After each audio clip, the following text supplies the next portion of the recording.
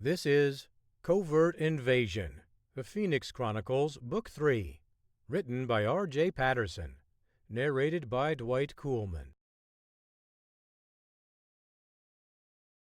Chapter 1. Kokshal 2 Mountain Range, Kyrgyzstan.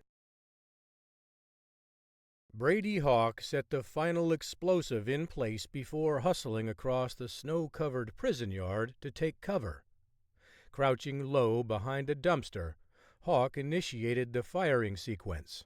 One by one, explosions rocked the compound, setting off a flurry of activity and a violent clash between guards and prisoners.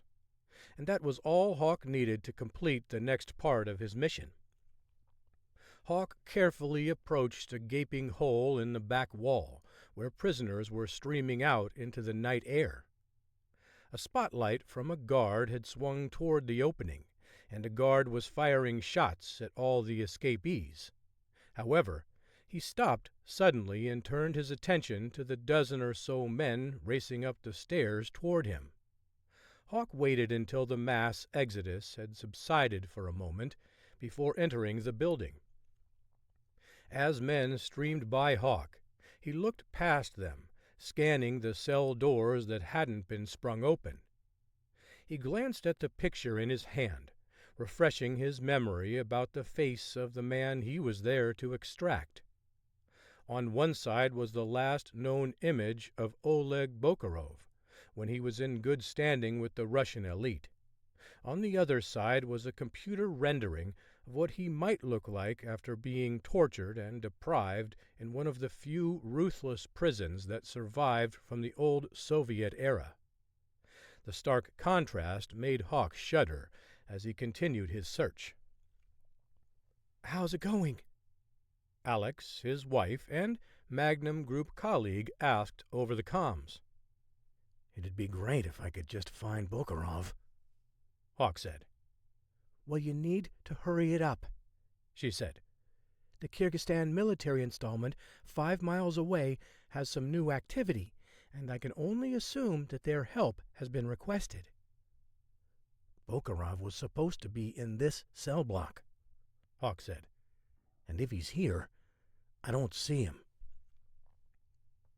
All of Hawk's intel about the Kyrgyzstan prison had been flawless until now, and while he wished Alex could help, there was only so much she could do from thousands of miles away watching on a satellite feed.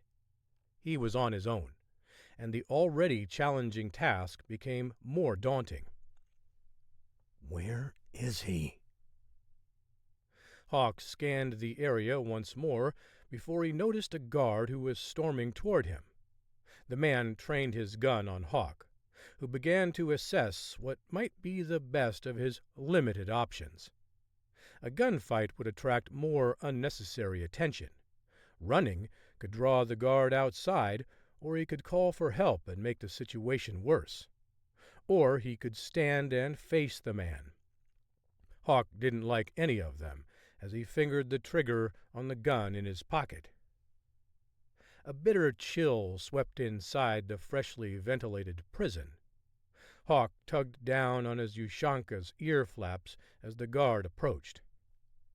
"Kto ty?" he asked. "Where's Oleg Bokarov?" Hawk asked in Russian, ignoring the man's demands to know who Hawk was. "Kto ty?" the guard repeated.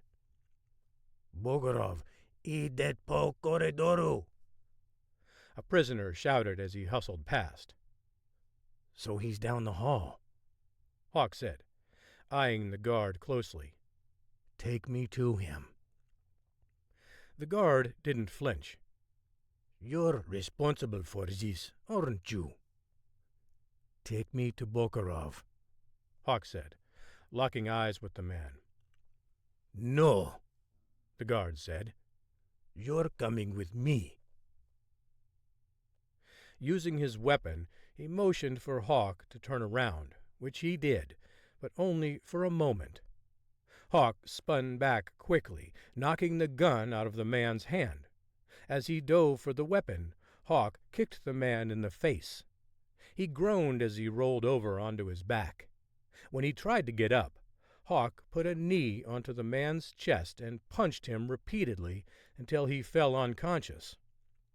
Then Hawk snatched the keys off the man's belt before tossing the guard's gun to a prisoner racing to freedom. Hawk jumped to his feet and then maneuvered his way through the latest wave of prisoners headed toward the open hole in the wall. "Got those prison doors open, I see," Hawk said over his comms. Alex sighed with satisfaction. "All thanks to you. That's about the simplest hack I've had in a prison system in a long time." "If only you could locate Bokharov's exact cell for me, it'd save me some more trouble," Hawk said. "I know I'm amazing, but even I have my limits," she said. "As you might imagine, the record-keeping in Kyrgyzstan prisons isn't exactly the most detailed, or even available, for that matter. I'm surprised that 80% actually survive a year in those places." Hawk stopped and looked down at the picture in his hand again. He scanned the cells as he continued his slow journey against the tide of prisoners. Most of them were already empty, but the ones that weren't, he tried to compare the faces to those on his picture. As the prisoners exiting started to thin, Hawk wondered how much time he had left before the only people left in the building would be guards. "Come on, Hawk," Alex said. "You gotta find Bokharov now, or get the hell out of there.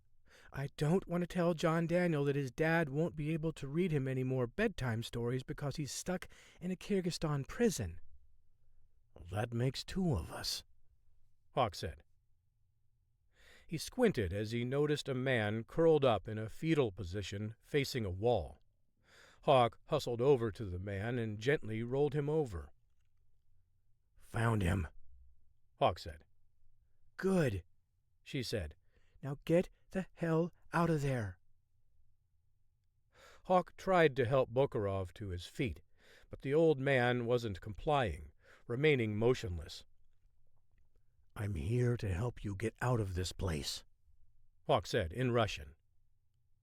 Bokharov looked up at Hawk, their eyes meeting for the first time. "Why me? Why now?" "I need your help," Hawk said. "And quite frankly, no one deserves to live like this, especially someone as old as you." Bokharov flashed a hint of a smile. "I prayed last night to God that he would take me. I didn't know he would answer my prayers like this." "I'm not God," Hawk said, "but I am going to take you if you can get up and come with me." "I can't walk," the old man said. "I can barely breathe." Hawk glanced over his shoulder and noticed that there weren't any more prisoners running down the corridor. But he could hear guards shouting in the distance, their voices growing louder. Hawk scooped up Bokharov's frail frame like a sack of potatoes. As Hawk hustled down the hall toward the opening, he estimated that Bokharov couldn't weigh more than 100 pounds. With wrinkled skin sagging off his bones, Bokharov appeared too weak to make any type of a getaway, especially in the unforgiving winter conditions. Hawk knew that getting the former Russian army captain to safety would require some ingenuity and a healthy dose of luck. Bokharov wheezed and looked up at Hawk. "Why are you doing this?"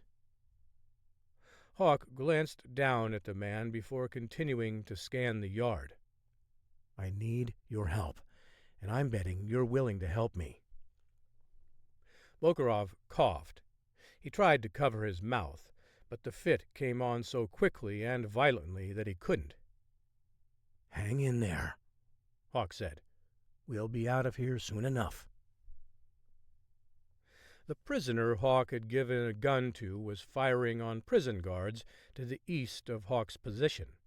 Hawk went west, which was a largely unguarded area and nearly devoid of any escapees streaking toward freedom. The move was risky, as he'd be an easy target for any guard who decided to pursue the handful of prisoners trudging through the snow. And to the east, where all the attention had been focused, there were far more prisoners. Yet they were more focused on getting revenge than getting out. "How am I looking?" Hawk asked over the comms. "Great, as far as I can tell," Alex said. "Once you reach the woods, it'll be more difficult for me to help you, but I don't see any heat signatures behind you." Hawk's lungs burned as he ran as far as he could while carrying another man, albeit only a shell of one. After a couple of minutes, Hawk reached the forest, disappearing beneath the thick canopy. "I'm starting to lose you," Alex said. "No worries," Hawk said. "I've only got 10 minutes until I reach the extraction point." 15 by my count, if you don't pick up the pace," Alex said. "Roger that." Hawk's legs and arms joined his lungs, all aching from exertion. The snow depth had gone from a few inches in the more traveled areas to over a foot deep, slowing him down even more. Hawk fought against the urge to stop, attempting to increase his pace despite the conditions. However, he wanted to give up completely and make a dash for the extraction point when he heard motors whining in the distance. "Is that what I think it is?" Hawk asked. Alex sighed. "I was hoping that just one time we'd get an assignment to go off without a hitch." "That ship sailed a long time ago," Hawk said. "I was just hoping we'd get an assignment to go off without a half-dozen hitches. If you want to feel good about things in life, you have to lower your expectations." "Did you lower your expectations for me?" she asked. "No," Hawk said with a chuckle. "You exceeded all my expectations, except for the cold feet thing when we're in bed. I'd heard other men complain about that, but I thought those stories were just guys trying to be funny." She laughed. "That's pretty much universal, but you need to keep moving if I'm ever going to put my cold feet on you again." "New marriage goals," he said. "I'll never be so happy for you to put your cold feet on me again, or give John Daniel a bath and put him to bed." The snowmobiles Hawk had heard in the distance were fast approaching. Apparently Bokarov heard them too. "You can put me down here," the Russian said. "I'm not leaving you behind," Hawk said, continuing to slog through the snow. "If you want me to help you, you will," Bokarov said. "I won't tell you anything if you don't put me down right now." "I need you alive." Bokarov shook his head. "I doubt you do." Hawk paused and looked down at Bokarov, his eyes reflecting the bright moonlight piercing the forest canopy. "You know why I'm here?" "It's about Operation Alarm Clock, isn't it?" Hawk nodded. "How did you know?" "It's why I was in prison," Bokarov said. "And it's the only reason why an American would want to get me out." "So you'll help me?" "Only if you promise to leave me here," Bokarov said. "And I won't hold it against you. You'll die if you try to take me wherever it is you want me to go, long before I ever tell you what you need to know. And I just didn't want to die in that prison." Hawk knelt down near a fallen log. He placed Bokarov next to it, providing a small respite from the breeze whipping through the trees. "What do I need to know?" "There's a locker at the Sirkechi train station in Istanbul, number 437, Bokharov began. It contains all the details of the operation, including the agents, their aliases, their jobs, everything. It was accurate before I was imprisoned 3 years ago, and will tell you each operative's target. And you're sure it's still there? Hawk asked. Bokharov coughed, wincing in pain. He took off his watch and handed it to Hawk. It should still be there. The code to the locker is etched on the back of this watch. And the FSB doesn't know about this? Bokharov shrugged. The FSB tortured me for information, demanding to know if I had made copies of all my files. I insisted that I hadn't, but they didn't believe me. They know I hid something somewhere, but they arrested me at the train station in Istanbul, so they probably suspect something is there. You must be careful, because they will be watching. And if I can't find it there? Your only hope then is to convince General Dmitry Gusev that... Bokharov broke into another coughing fit. Hawk cupped his hand behind his ear to listen for the sound of the snowmobile engines. They were getting closer, and fast. General Dmitry Gusev? Hawk said. What about him? He knows everything, too, but he won't be willing to help. Why not? Hawk asked.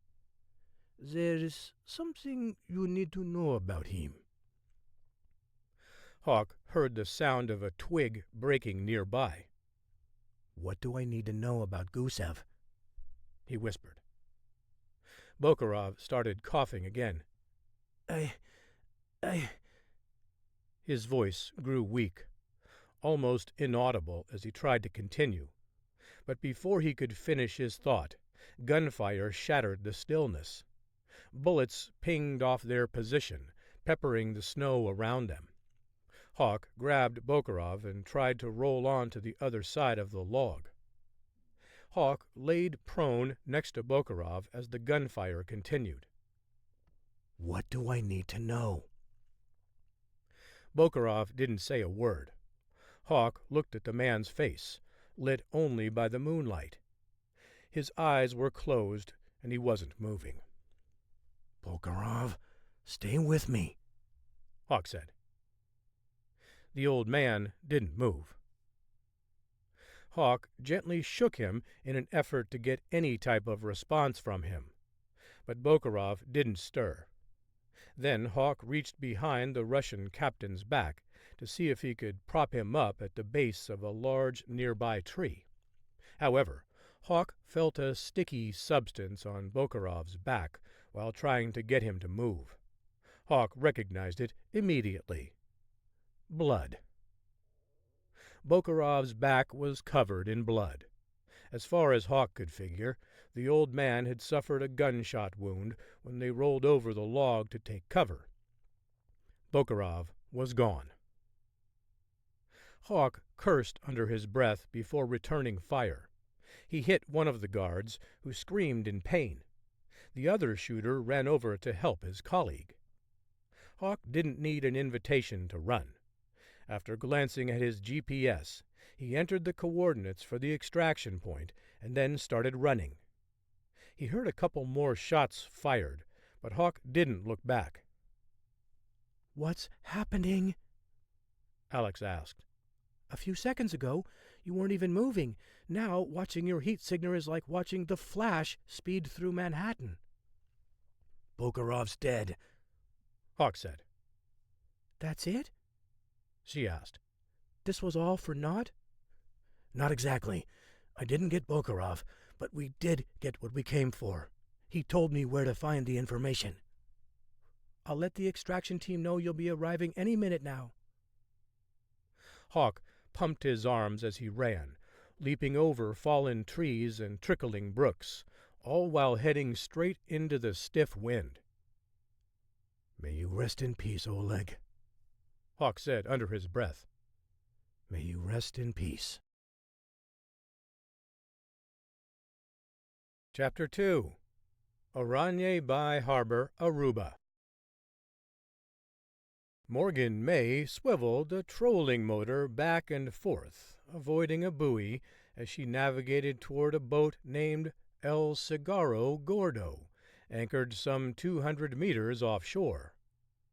The cool Caribbean breeze caught the edge of her sun hat and almost whisked it off her head. She tamped it down with one hand while still steering the motor with the other. Secretly, she hoped nobody was watching her less than graceful venture. Over the years, she'd spent plenty of time on the water with her uncle, but he'd always been the one to handle the boating duties. As she fumbled along toward her destination, she wished she'd been more assertive in asking her uncle if he would let her drive the boat more often. Morgan maneuvered closer to El Cigarro Gordo, squealing as she realized she was going to bump up against it. She killed the engine and lunged for the side of the cabin cruiser. But she was too late. The side of the aluminum boat she'd rented smacked hard against the cruiser, scuffing it. Seconds later, the hit was followed by a high-pitched screeching sound as her boat's metal edge scraped alongside the cruiser's hull. She worked quickly to tie off against the larger boat, but she winced as she heard the footsteps thundering across the deck. "What the hell is going on over here?" bellowed a portly man. Morgan looked up at him with a sheepish grin. "Just your favorite niece dropping by for a visit." J.D. Blunt bit down hard on his unlit cigar and shook his head as he offered his hand to help Morgan aboard. After she gave him a hug, he fished a cell phone out of his pocket. "You know, modern technology is pretty amazing. They have these new-fangled things called phones, and you can just dial my number from wherever you are, and my phone rings. I answer it. We talk. It's truly unbelievable." "There's a kink in your theory," Morgan said. Blunt cocked his head to one side and squinted. "And what's that?" "You have to answer the damn phone." A smile crept across Blunt's face. "Well, you got me there." Morgan nodded. "I actually think you don't answer because you want me to come find you wherever you are in the world." "It's how I keep my favorite niece sharp," he said, gesturing toward the cabin. "Come on, let's go have a few drinks." "Hold on," she said. "I forgot something on my boat." She grabbed a soft-sided cooler and returned to the cabin where Blunt had a couple of tumblers already on the table in the galley. He was about to pour her a drink when she held up her hand. "No, no, no," she said. "I've got something for you." Blunt wagged his finger. "I doubt it.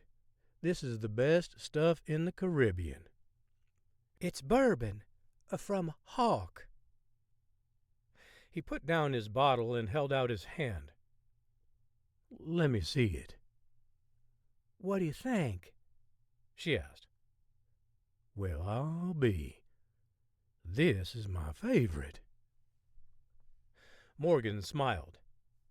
"Did you expect anything less from him?" To be honest, I never expected much of anything from him again, but it's nice to know that he still thinks about me." "And thinks about you fondly," she said. Blunt opened the bottle and filled the glasses. "Cheers." They both took a sip of the liquor before settling into their seats across from each other at the table. So I think it's safe to assume you didn't come all the way out here just to deliver a bottle of bourbon from Hawk, did you?" She shook her head. "How intuitive of you." "Why don't we go up top and fish while we talk about it?" "Seriously?" she asked. "I went to incredible lengths just to find you, and then came almost halfway across the world, and you want to fish?" Blunt stared blankly at her for a moment before nodding. "Pretty much." "You're unbelievable." "Look, I already did my time keeping the country safe. Now, I want to fish, and time is a fleeting commodity for me, so let's go talk while we cast some tight lines into the water." Morgan sighed and rolled her eyes. "Fine." Blunt chuckled before he threw back the rest of his bourbon. "You never did like fishing much, did you?" "I hated it. Still do." Blunt lumbered up the steps. "But everybody likes catching fish. That's the rub. Sometimes you got to cast a truckload of lines into the water before you make that glorious catch. Before you pose with that trophy fish, you have to put in the work." "I don't care about fishing, catching, any of it," Morgan said. "I just want you to give me some advice on how to catch a mole." Blunt shrugged as he started to thread a line through a hook. "Catching a mole is the same as catching a fish. You have to have the right bait." He handed Morgan a rod with bait on it. "Thanks," she said, forcing a smile. She cast her line out into the water and then settled down into a chair. "So, what's the problem?" he asked. "We had a mole, or at least I thought we had the mole," she said. "Then I learned that the man we thought was the mole wasn't." "You still have a mole in your office?" Morgan nodded. "Yeah, I'm not sure how to go about flushing him out." A few seconds later, Morgan noticed the tip of her rod dip toward the water. She jumped up and started reeling in her line. After a brief fight, she landed a fish. It flopped around on the deck for several seconds before Blunt pinned it to the ground and used a cleaver to chop off the head. "You don't waste any time, do you?" Morgan said. "I told you already that I don't have much time to waste. Gotta move quick when you're my age." Morgan waved dismissively. "You act like you've only got a few weeks to live." Blunt shrugged. "Who knows? Maybe that's all I've got left. Gotta seize the day." He proceeded to chop the fish a handful of times and then place one of the chunks onto Morgan's hook. "What are you doing?" she asked. "If you want to land a big one, you need to catch a little one first." "But that's good eating. At least, that's what you told me." Blunt smiled. "Yes, but there's always better eating, if you catch my drift."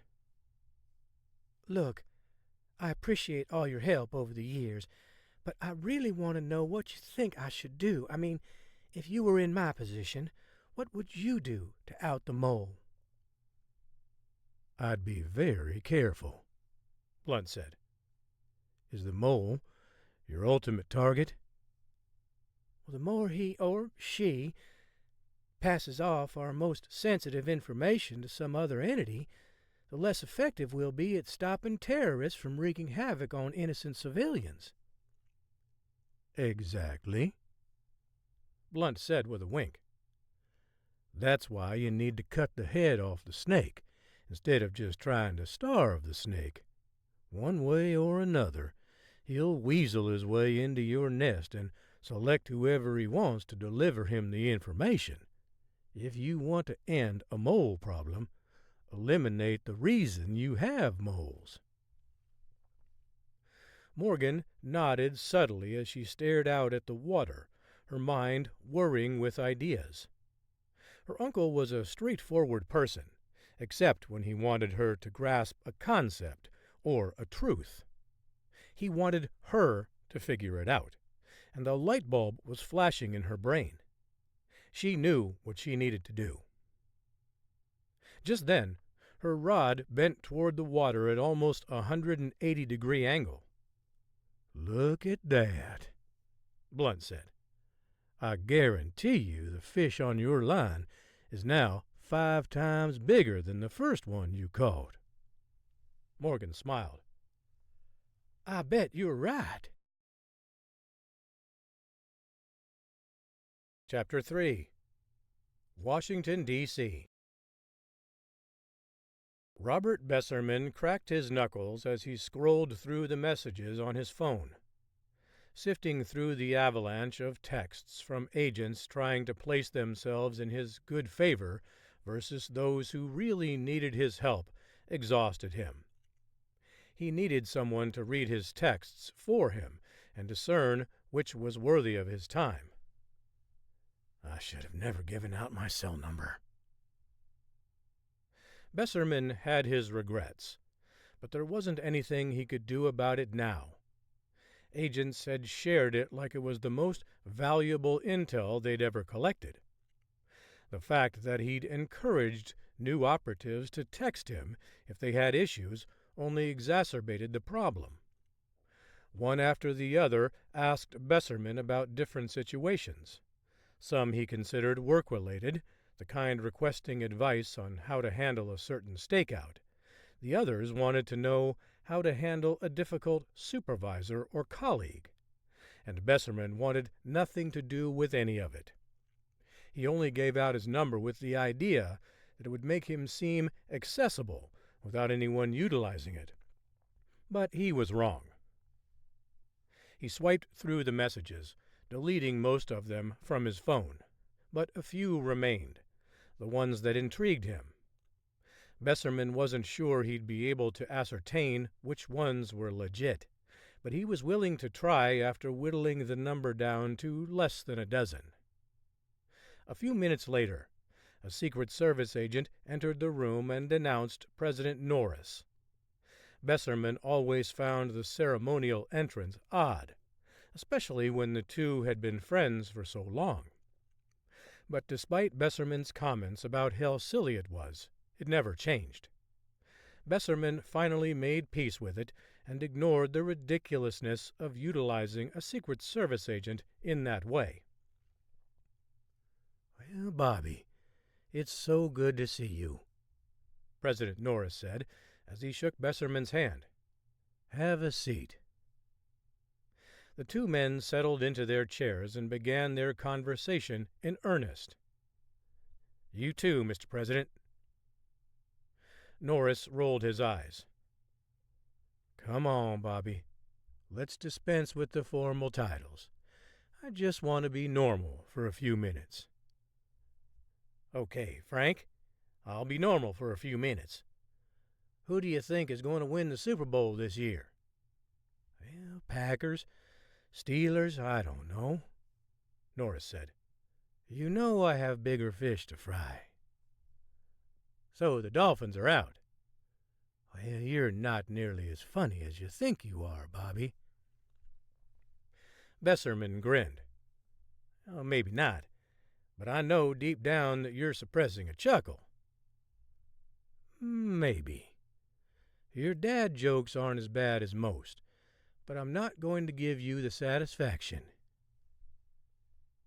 Besserman shifted in his seat and leaned forward. "So, what's this all about, Frank? Why'd you call me down here, acting as if this is some grand emergency?" Norris sighed. "Well, it is an emergency, and this is no joke." "What happened? Did you get caught doing something you shouldn't have been doing? Well, in a way, but not in the way you might think. Besserman cocked his head to one side. What's that supposed to mean? I don't really want to say. Come on, Frank. If you want me to treat you like a normal person, just tell me what's up. I'd rather not. Plausible deniability and all.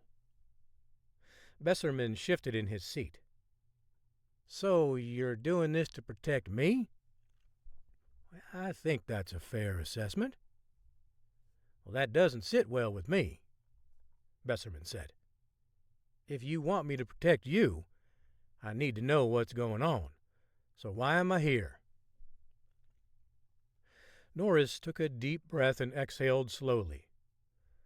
Well, I need you to find out who hacked the White House servers. Come on, Frank. I'm not supposed to be running your personal private investigation firm. If you have some real problems that need addressing, you need to let me know every detail. But I must warn you that the job of the CIA isn't to protect the president per se. I'm supposed to protect the American people from foreign agents and entities, first and foremost. Well, I respect that, Norris said. But there's more to this than I'm willing to reveal. And you're protecting me? Norris nodded. Well, the media may come knocking at your door, and I'd rather you not know what this is all about. That sounds like an admission of guilt to me. Well, Bobby, how long have you known me? Since college. Exactly, Norris said. That's a long time. Now, since then, have I done anything that would make you question my integrity? Besserman shook his head. But integrity isn't a label you earn once and keep for the rest of your life. It's something you have to earn every day. And if you have a moment of weakness that results in you making an awful decision, I can't just look back on your past track record and deem your most recent transgression as irrelevant. At best, it just makes your integrity shaky. At worst, you've fooled me. Well, I haven't fooled anyone, Norris said. I'm still the same guy that pledged Theta Chi with you at the University of North Carolina back in the day.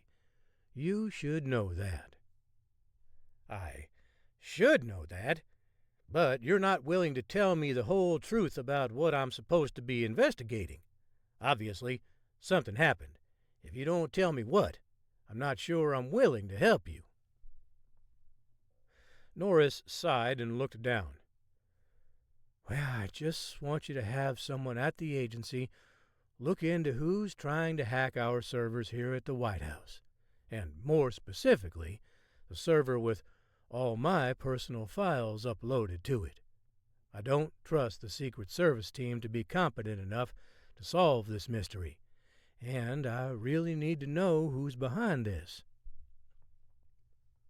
What did they download? Besserman asked. That'll help our team sort through this. Well, there were some old videos uploaded onto the site under the guise that they were my personal videos I was holding on to for safekeeping. Why would you do that? Well, I can't answer that right now, nor does it matter at the moment. We're on the wrong end of this deal, and I want to know who's behind this. Then we'll be able to figure out the why. Old videos? Well, yeah, some things that happened that someone wanted to be made public without any context, Norris said. The kind of things that can ruin a man's career and livelihood. Why don't you just tell me what they are? Besserman asked. You know I'm smart enough to distinguish between some political propaganda and the truth. No, Norris said. If you know that, there's no need to go through everything with you. Just trust me when I say that it's bogus, and you should ignore it. Just find out for me who's behind it, and we'll all be good." Besserman stroked his chin and squinted as he studied Norris. "And once I find out who did it, then what?" "Well, I don't know," Norris said. "I'm still working that part out." "As you well know, we don't live in a police state. Once I find out this information, is it actionable? Can I do anything to the people who hacked the White House servers?" "Absolutely." "And then they sue, forcing whatever they found into the public domain?" "Well, we can suppress it." Besserman sighed. "That doesn't sound very transparent to me." "Well, this isn't a competition over who's acting the most above board. This is about doing what's right." "How do I know what's right if you don't tell me what the video really reflects?" "Well, like I said, trust me." "That's not so easy, nor is it politically expedient." "Well, I thought of our years of friendship would weather any temporary storm," Norris said. "If you're honest and truthful with me, yes." "And I am," Norris said. "I've been completely honest with you. I did nothing wrong, and someone is trying to take me down for political gain. I just need you to find out who and expose them." "Fine," Besserman said. "I'll do my best, but I can't make any promises, especially when you won't tell me who is behind everything. Never mind what they're doing." "Well, once you catch them, I'm sure you'll be able to figure it out." Besserman pulled out his notebook and jotted down a few details from his conversation with Norris. If someone was trying to blackmail the president or expose him as a fraud, Besserman would find them. But he wasn't sure it'd be the best thing for the country, at least not until he knew more. And Norris wasn't willing to divulge anything else that would ease Besserman's mind. Chapter 4. Istanbul, Turkey. Hawk adjusted the burqa over his head and took a deep breath. He peered at himself in the mirror and smiled. He couldn't see his teeth, or anything else for that matter. The only hint that he was staring back at himself was the glint in his eyes. If he couldn't tell it was himself, no one else would be able to either. He put his shoulder into the restroom door and pushed his way back into the central space of the Sirkechi train station. Travelers hustled back and forth from one train to another, doing everything they could to make sure they didn't miss their connection. But Hawk wasn't in a hurry. On the far side of the station was a series of lockers, number 437, that contained the secret to unlocking the mystery of Operation Alarm Clock. Once he gathered that intel, he'd forward it back to the Magnum Group headquarters and hoped that they'd be able to apprehend everyone on the list, if not at least figure out who they were. But there was work to be done first before that could happen.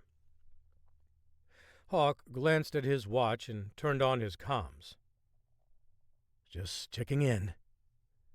"I hear you loud and clear," Alex said. "One more step, and we'll be done with this part of the world." "I like the sound of that," Hawk said. "Plus, John Daniel needs me to read him a bedtime story very soon." "Yes, he does," Alex said.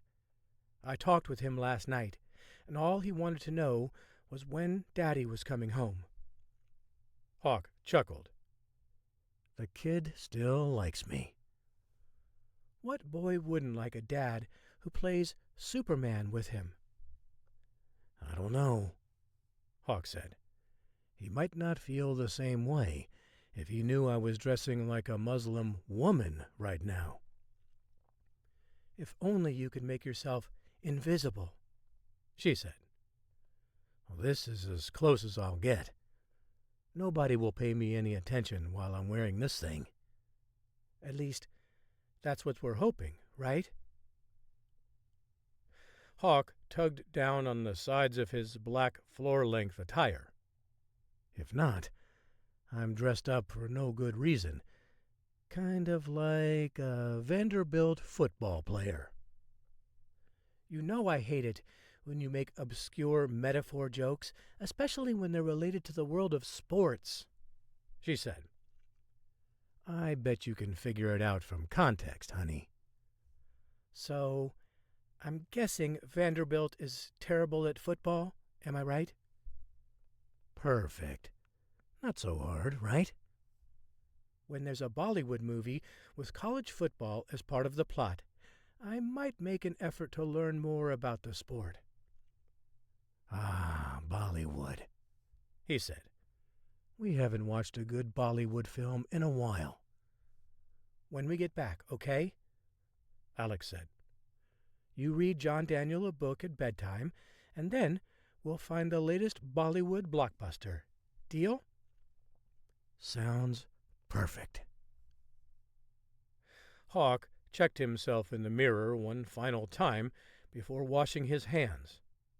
He wanted to say one more thing, but a woman walked into the restroom, cutting short his conversation with Alex. He waited to continue until he reached the main lobby. Do we have the all clear to proceed? He asked. I've been monitoring all the security feeds, and I haven't seen anything suspicious over the past hour, she said. Good, Hawk said. The sooner I can get out of this outfit, the better. This thing is hot. I have no idea how Muslim women wear these. Right now, I'm just glad they do, because an operation like this one might be far more dangerous without being able to disguise yourself like that. Hawk sighed. You have a point. He walked through the lobby, taking smaller steps and moving slower than he usually would. Cloaking himself in a burqa was only effective if he moved like a woman wearing a burqa. His long, commanding strides would surely give him away if anyone with a keen eye was watching. As he rounded the corner and headed toward a bank of lockers, Alex's voice screeched over the comms. Hold up, she said. Just turn around and walk in the other direction. What's going on? He asked. I just received an urgent message from our field office here. Regarding what? Bokharov's watch. Hawk braced for the bad news. What about it? I wanted to have it checked for any tracking, Alex said. You can't put anything past the FSB. And? Sure enough, there was a transmitter inside. Damn it, Hawk said. Bokharov warned me that the FSB suspected he'd hidden his information about the operation, but apparently the FSB didn't have a clue. Well, they probably do now. Hawk lumbered over to an empty bench and sat down. Should we abandon this operation? Do you want to? They might just be waiting for me to open the locker for them. Or they have opened it already. Hawk stood and paced around the bench. The FSB could have already removed the information, and I doubt they would care about an agent discovering there's nothing in the locker. I agree, but just to play devil's advocate here, what if they were as clueless as we were about the operation? What do you mean? I mean, what if this was a rogue operation? Alex suggested. They would be interested if anyone was attempting to either capture the sleeper agents to turn them or to use them in another way. And you think the FSB could be lying in wait for any agent who might have information about the sleeper cell? It might be far-fetched, but that's a theory, she said. What's your gut telling you? Hawk asked. That the locker has probably already been searched and stripped clean. But either way, I think we have to look. Agreed, Hawk said, as he started back toward the lockers. I'm going to have a look. Keep an eye on me. Hawk glanced up at the security cameras positioned on every corner of the back room housing all the lockers. However, there wasn't anyone around. Emboldened by the absence of any people, he located the locker number Bokharov had mentioned and then entered the code. When he was finished, the lock clicked and dropped open. Hawk unthreaded the device and yanked open the door. He cursed under his breath as he shut it back. It's empty, isn't it? Alex asked over the comms. Completely, he said. Well, not all is lost, right? Alex asked, trying to remain upbeat. We can still visit Gusev. I'm not as hopeful about that. But you're right. At least we're not back to square one, and this operation has at least narrowed our direction. As Hawk spun on his heels to leave the lockers and meet up with Alex, two men dressed in suits approached him. Hawk put his head down, acting respectfully to the men, but neither one of them moved. Hawk turned to his right to go around them, but the men shuffled in front of Hawk, blocking his path. Then he turned to his left and tried to evade them on that side, but his efforts failed when the duo repositioned themselves again to keep him hemmed in. Need a little help here, Hawk said with a whisper. On it, Alex said. Within seconds, the fire alarm blared, catching the men off guard. They looked up, which was all the opening Hawk needed. He barreled toward them, throwing his arms out and knocking them aside. With a foot race sure to ensue, Hawk realized he had no chance of winning while cloaked in a burqa. Grabbing the hem of his garment, he yanked it up over his head and threw it behind him, hitting both men in the face with it. I need a way out of here, Hawk said. I'm on it, Alex said, watching the whole thing here. Alex guided him through the train station and back to the street. However, the two men kept pace with Hawk. Where to now? Hawk asked. Still working on it, she said. Hawk pumped his arms as he ran, using windows and side mirrors of vehicles parked along the street to keep track of where the two trailing operatives were. Okay, Alex said. I've got it. You're going to have to hurry, but I think you can make it in time. Where to, Alex? Hawk said, his legs starting to burn from the all-out sprint. Head to the harbor ferry, she said. It's about a half-mile west of your position. There are signs everywhere. And then what? Get on the ferry that's about to depart. That should help you lose them. Or trap me, Hawk said. If you think you can outrun them forever, go ahead, she said. But I think you know it'll only be a matter of time before they get picked up in a vehicle and then run you down. It'd be nice if you could come get me. Sure would be. But you know that'd compromise us both, and that's something we agreed couldn't happen once John Daniel was born. I know, Hawk said. Just keep talking to me, and let me know if any other alternate routes open up. Roger that. As Hawk raced along the sidewalk that ran parallel to the Bosphorus, he looked down to the coastline at the harbor where several boats were launching. Which ferry do I take? Hawk asked over the comms as he glanced over his shoulder. The two men were still furiously chasing after him. Take the one headed to Uskudar, she said. It's a big one, and you should be able to disappear there, at least for a while anyway. Hawk squinted, straining to see which ferry was the right one. As soon as he spotted it, he made a direct line for it. "You're the best, Alex." "That's why you let me put my cold feet on you at night, isn't it?" Hawk tried not to laugh as he continued his rapid pace toward the harbor. "It's your way of reminding me that I'm alive, and I'm only alive because of you." Hawk sprinted up to the gates, which one man was closing. However, Hawk bowled the man over. "Sorry," Hawk said, tossing 20 euros onto the ground near the man. The ferry pushed off and started to chug away from the dock. Hawk didn't hesitate, hitting the edge of the dock full on and leaping for the railing. He performed the challenging task with ease before hurdling the railing and racing on board. However, when he glanced at one of the side mirrors of a car on the deck, he saw the 2 agents scrambling over the railing as they scanned the area for him. "They made it aboard, too," Hawk said, as he knelt behind the trunk of a car. "Don't worry, I'll help you again," Alex said. Hawk watched as the men drew closer. "This time, I'm gonna need a lot more than just directions." Chapter 5. Los Angeles.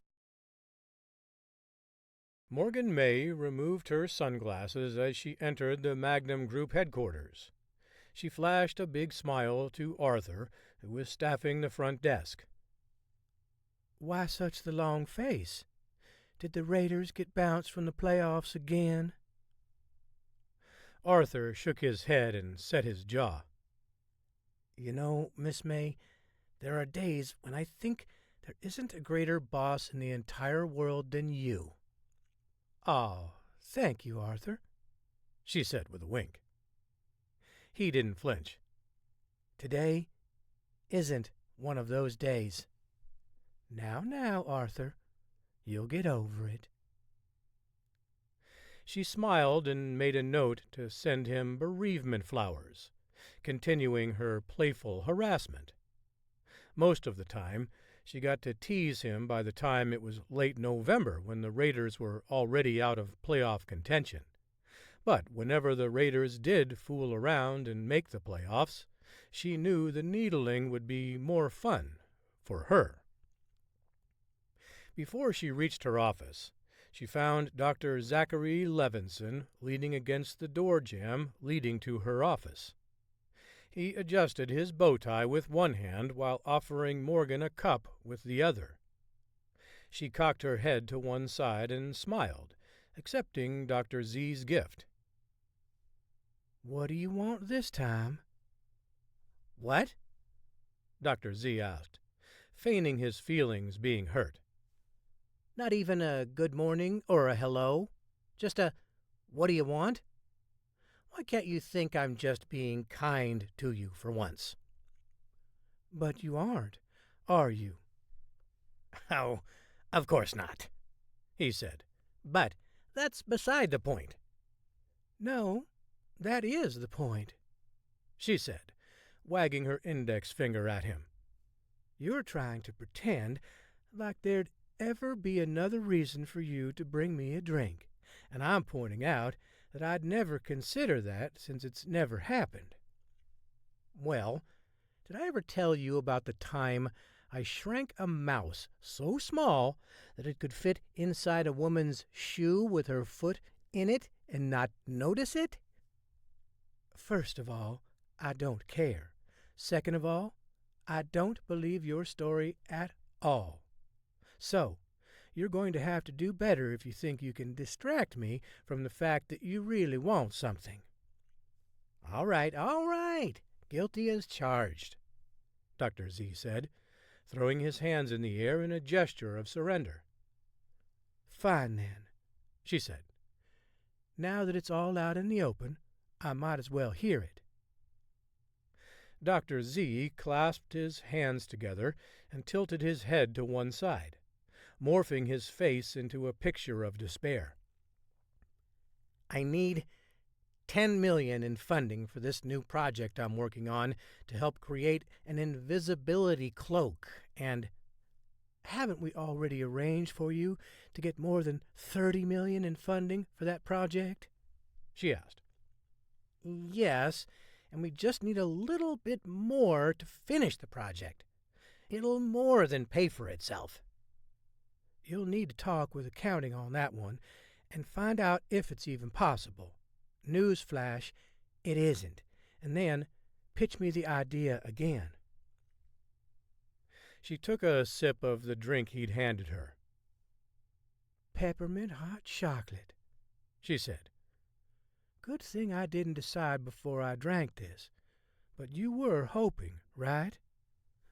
A man can dream, can't he? Morgan smiled and gestured toward the conference room at the end of the hall. Meet me and the rest of the team down there in about 5 minutes. We have much to discuss. Even my invisibility cloak?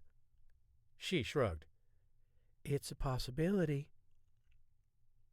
Morgan grabbed a stack of papers off her desk and returned a quick email before walking into the meeting. Big Irv and Mia were in a heated discussion about which U.S. holiday had the best food, while Dr. Z was fiddling with one of his latest inventions, a pen that captures video as well as audio. Well, glad to see that we're all in the right frame of mind this morning, she said. Is it that obvious? Mia asked. Morgan nodded subtly. We need to be serious, and do it quickly, especially if we're going to catch the mole. Is that what this is about? Mia asked. We could just start by threatening people, if you really need to find out more quickly. That's the last thing I want to do, Morgan said. Besides, that's not how you catch the big fish. Oh, no. Have you been spending time with your uncle again? Big Irv asked. Morgan nodded. Big Irv slapped the table. Every time, without fail. What? Morgan asked. Every time you come back after visiting J.D., you use fishing analogies to describe everything, Big Irv said. It's like a prerequisite for yourself to prove that you weren't just sunbathing on his yacht. Cabin cruiser, Morgan corrected. And, for the record, I hate sunbathing. Mia furrowed her brow. What's a cabin cruiser? I'm not familiar with that term. Unlike America, Germany doesn't feel the need to delineate between the super rich and the just normal rich, Big Irv said. The people who own yachts don't want anyone to mistake those with little yachts that they're all in the same kind of wealthy, even though nobody cares. I'm confused, Mia said. He's not to be taken serious, Morgan said. I'll explain later, but we need to get down to business, the business of reeling in this mole. She winked at Big Irv. Maybe Dr. Z has something in his tackle box that will help us, Big Irv said, with a slight grin. Morgan pointed at him. Now you're talking. I've got a whale of a new project I want to, Dr. Z said. Nope, Dr. Z, Morgan said. You're doing it wrong. We don't fish for whales, but we really do need to address how to catch this mole. Once we do, how do you intend on handling him? Big Irv said. Because I have some ideas for you there. Actually, we're not going to do anything to him, she said. Big Irv cocked his head to one side. Say what? I want to use him as bait, Morgan said. You can catch chum, or you can use the chum to catch the bigger fish. And our mole is a relatively small fish, doing the dirty work for someone far more powerful. Okay, I like this idea, Big Irv said. Let's not waste an opportunity, right? Exactly, Morgan said, as she slapped the table. We made our mole very comfortable with the fact that we weren't actively searching for a mole, so I'm hoping that will put him at ease and he'll let his guard down. Are you sure it's a man? Mia asked. Morgan shrugged. Considering that 80% of our office is comprised of men, probably so. But if you suspect anyone in the office, let me know. So, what's the plan? Big Irv asked. If we're going to catch the big fish, we have to have a plan to catch the little fish. We chum the waters, Morgan said. Just like we do for a bigger fish. We have to draw him or her out. And I'm going to need all your help to do this, plus the help of a very special celebrity. Celebrity? Mia asked. We need a celebrity? In a manner of speaking, yes. I have an idea, but I need someone else to help me implement this in a way that can't be traced back to this office in any meaningful way. And there's only one person I know who can do this. One of the world's richest hermits. And who's that? Big Irv asked.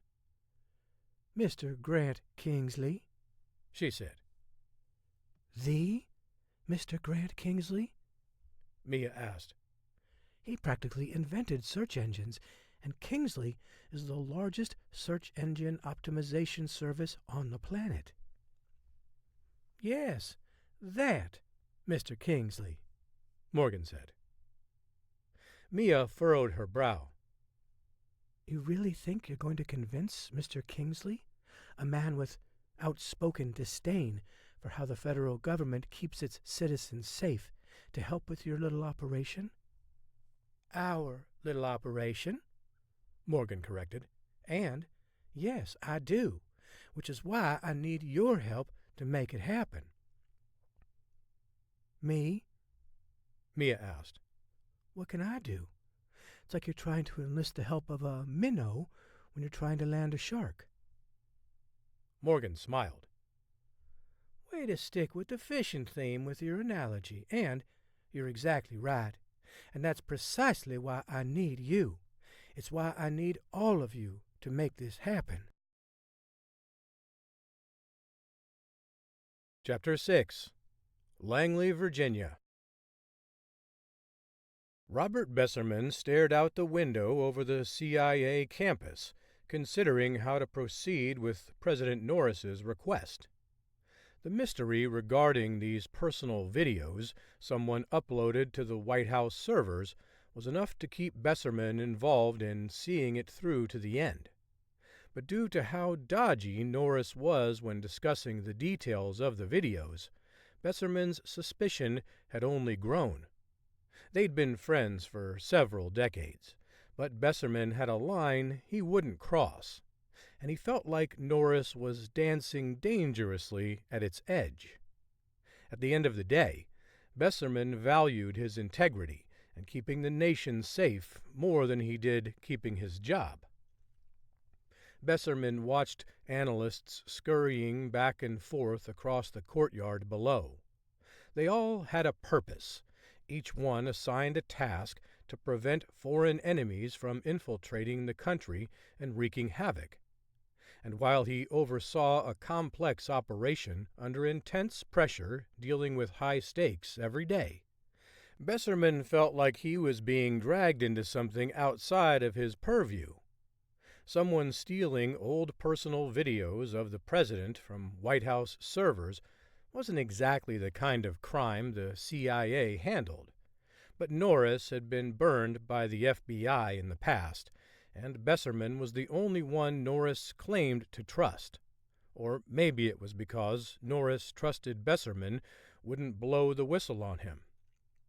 In the past, Besserman would have turned to his most trusted confidant, J.D. Blunt, But Blunt had ditched Washington for a well-deserved retirement. There were plenty of days Besserman wished he was stringing up a fishing line with the warm sun beating on his face while enjoying a cold brew, and today was one of those days. However, his sense of duty overrode everything else, so he turned to his most trusted colleague at the agency, Mallory Kaufman, inviting her up to his office to discuss the matter. Mallory, who had worked her way up the agency's ranks over the years, oversaw the CIA's cybersecurity division. She regularly collaborated with Besserman, especially on sensitive projects. If there was ever an operation that earned that designation, a special assignment for the president was it. As she entered Besserman's office, she clutched a notebook against her chest. She pushed her glasses up her nose before settling down in the chair across from her boss. "Mallory, I appreciate you getting here so quickly," Besserman said. "Of course," she said. "It sounded urgent and important. You know I'm always here for whatever you need." "I know, but I must warn you that what I'm about to ask you to help me with is extremely sensitive and could have a negative impact on your career, depending on how things shake out." She drew back and eyed him closely. After a moment, she placed her notepad and phone on the edge of his desk. "What exactly are we talking about here? State secrets?" Besserman shook his head. "Not exactly. This is more of a secret that might need to stay that way, or it might need to be shared with the world. To be honest, I don't know the extent of everything until we discover what the video is." Mallory picked up her pad and scribbled something on it. "But that's not the assignment, is it?" "Not exactly," Besserman said. "The president wants to know who's behind the breach on the White House servers, and I want to know that as well. But for me, the more pressing issue is what was on those videos. Since he's not being forthright with me, I can only assume that he's trying to hide something, and no matter how long we've been friends and how much goodwill has been built up between us, I refuse to be his lapdog." "Well, that's understandable," she said. "I also hope you understand that I wouldn't want any of this poking around on the White House servers to come back to the agency. That would surely spell the end of my time here, and yours too." Besserman drew in a breath through his teeth before exhaling slowly. "Of course. That's why I knew that you could handle this investigation in the most discreet way possible. Think you can find out what Norris wants to keep out of the public eye?" "I've got a few guys who owe me favors," she said. "Guys who'd be in prison right now if I didn't intervene on their behalf." "Always good to have friends in low places," Besserman said. Mallory offered a thin smile. "Look around you. We're in Washington. This city is teeming with people in low places. Some of them even sit in high positions." "I wish that wasn't so true," Besserman said.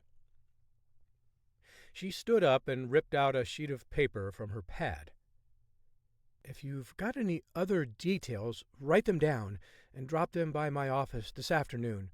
I don't want any official record of our conversation or what we're doing.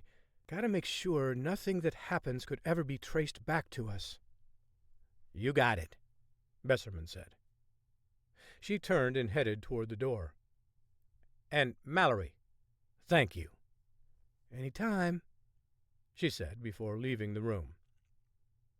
Besserman wanted to relax, knowing that Mallory would be handling it, but he couldn't.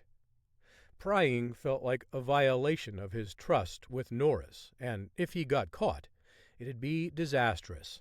But so would covering up a crime. Besserman returned his attention to the courtyard and watched the analysts scurrying about. "Everyone has a purpose," Mallory glanced at all the details Besserman had written down on the sheet of paper before committing all the information to memory. While the CIA had taught her plenty, what she valued the most from her training was her ability to remember anything anyone told her in the context of an operation. Her reports reflected her stellar ability to recall facts and details about each case. It also helped her avoid getting fingered for any criminal activity. After all, if there was no paper trail, there was no crime.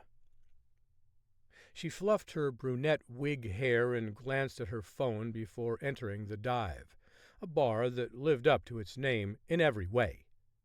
After surveying the dining room, she took a seat in a booth against the back wall. The white paint was peeling off in most places, while her table wobbled as she placed her phone on it. As she was perusing the drink menu, a man wearing a trucker cap pulled down low across his brow slid into the seat across from her. "Mal," he said, "always a pleasure to see you." She smiled. "I was beginning to wonder if you were going to show up." "And miss seeing my favorite spook? No way." "Favorite spook? Or the only spook you don't want to destroy?" "Congratulations," he said with a toothy grin. "You're both." "Lucky me." Cohen Porter shoved his hands into the pockets of his vest jacket and glanced around the room. "No one else here looks like a spook, so I assume we're safe." Mallory studied him closely. Porter went by the handle #45 online and was one of the most cautious hackers she'd ever met. But he had reason to be careful after getting caught once. That was one time too many for #45, and he vowed it would never happen again. Yet it was his arrest that made him feel obligated to her. She could have recommended more charges while working with Homeland Security over #45's online transgressions, but she didn't, all for the express purpose of utilizing one of the best hackers she'd ever come across, even if he did make a mistake once. She doubted he'd ever make one again, and hoped if he did, it wouldn't happen while he was freelancing for the CIA. "You still scared of spooks?" Mallory asked. #45 shrugged. "Scared? Relative to what? I've always been cautious and vigilant, especially when speaking with one face to face." "We don't have to worry about this one," Mallory said, pointing to herself. "Okay, enough beating around the bush. What's the job this time?" "Do you think these meetings are always about jobs?" Mallory asked. "Couldn't, for once, this just be a couple of colleagues getting together over a drink to talk shop?" "That might as well be a pipe dream of yours," #45 said. "You know I'm only talking to you because of what you did for me, and how I know you'll protect me in the future." "Fair enough," she said. "I won't waste any more of your time, then." "Good." "So, how would you like to hack the White House?" He closed his eyes and pinched the bridge of his nose. "Please tell me you're not serious." "Serious as a heart attack." "Damn," he said. "Just one time I'd like for you to ask me to hack a bank or a foreign country, but with you, it's always the impossible." "Oh, so you don't think you can do it?" "I've got other hackers on my list, apparently some that are better." "If they were better, you wouldn't have come to me first," he said, winking at her. "Who said I came to you first?" "Touché," #45 said. "What exactly am I looking for?" "There are some personal videos of the president that we need to see." Hash 45 tugged on his hat and then rubbed the back of his neck. "This sounds like some serious shit." "Maybe," she said. "We don't know yet. But supposedly someone uploaded some videos to the White House servers that could damage the president's re-election hopes." "And that's a bad thing?" She shrugged. "Not my job to determine if his re-election is a bad thing or not. My job is to catch the people who are doing this for whatever reason." "I understand." "You got anything else I need to know?" he asked. She slid him a piece of paper with printed out notes. It was so generic that if he ever got busted with it, nobody would be able to trace it back anywhere. He studied it for a moment before pulling out his lighter and flicking it. The flame lurched upward onto the paper, causing a brief scene in the bar.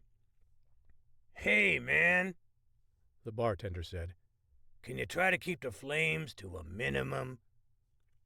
"Sorry," Hash 45 said, as he placed the paper on the desk and then used the palm of his hand to snuff out the flame. "Don't let it happen again," the bartender said.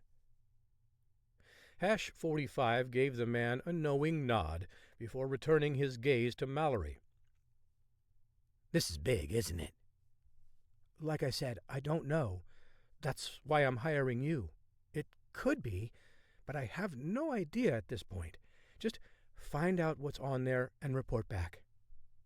10-4, Hash 45 said, before he stood up and left the bar. Mallory ordered a drink and waited. 2 hours later, Mallory was already home and getting ready for bed when her cell phone buzzed with a call. "Took you long enough," she said as she answered.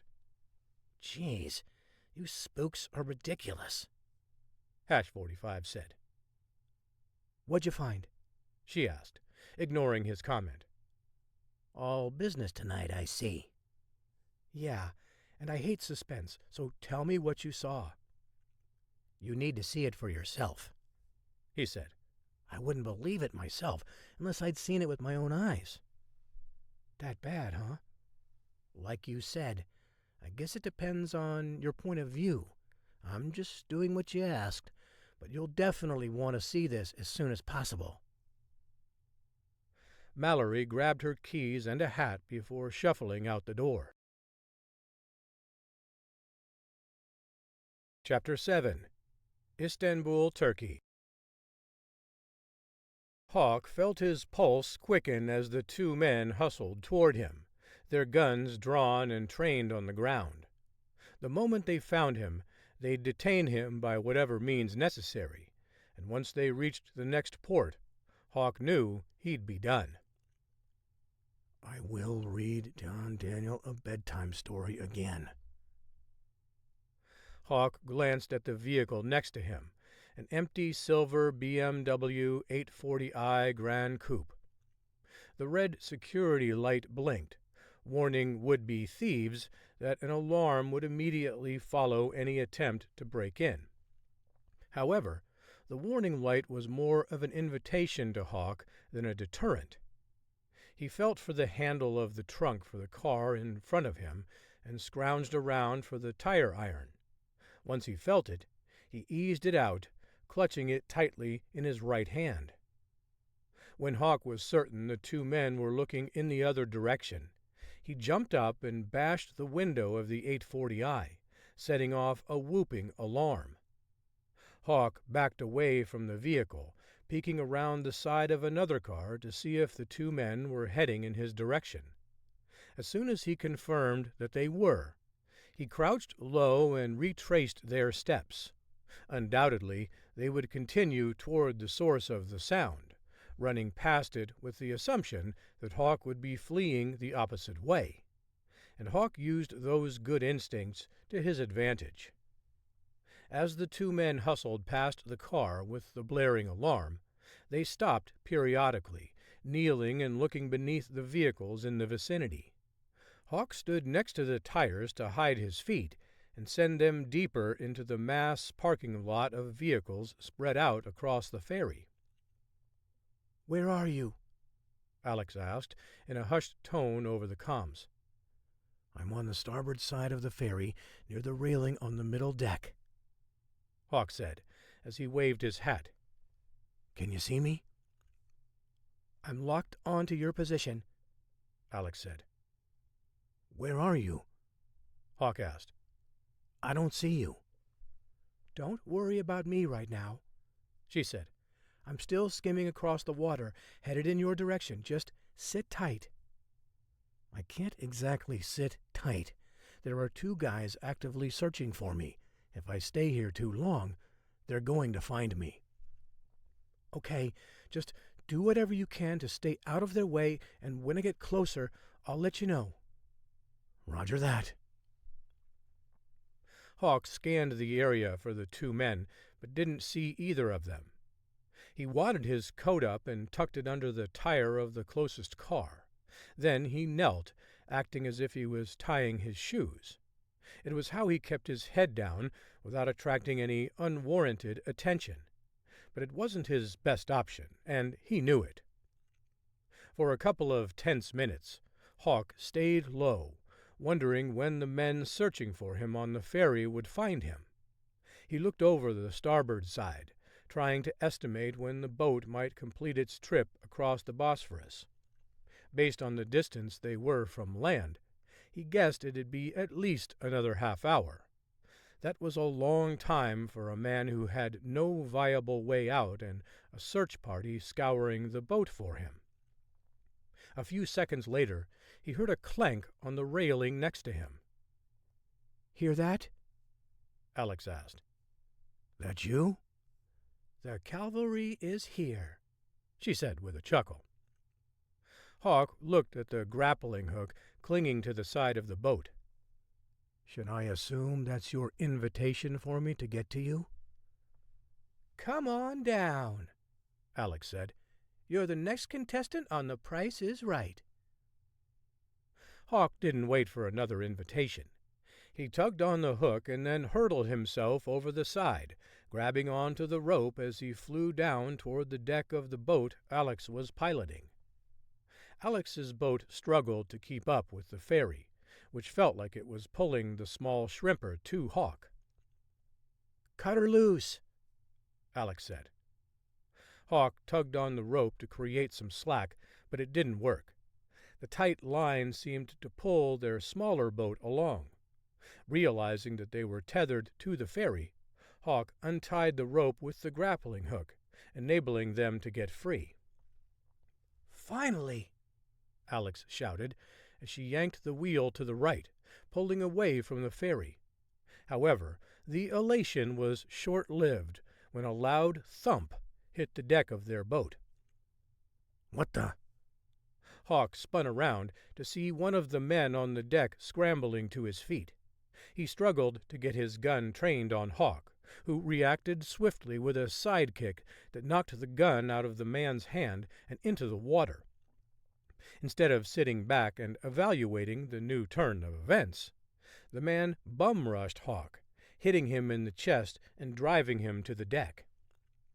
Alex glanced over her shoulder and shouted for Hawk to get up. "Come on, honey. Don't let him beat you." Hawk glanced at her and gave her a forced smile. "That's not helping, dear."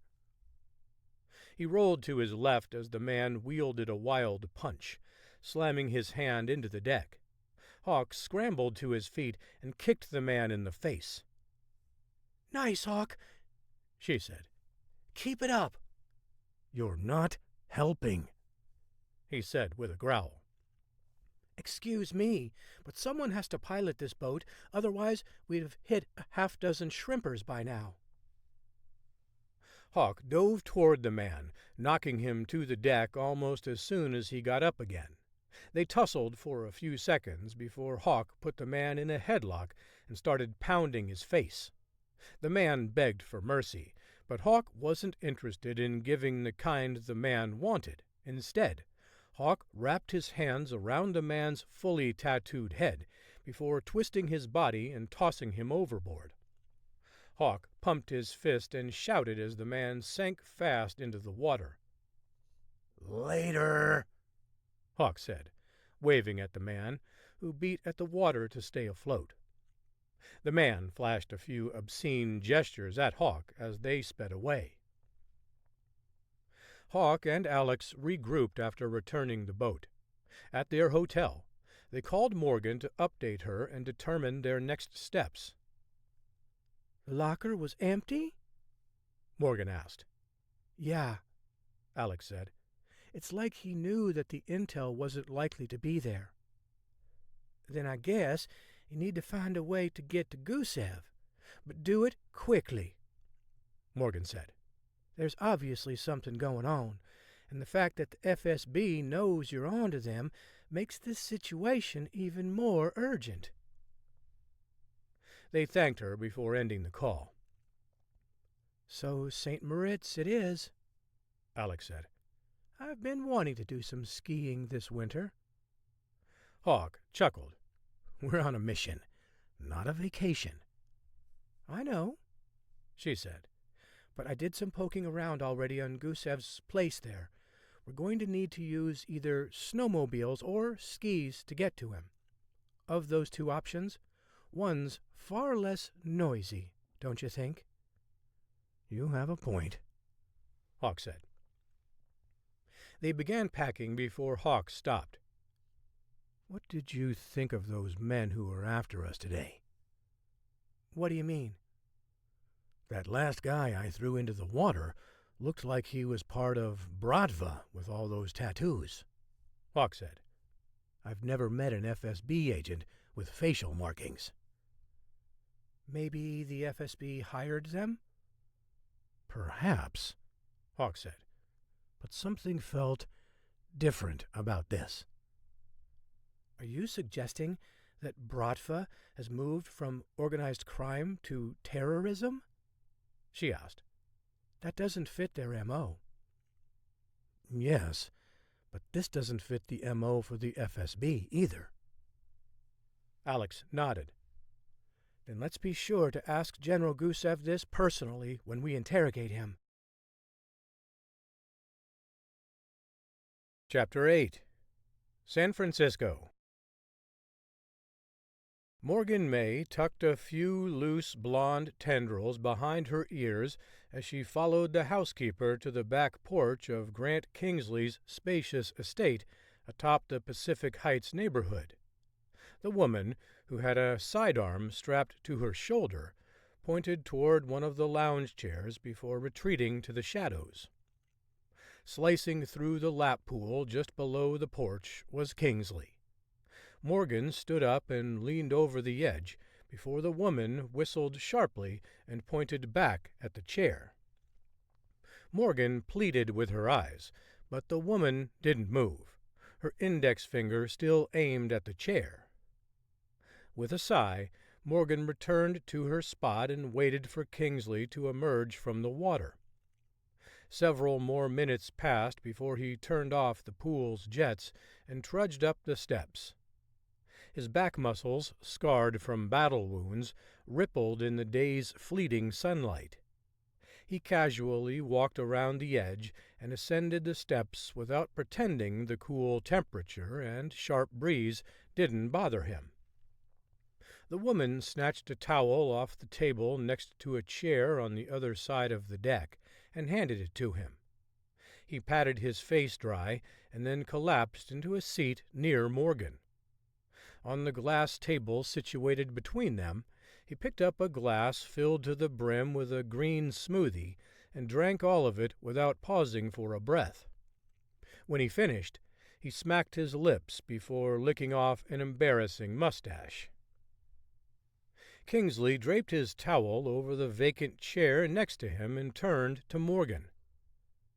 "Sorry to keep you waiting, Miss May, but I needed to finish my workout before my evening dinner appointment, and there just wasn't a way to carve out more time for you." "I understand," she said, before glancing at his broad, muscular chest. "But what I don't understand is how come you aren't freezing right now?" Miss May, please call me Morgan. Okay, Morgan. Are you aware that the body sweats even when you're in the water? She shook her head. Well, that's news to me, although I'm more versed in geopolitics and security systems than I am in the human body. Kingsley looked her up and down. I'm not sure I believe that. Good thing I'm not here to convince you about my biology credentials, or lack thereof. Then what are you here for? He asked with a wink. Because I'm pretty sure you were enjoying yourself while watching me swim. I'm not going to lie, Morgan said. I was enjoying it, until Nurse Ratched over there rebuked me for watching you.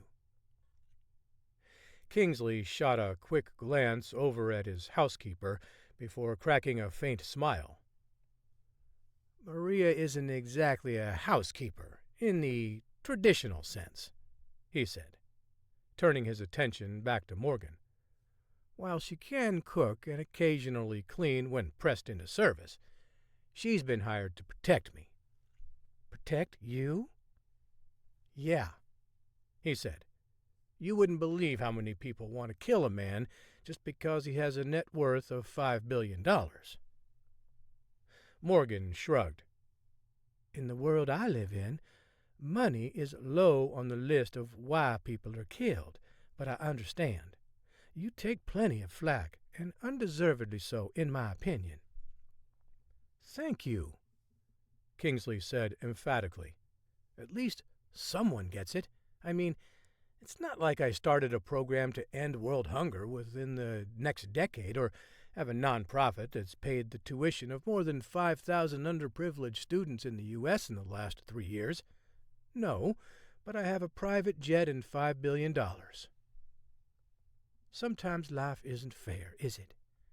She asked with a coy grin. Now you're just messing with me, aren't you? Me?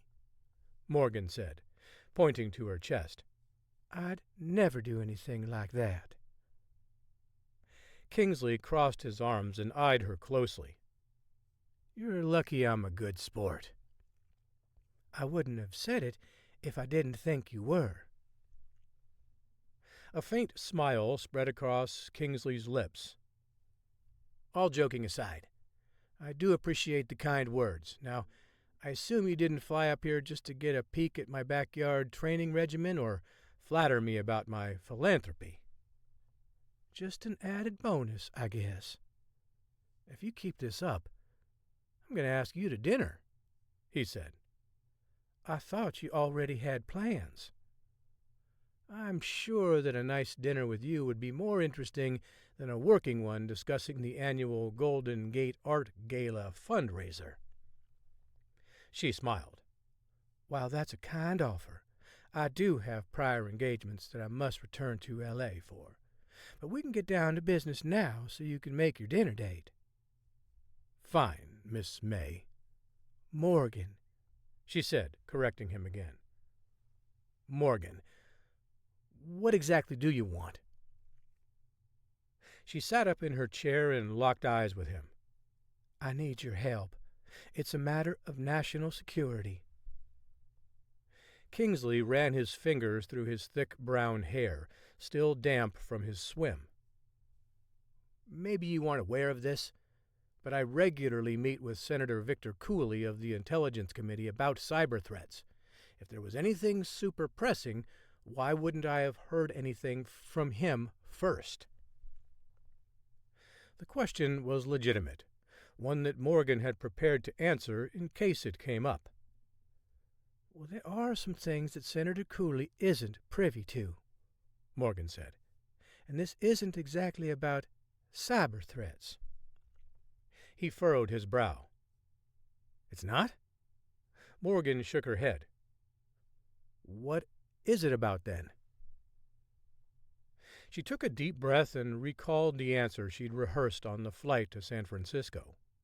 Her first opportunity to tell Kingsley about the issue was her best one. Any future attempts would be little more than groveling, though she wasn't above that in this instance. If the Magnum Group was going to have any hopes of catching the mole, she needed Kingsley's help. "Think back to your days as a ranger," she said. "What would you have done if you had a traitor in your platoon? Someone who was constantly sabotaging your missions that endangered the lives of everyone else fighting for freedom?" "I probably would have strung them up, probably in some painful yet creative way," he said. "Well, my organization, the Magnum Group, fights for Americans from the shadows," she said. "And right now, we've got someone informing our enemies about our plans, jeopardizing the lives of everyone involved as well as that of innocent civilians. And to be quite frank, it's not something I can live with much longer. Right now, we're under some incredible pressure, both at home and abroad, and the last thing I want to do is knowingly place my people in harm's way because we have a mole in our midst. So what do you say? Will you help me?" Morgan anticipated an unadulterated yes. Kingsley cocked his head to one side. "What kind of help do you need?" "We need your help in planting some information on the dark web so we can find out who's running the mole." Kingsley winced and shook his head. "I'm sorry, but I don't think so." "What do you mean? You're not going to help us?" He nodded. "That's what I meant. If I start manipulating the internet and I get caught, my good reputation will be trashed. And in the cyber world, trust is one of the most important commodities you can possess. Without it, I'm as popular as Netscape is today." Morgan scowled. "Netscape?" "Exactly. It didn't last 10 years, but for a while it was all the rage. I intend for my company to remain the rage." He stood and stared out over the city. "Are you sure you won't reconsider?" Morgan asked. "I appreciate you thinking of me, but I have a dinner engagement to get to," Kingsley said before retreating inside. Maria marched over to Morgan and gestured for her to get up. Morgan sighed before standing and leaving Kingsley's mansion empty-handed and dejected. Chapter 9. Washington, D.C. Robert Besserman tugged his fedora low across his brow as he entered the Columbia Room cocktail bar. He found Mallory Kaufman seated at a table in the back, sipping on a drink with her laptop in front of her. A waitress ushered him to his seat and handed him a menu. "You look silly with that hat on," Mallory said, before placing the straw between her lips. "Half this town knows what I look like, while the other half wants me dead, simply because I lead the best intelligence agency in the world," Besserman said.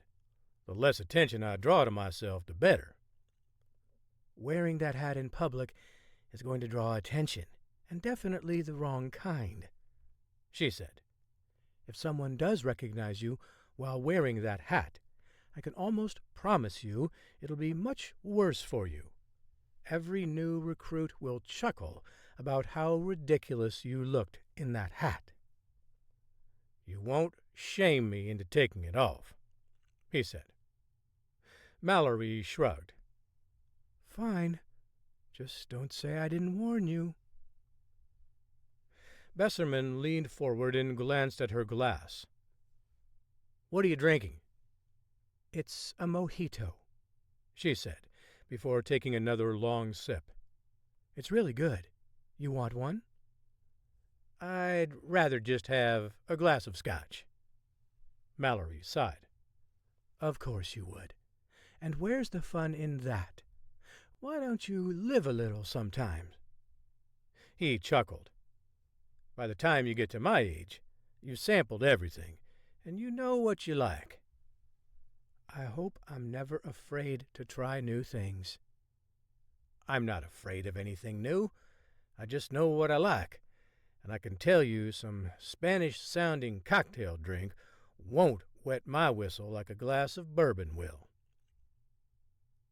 Their waitress returned a few seconds later and promptly delivered a Scotch neat, just like Besserman was craving.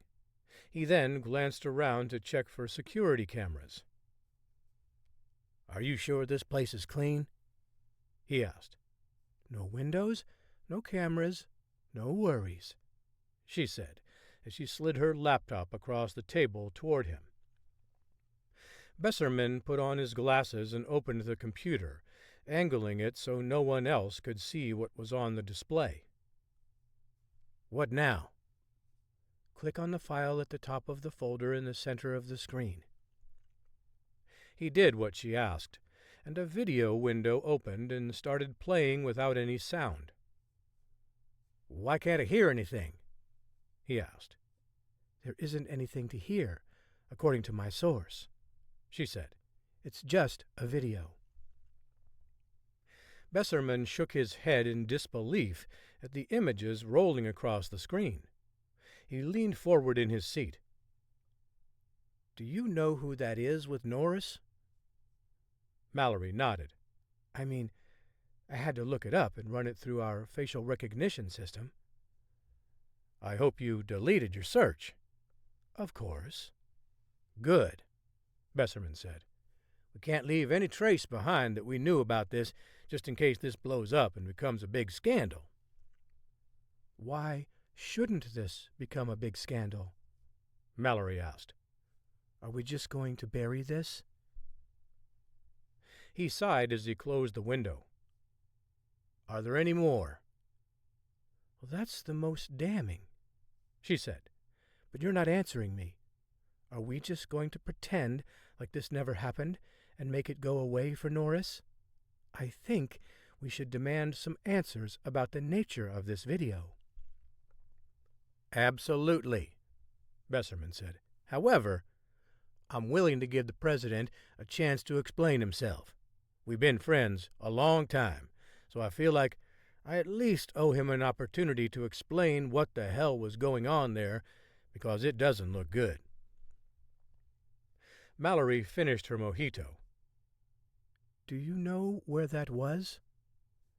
"I'm not 100% certain, but it looks like a bar in the Maldives." "You been there?"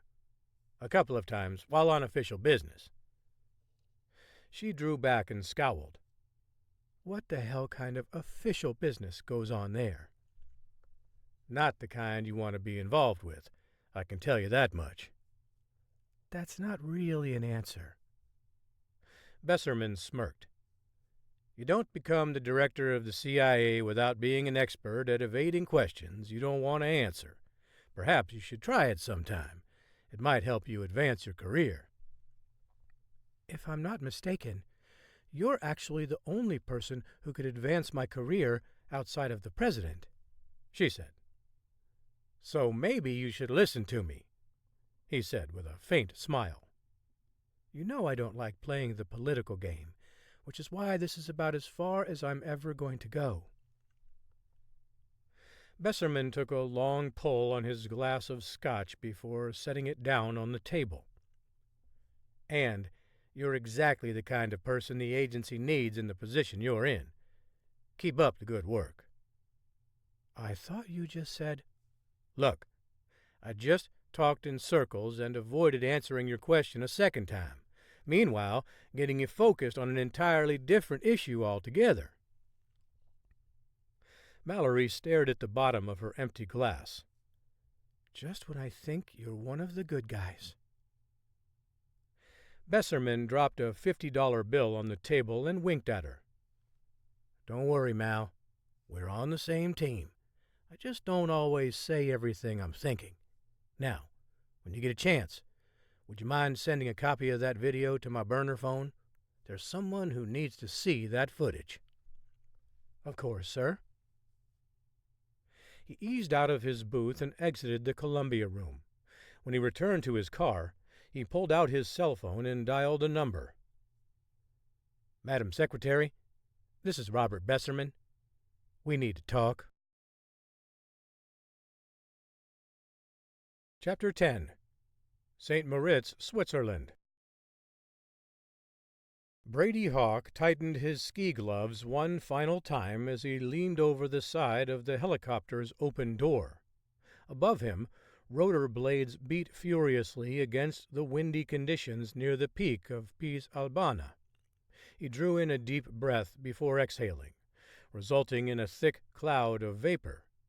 For a moment, he wondered if he should have considered other transportation options. A heli-drop was by far the most dangerous way to reach the ritzy Swiss enclave located a third of the way down the mountain.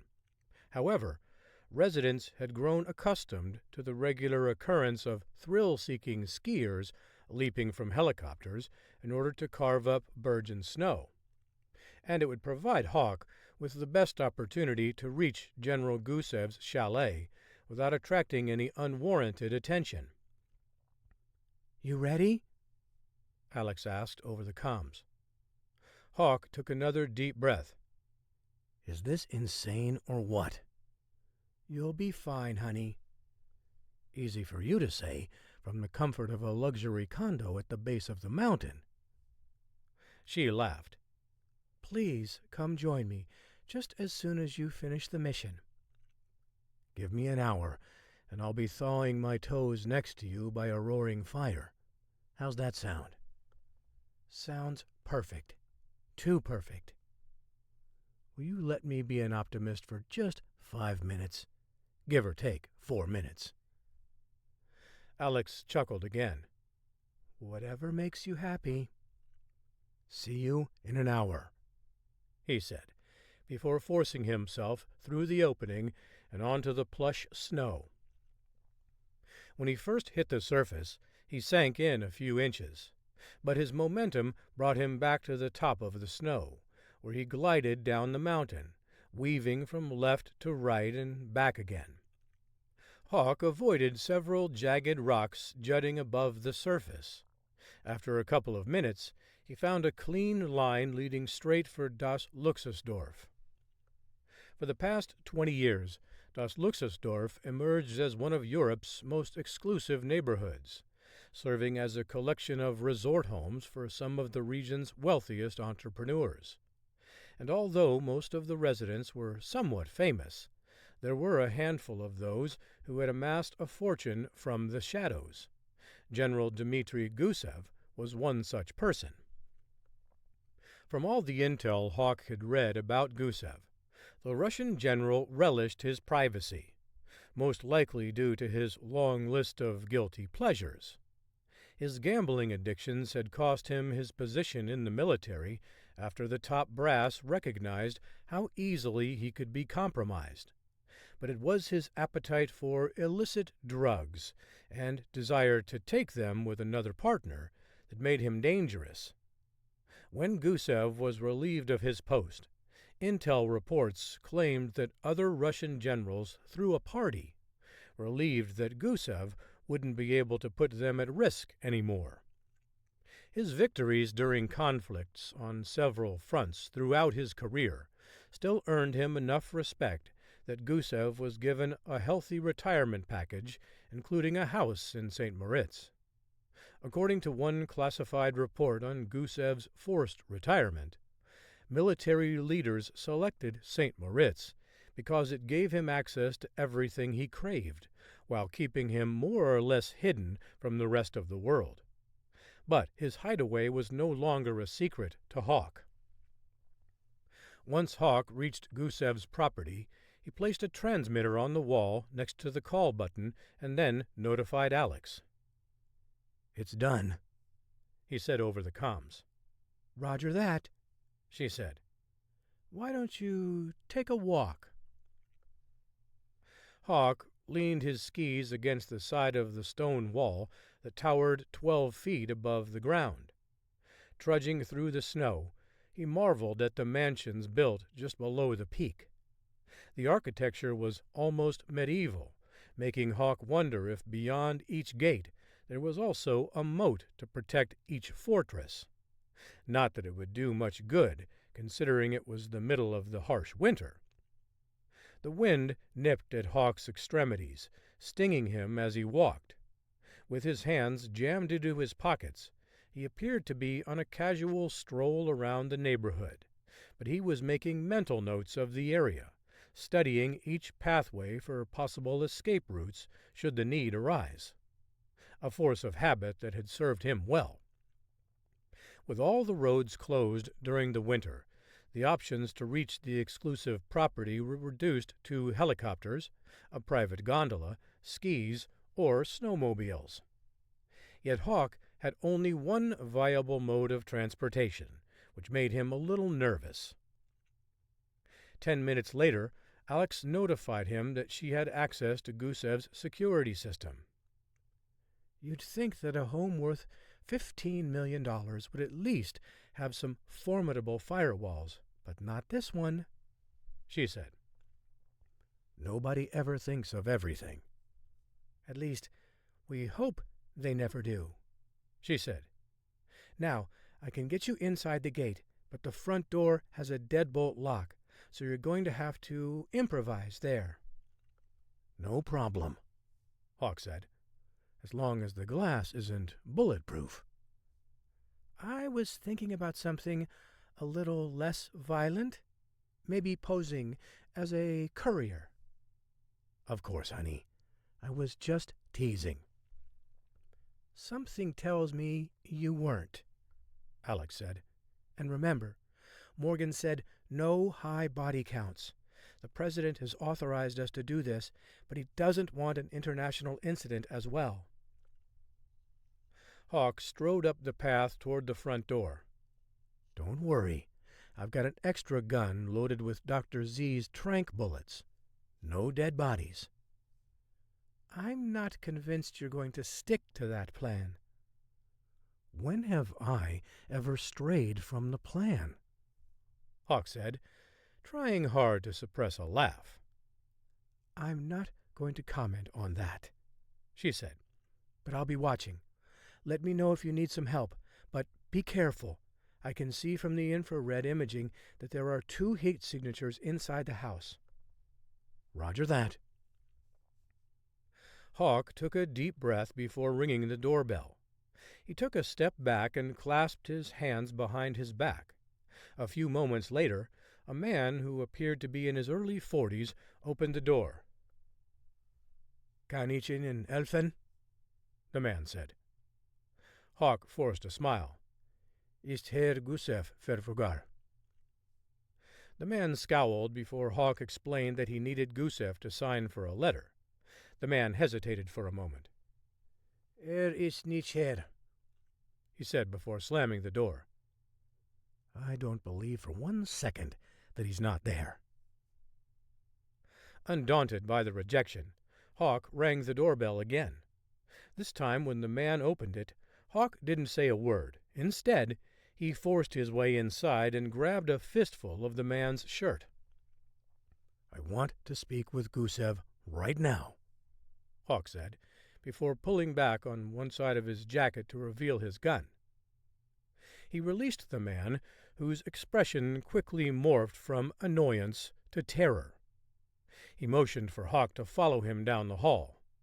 Hawk remained just a few feet behind the man, who walked briskly before darting into the dining room. He tipped over one chair, creating a hurdle for Hawk, who was surprised by the move, let alone the man's moxie.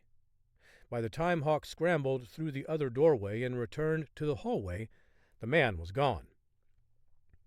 Alex, I'm going to need some help, Hawk said. On it, she said.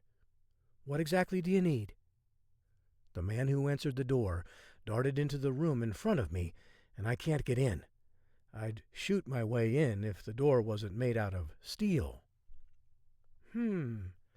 Must be a panic room. It's not normal, that's for sure. Hawk waited, listening to Alex's fingers pounding on her keyboard. Give me a minute. I'm still working on this. He stood in front of the door, his weapon trained on it, anxiously awaiting any kind of movement. Okay, Alex said a couple of minutes later. I've got it. What's going to happen? Hawk asked. I've hacked the internal security system, which was different than the one for the perimeter. I'm going to unlock the door, and then it's up to you. That's it? Yeah, but you should know that I only see one heat signature in the room now. Hawk furrowed his brow. Where could the other man have gone? There must be some other way out of there, Alex said. Maybe you can force Gusev to show you once I open the door. Sounds like a plan. Seconds later, the thick steel door hummed as it slowly swung open. Hawk moved inside, his weapon aimed in front of him. Across the room, Gusev sat on a small couch, his hands clasped and resting on his protruding stomach. The man looked pale, though not as frail as he'd been led to believe by various intel reports. "Where's your friend?" Hawk asked in Russian. Gusev shrugged. He left. Before Hawk could continue his interrogation, the doorbell chimed. Oh, he left, did he? I don't know where he went. Hawk grunted. You think I'm going to fall for this? He's outside right now. No, he's not, Alex said over the comms. There are 2 police officers outside right now. After cursing under his breath, Hawk looked at Gusev. Don't say a word. A crime has been reported, Gusev said. They're not going to just leave. You reported a crime? You're in my house, and you weren't invited. I don't know what you call that in America, but in Switzerland, that's considered unlawful entry. Plus, you have a gun pointed at me, which is considered a lethal threat, also unlawful here. You're going to be quiet until they leave. You don't understand. They won't leave on their own, Gusev said. It's part of the security measures this neighborhood has. Hawk gestured with his gun for Gusev to get up. Get rid of them. It's not that easy, Gusev said. I have to verify my identity and answer a series of questions. I'm sure you can let them know that you're busy and that it was a mistake. For your sake, you better hope they buy it, Gusev said. Actually, you better sell it for their sake as well as your own. Mess around with the bull, and you're going to get the horns. You understand? You Americans all think you're cowboys, Gusev said, before walking toward the entryway. And you Russians think you're smarter than everyone else, and you're going to find out just how wrong you are.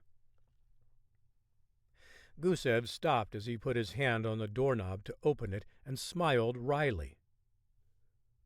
You might want to move out of the way so they can see you, Mr. Genius. Hawk slipped off to the kitchen, watching the interaction take place through the reflection in the window. Greetings, officers, Gusev said in German. What seems to be the problem? We were notified that there's a security breach at your residence, Mr. Gusev. Is everything all right? Must have been an animal, maybe a dog or a bird, Gusev said. Everything is fine here. The lead officer nodded at Gusev. Sorry to bother you, sir. They turned and walked away without another glance. Gusev clicked the deadbolt behind them and spun toward the kitchen. Hawk stormed toward him, weapon drawn. Please, Gusev said, placing his hands in the air. I did what you asked. Don't shoot. They better not come back. You understand? Of course. As Gusev turned to go back to the panic room, He took 2 steps and collapsed to the ground. He convulsed for a moment before clutching his heart. After a few seconds of this, he foamed at the mouth before his body went stiff and then limp. Hawk knelt next to his body to check for his pulse. There wasn't one. "Damn it," he said. "I lost him." "Be careful," Alex said. "I just saw that other heat signature come back online." Hawk studied the body for a moment before peering closer at Gusev's neck. "I don't believe it." "What is it?" Hawk grabbed what appeared at first to be a piece of loose flesh, but as he tugged at it, he realized it was a mask. "This isn't Gusev," he said. "How did you get fooled?" "This guy is wearing a synthetic mask, and it looks like there is a small port of some type on the inside of it." "Better get out of there," Alex said. "The police are coming back." Hawk stood and heard pounding on the door. "We're coming in," one of the officers announced. "We just received a report that someone's been murdered." "That son of a bitch is trying to frame me." Chapter 11. San Francisco. Morgan May sat in her car, drumming her fingers on the steering wheel. She'd seen her uncle do the same thing plenty of times while trying to conjure up a solution to an impossible problem. And while she wasn't sure the drumming helped her, it alleviated some tension. Then she picked up Grant Kingsley's file and started reading through it again, hoping something would jump out at her, something she hadn't noticed before. "What's this?" A note caught her eye, and she reread it just to be sure. Seconds later, she dialed her office and asked to speak to Mia. "How's my favorite hacker doing?" Morgan asked. Mia laughed nervously. "Why do I get the feeling you're about to ask me to do a favor?" "Because you have good intuition." "I knew it." Morgan studied the document as she continued. "Did you go over all the details in this workup on Kingsley?" "I looked at it, if that's what you mean," Mia said. "But I'm sure you know that I wasn't exactly hired to be an analyst." "Right, I know. But did anything strike you as you read it?" "Other than his rugged good looks? No. But if you want me to help you by posing as a random woman at a bar and flirting with him for an evening while he buys me drinks, I'm more than willing." "You'll have to get in line for that," Morgan said. "But on a more serious note, I was wondering if you noticed the timing of the launch of Kingsley." Morgan heard the rustling of papers before Mia continued. "Yeah, I see the date here." "Anything strike you as coincidental about that date?" "No," she said slowly. "not really. Should it?" "Do you recall Blackout Friday, the week after Thanksgiving, when the entire U.S. government's web services were brought to a halt?" "Who doesn't remember that? I was still in school, but everyone was talking about it, even in Germany." "Yes, well, check the dates on the launch of Kingsley." "It's 1 year after Blackout Friday," Mia said. 1 year to the day," Morgan said. "That's probably just a coincidence." "Or maybe it's his big inside joke. I can attest that Kingsley has a massive ego." "As massive as his chest?" "Focus, Mia. Focus." "Sorry," she said. "I'm just stuck in the office, left to stare at this dossier on the most eligible bachelor in the world. You can forgive me, right?" I'm not sure I'd consider anyone headed for prison to be marriage material. I think conjugal visits and spending his $5 billion might sustain me, she said. Like I said, focus, Mia. Focus. Okay, Mia said.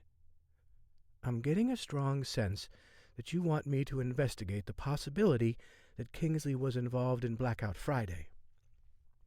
Now you're back on track, Morgan said. And how am I going to prove that? From what I understand, the NSA has an entire team still trying to figure that out. I'll make a call and get you read in. Then I need you to get back to me within an hour. An hour? Mia's replied, her voice going up several octaves. Are you mental? Settle down. I don't need the kind of proof that would lead a jury to convict him, just enough for a grand jury to consider a case at all.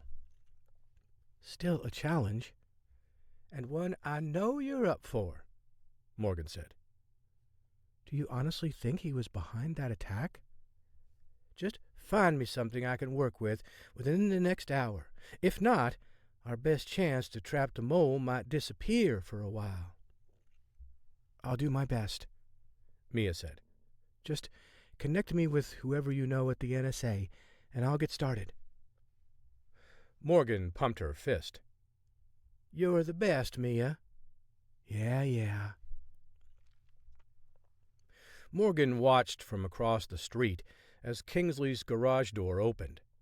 He drove a black Hummer, pulling out in front of another car, forcing it to hit the brakes while Kingsley peeled away. Dropping into drive, Morgan followed the tech mogul from a safe distance. He headed to Fisherman's Wharf and used valet parking at Gary Danko, the upscale restaurant that was a favorite among the city's elite. She parked in the garage across the street and bundled up before getting out. While she waited for Mia to call her back, Morgan strolled along the pier, watching the last gaggle of tourists feed the seals before the sun dipped below the horizon. The evening chill set in, and Morgan plunged her hands deeper into her coat pockets. She found a bench outside the restaurant and killed time responding to work emails on her phone. When Mia's call finally came, Morgan stood and paced along the sideway away from the entrance. So, tell me the good news, Morgan said. Mia exhaled audibly. Well, it wasn't a bad hunch after all. What'd you find? The thing about hackers is that they like to pretend as if they do everything anonymous, but deep down they want recognition, Mia said. Without it, it's like an unsigned painting by Da Vinci or Van Gogh. You might recognize the brilliance in the work, but you can't definitively ascribe it to a particular painter without a signature. That was the case with Blackout Friday, Morgan said. The NSA experts combed through the code written to infiltrate government servers and never found a hint of a hidden signature. It was as generic of a code as any agency cryptologist had ever seen. That's because cryptologists don't think like hackers, Mia said. Speaking from experience, we all leave a fingerprint, whether we think we do or not. The way we write code says as much about us as the type of code we write. So am I to assume that you found this fingerprint with Kingsley? Not exactly, Mia said. Damn it, Mia. You got me all excited about this thing, but now you're going to let me down? Wrong again. Morgan sighed. Stop toying with me and spit it out. Kevin Gonzalez has been part of Kingsley's team since the inception of the company. However, before he was a well-respected computer programmer within the industry, he was a hacker who went by the name James Wells, a.k.a. Crasher. He avoided jail time as a 19-year-old student at NYU, by cooperating with the feds on another case. Wells worked once with Lord Dominion, who had stolen more than $500 million from several Cayman Islands banks. Since I knew this, I went back and compared the codes. Turns out, Gonzalez's fingerprint from his heists with Lord Dominion matched those on the Blackout Friday case. Well, that's not definitive. You didn't ask for grand jury proof, remember? That should be enough to scare Kingsley so that you can coerce him into helping you. Are you sure there isn't some way he could wriggle out of it? If he's most worried about his reputation, he'll have to weigh which one he deems more damaging, getting caught tweaking some algorithms or hiring a known cyber thief. Okay, we'll give it a whirl, Morgan said. It's not like I have any other play at the moment. She wandered over to his car and waited until the valet came for it 20 minutes later. I'll give you a $500 tip if you let me drive this to the client. Ma'am, I wish I could, but I'd lose my job if I got caught doing it. Morgan flashed a badge. It was merely her access badge to Langley, but most civilians couldn't tell with such a quick glance.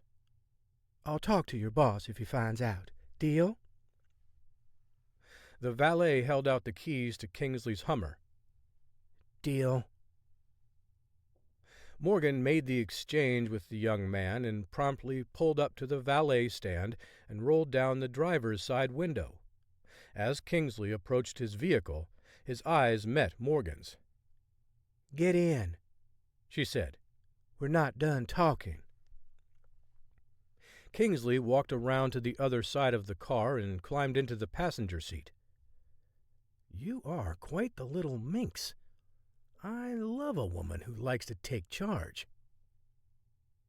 Morgan didn't say a word as she put the vehicle in gear and drove across the street to the parking deck. She pulled into a spot and stopped. I'm not playing games, Morgan said, and I'm done asking. You're going to help me. Kingsley cocked his head to one side. Forgive me if I'm wrong, but didn't we already have a discussion about this a few hours ago? Morgan nodded. I don't handle rejection well. Besides, since we last spoke, some new information has come to light. Oh? Such as? Your lead programmer is a thief, and we also found his fingerprints all over the Blackout Friday hack, Morgan said. Curiously enough, you launched exactly 1 year after the hack that brought the government computer systems to its knees, and the money that was paid for the ransom covered your launch. Not many companies get the kind of funding you did and stay private, and I think there's a reason for that. That's a ridiculous claim. Kevin would never do anything like that. You're right, but James Wells might, Morgan said. That's right.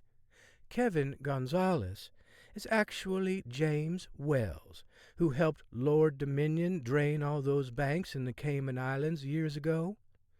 Just so happens one of my best agents was able to find your guy's digital fingerprints all over the Blackout Friday hack, matching them with the Cayman Island heists.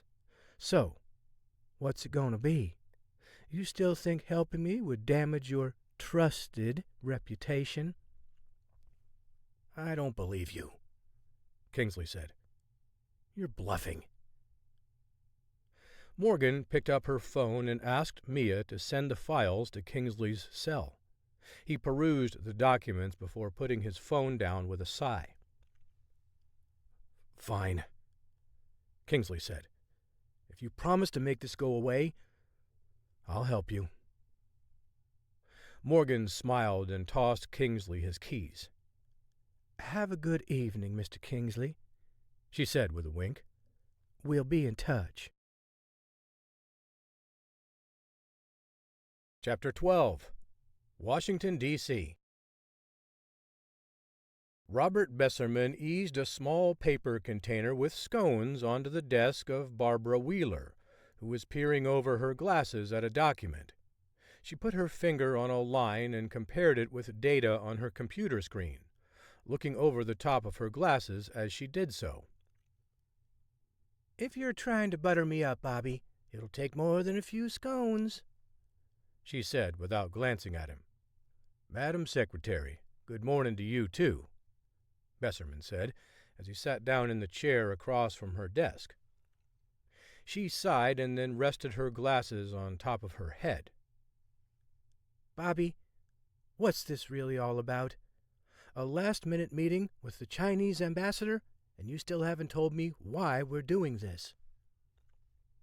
Besserman forced a smile. "Would you kill me if I told you that I wanted to talk with him alone?" "Alone? Are you crazy?" "I've been called worse." "Look, when I invite an ambassador to my office, the expectation is that we'll discuss relations. If you set me up like this, it could hurt my credibility." Besserman leaned forward in his seat and then tugged on the lapels of his sports coat before smoothing them out.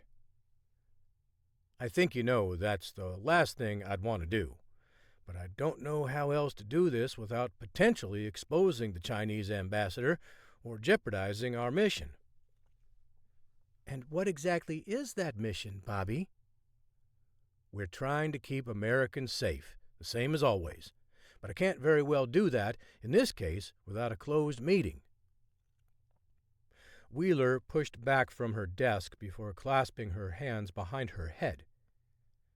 "I trusted that you were asking me to do something in good faith, and that you'd read me in. Right now, I feel used.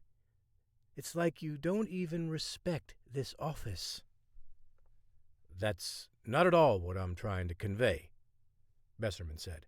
"And when I finally get the chance to explain everything, you bet I will. But right now, I'm navigating not only some political landmines, but also a literal looming disaster." Wheeler bit her lip and looked out the window.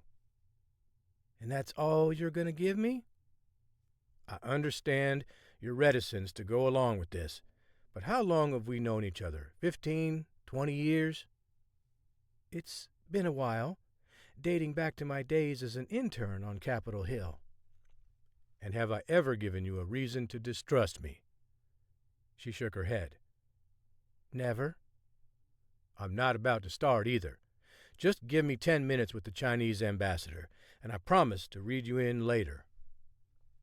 "If you hang me out to dry, I swear, Bobby, I'll—" "No need for threats," Besserman said. "You'll be pleased with how this turns out in the end, I promise. And if the opportunity arises, I'll be sure to give you as much credit as I possibly can." "Now, I like the sound of that," Wheeler said. "So, are you going along with this or not?" She sighed. "Let's do it, but you owe me." "I wouldn't have it any other way." "Good," she said. "You sit over there. I can promise you that Chai Zhen won't be happy about this." "He'll get over it," Besserman said, "especially if you give him something he wants." "Hey, don't push it," she said, wagging her index finger. Besserman held his hands up in a gesture of surrender. "Of course not." She eyed him closely before a knock at the door arrested her attention. Wheeler's assistant poked his head inside the room. "The Chinese ambassador is here to see you, Madam Secretary," he said. "Send him in." Besserman watched as Wheeler charmed Zhen for a few minutes before revealing the purpose of the meeting.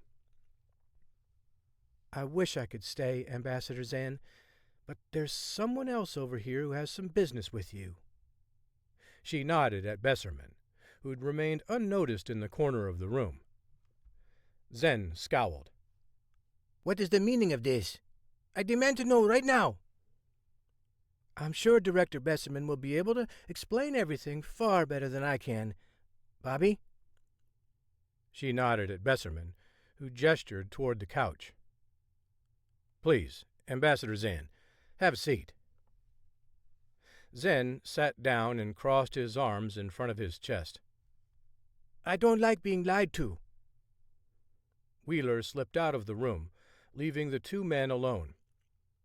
"I understand," Besserman said, "but you must not hold this against Secretary Wheeler. I'm the one who ambushed her, in a manner of speaking." "You ambushed her?" "I asked her to call a meeting with you, but I didn't tell her that I wanted to speak with you alone. I'm going out on a limb here, and I'm hoping you can stay with me. I need your help unraveling a mystery." "What kind of mystery?" Zen asked. "The kind that can put our two countries on a collision course for conflict if we don't resolve it quickly." Zen moved to the edge of his seat.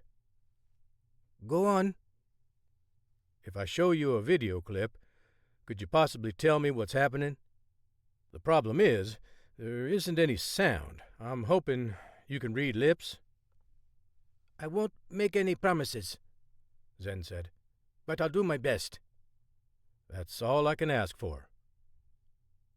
Besserman sent the footage saved on his cell phone to a computer which had its screen mirrored on a projection against the far wall.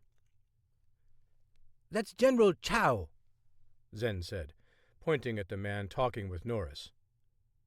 "Do you know where this is?"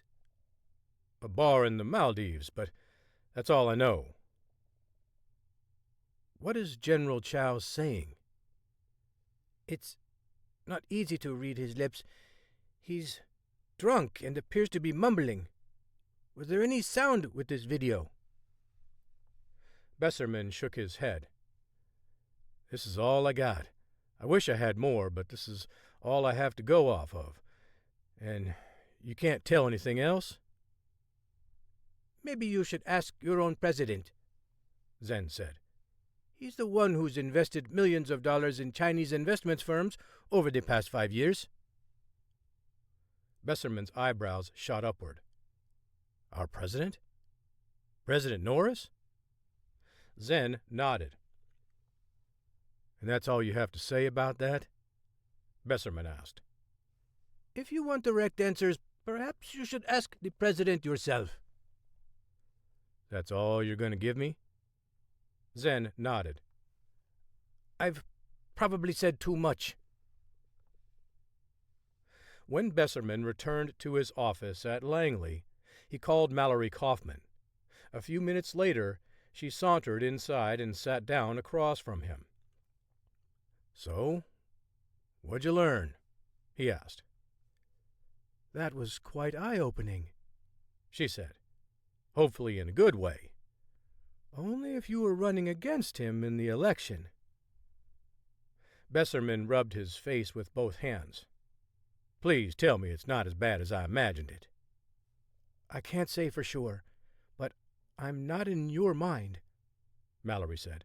"But it's bad. Real bad. The kind of bad that not even the best fixer in Washington can make disappear." Besserman shuddered. "You don't have to sound so ominous." "Just trying to be real so you know what you're up against," she said. "Personally, I hate surprises." "Lay it on me," Besserman said.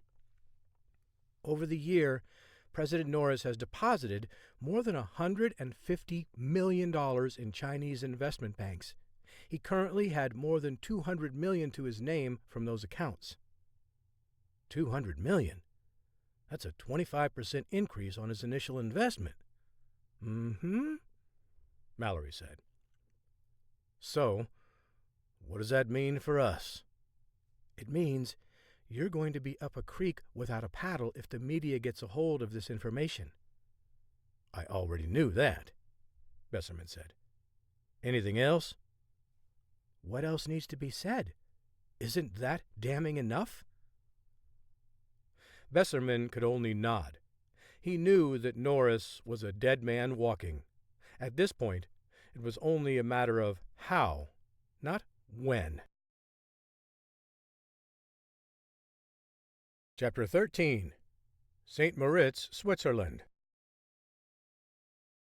Hawk saw the shadows of the police officers through the front door's opaque glass and scanned the house for a way out. As they demanded that someone open the door, Hawk realized that Gusev was more than prepared for a moment such as this. The former Russian general was beyond paranoid, and anticipated such a moment when someone came for him. Now Hawk was on his back foot, scrambling to navigate his way out of an unfamiliar house to avoid legal troubles in Switzerland without his own government to back him up, something that went with the territory of engaging in Black Ops missions. As Hawk assessed his best possible move, he noticed the shadows of a few officers leaving the front of the house and heading around the side. "Get to the basement if you can," Alex said. "We'll figure out a way to get you out." Hawk hustled downstairs and spied his best exit route, a snowmobile. He found a fuel can and dumped as much as he could into the tank.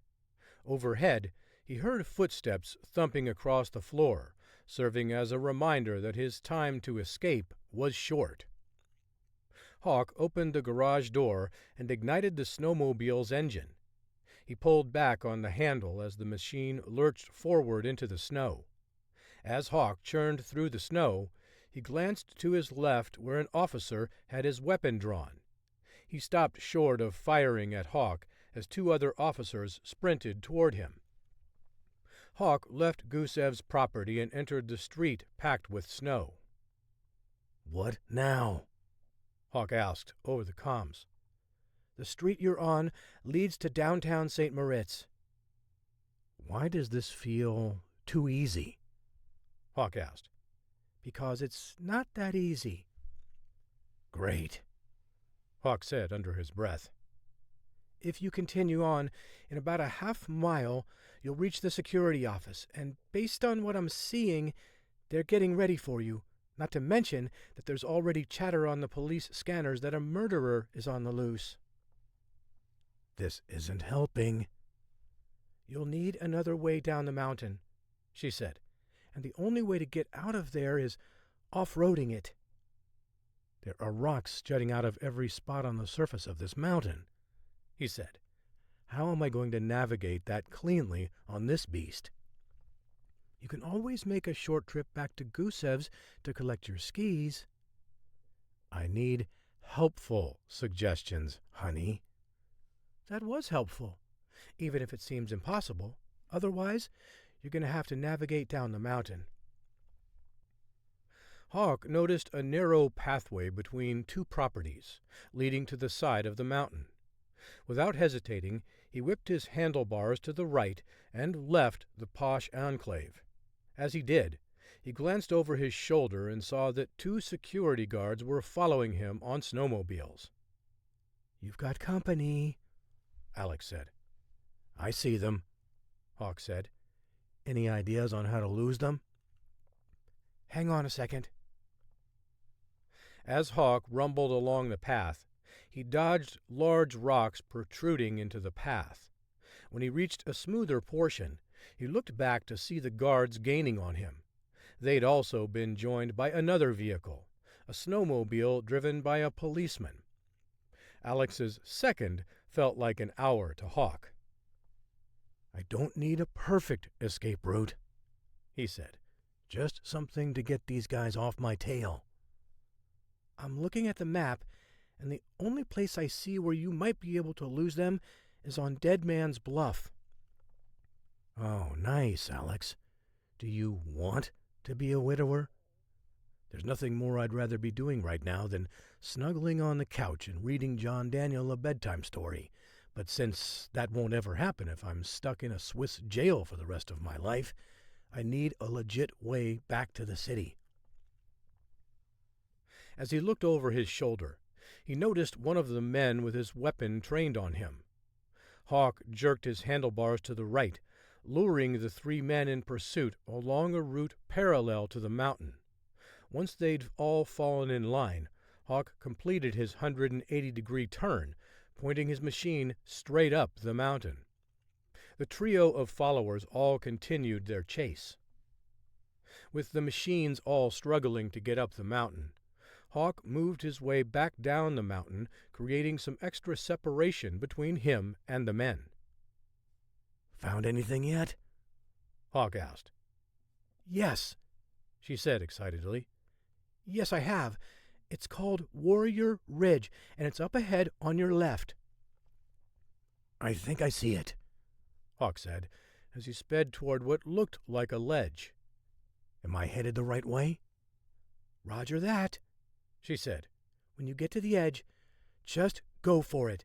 It's about a 15-foot drop, according to my calculations, and I think you should be able to land that rather easily." "I love your confidence in me, hun," he said. "It's between a cliff drop and a bullet," she said. "Gotta weigh the odds." "And you're sure this way gives me the best chance?" "Of course, unless they follow you over the edge." Hawk took a deep breath and leaned forward, focusing on the upcoming drop. "Just know that no matter what happens, I love you." A few seconds later, Hawk's snowmobile reached the edge. He pulled back on the handlebars, keeping the vehicle parallel to the ground for as long as possible. As he soared through the air, he felt like he would never come down. He glanced to his left and then his right. Nothing but jagged rocks covered with snow and a few scattered trees, all objects that could prove deadly if he hit them at the speed he was moving. Fortunately, the thought was fleeting, one that completely left his mind when his snowmobile made contact with earth again. When he hit the ground, Hawk dug his heels into the side of the snowmobile so that he would fly over the front of it. He whipped around to the left as the vehicle skidded to a stop. "Good job," Alex said. "I knew you'd nail the landing." However, when he looked back at the top of the ridge, one of the guards hurtled over the side of his snowmobile. "Well, it's not over with yet," he said. Hawk goosed the accelerator and took off, realizing that his chase was still on. He zigzagged down the mountain with the guard growing closer with each passing second. "Any other ideas, Alex?" "You'll have to get creative on the fly. I can't see anything else that's so obvious." Hawk peered ahead and noticed several large boulders protruding from the ground, and he had an idea. He slowed down enough for the guard to edge closer to Hawk's rear end. Just as the guard was about to overtake Hawk, he sped up and then whipped his snowmobile to the left.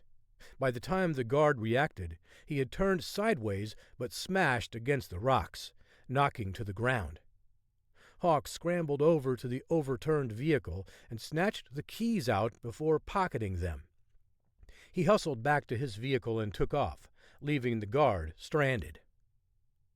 "You all right?" Alex asked as Hawk roared away. "I am now," he said. "All I have to do is sneak into town without anyone noticing, which seems rather easy given everything else I did just to get to this point." "I'd say it's time for you to go buy a lottery ticket." "And why's that?" "You just stuck the landing off of Dead Man's Bluff," Alex said. "Dead Man's Bluff? I thought that was Warrior Ridge." "I may have creatively renamed it to entice you to jump," she said sheepishly. "That's not funny, Alex." "No, but it worked. Besides, I'm going to request that they rename the place after you. Brady's Bluff. It's got a nice ring to it, doesn't it?" "I know what you're trying to do, Alex. It's still not cool." "You made it, didn't you?" "Uh-huh. But I knew you would. There was never any doubt in my mind." "Well, that makes one of us," he said. "Now, instead of bragging about how you manipulated your husband to do what you wanted, an age-old wife skill, can you help me find Gusev?" "I suggest you leave that snowmobile at the edge of the city limits and enter on foot. I've been tracking several heat signatures that left the neighborhood at the top of the mountain, so I think I know where he's at." "You think you know?" She ignored his question. "There's a hotel 2 blocks east off the main street. I'll text you the address. I'm betting on him being there." "You know what the implications are if you're wrong, don't you?" "He's there," Alex said. "But you have to capture him and bring him in. It's the only way to prove you didn't kill anyone." "Don't you worry about that," Hawk said. "I'm going to have a heart-to-heart conversation with the general." "Good luck, and I'll be watching from here." "Let me know if anything changes," Hawk said. "Roger that." He hustled down the street, trying to look as casual as possible. If he lost Gusev, Hawk could be arrested on charges of murder. His face would be plastered over every European police station. He wouldn't be able to travel anywhere without getting flagged. Losing Gusev wasn't an option. While entering through the front door made the most sense when it came to efficiency, he couldn't be sure that the St. Moritz police hadn't already informed businesses and citizens that a crazed murderer was on the loose. Once anyone identified him as the suspect the city's law enforcement were looking for, Hawk would find it next to impossible to escape. Hawk found an empty box just outside one of the side doors. He threaded the slats on the front in order to keep the top shut. Then he eased down the hallway before stopping a concierge and inquiring about Gusev. "I have a delivery for General Gusev," Hawk said in his best German. "General Gusev?" the man asked. "I wasn't aware that he was staying with us today. Let me check with the front desk." Hawk shrugged. "I'll just get someone else to sign for it." "It's no trouble," the man said. "Please, stay here. I insist." Hawk forced a smile and waited for the man to share what he'd learned from the front desk. "I understand," the man said in German, while scribbling on a notepad on his desk. When the man finished, he hung up the phone. "Did you find what room he's in?" Hawk asked. The concierge stood and held up his index finger. "Would you mind waiting here for just a moment?" Hawk nodded as the man walked toward the front desk. He spoke with a woman who cast furtive glances at Hawk. That was all he needed to see. Hawk scooped up his box and raced toward the stairwell. "Arrest that man!" the clerk at the front desk shouted. Hawk didn't wait around to see what the fuss was about. He was halfway up the first flight of stairs when he heard footsteps galloping down the hall after him. "Alex," he said, "I need a way out, and I need it now." Chapter 14. San Francisco. Morgan May stepped down from the passenger side of Grant Kingsley's Hummer and followed him to the set of elevators in the corner of the Kingsley parking garage. While they waited for the doors to open, she glanced at the concrete walls livened up by a caricatured version of Kingsley, who was depicted with a royal robe and a scepter. A gold crown was tilted to the right on his head, and one eye was painted closed as if he was winking. "Do you ever find that painting disturbing?" Morgan asked. Kingsley chuckled and shook his head. "Should I?" "It definitely doesn't do justice to your chiseled jawline." "I always figured if you're going to be the face of your company, you ought to be comfortable with your company using your face." She shrugged. "I always thought your logo made you look more like a court jester than a king." "Everyone's a critic," he said with a low growl. "But then again, if you make as much money as you did last year, I guess you can afford to look like a fool." Kingsley eyed her closely. You still want my help, right?" "Okay," Morgan said. "I'll shut up now."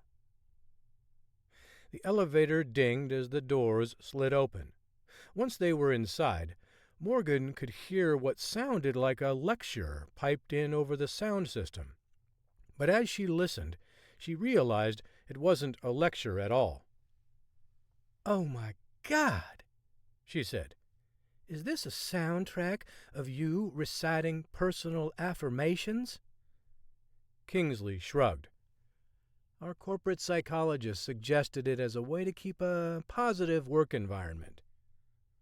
Morgan turned her head to one side, straining to hear the one currently being played. "Stay humble. Work hard in silence. Let success make the most noise." "If I worked here and had to listen to that every day, I might climb to the roof and jump off," Morgan said. "Stay strong. Dream. Believe. Achieve." Morgan pantomimed as if she were going to vomit. Kingsley smiled thinly. "If that's the worst sin I can commit in the world of corporate America, I can live with that." "True," Morgan said. "it's far less egregious than your other real sins." "Why do I get the feeling that you don't really like me, and you're just using me right now?" She shrugged. "Who knows? Maybe I really do like you, and sarcasm is just my language. It's hard to say. But while we're here, can you just stay strong? Dream, believe, achieve." The elevator came to a stop and the doors parted. Kingsley led her to his office, where he waved his access card in front of the security panel. Once they were inside, Morgan let out a low whistle as she looked around. "Fancy place," she said, glancing at the putting green in the far corner of the room. "If I didn't know any better, I'd think you were trying to become a golf pro." "It'd be far less headaches, that's for sure," Kingsley said, as he handed Morgan a putter. "You play?" "On occasion." He rolled her a ball and crossed his arms. "Show me what you got." Morgan held up her putter as she knelt, closing one eye and trying to figure out the best line to the hole. "It's a carpeted, level floor. There's no draw to your putt." She gripped the club with both hands and hovered over the ball. "If there's one thing I've learned in my line of work, it's that nothing is ever as it seems. You can add that to your daily affirmation loop." Morgan swung the putter, knocking the ball toward the hole. "Looks like you're off," Kingsley said as the ball started rolling. Just as the shot looked as if it was going to miss, the ball circled the lip of the cup and dropped in. "Impressive," Kingsley said, his eyebrows shooting upward. "Maybe I can get a tee time for us after this." "So I make a putt, and you suddenly think I like you again?" "I've never seen a challenge I didn't like." Morgan chuckled. "One challenge at a time, okay? First, I need your help setting a trap, remember?" "Of course," Kingsley said. "I didn't mean to get ahead of myself." He dragged a chair next to his desk, gesturing for her to sit down. "Now, explain to me exactly what you want me to do." Morgan sat down. "How difficult is it to track information on the dark web?" "What kind of tracking are you talking about?" "The kind where we can see who looked at it?" "Easily doable," Kingsley said. "Is that all?" "Can you track who opened the files down to the exact terminal if it's in a larger office environment?" "You mean like if it's on a corporate network? You want to know precisely which employee looked at the file?" She nodded. "It's a little trickier on the dark web, but it's not impossible." challenging enough for you?" she asked.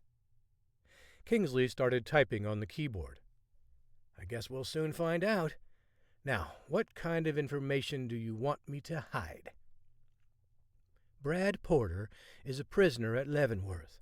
I want it to be known that he's going to be transferred soon, and that he's agreed to work with the feds to expose the Alliance." He stopped typing and looked at Morgan. "The Alliance?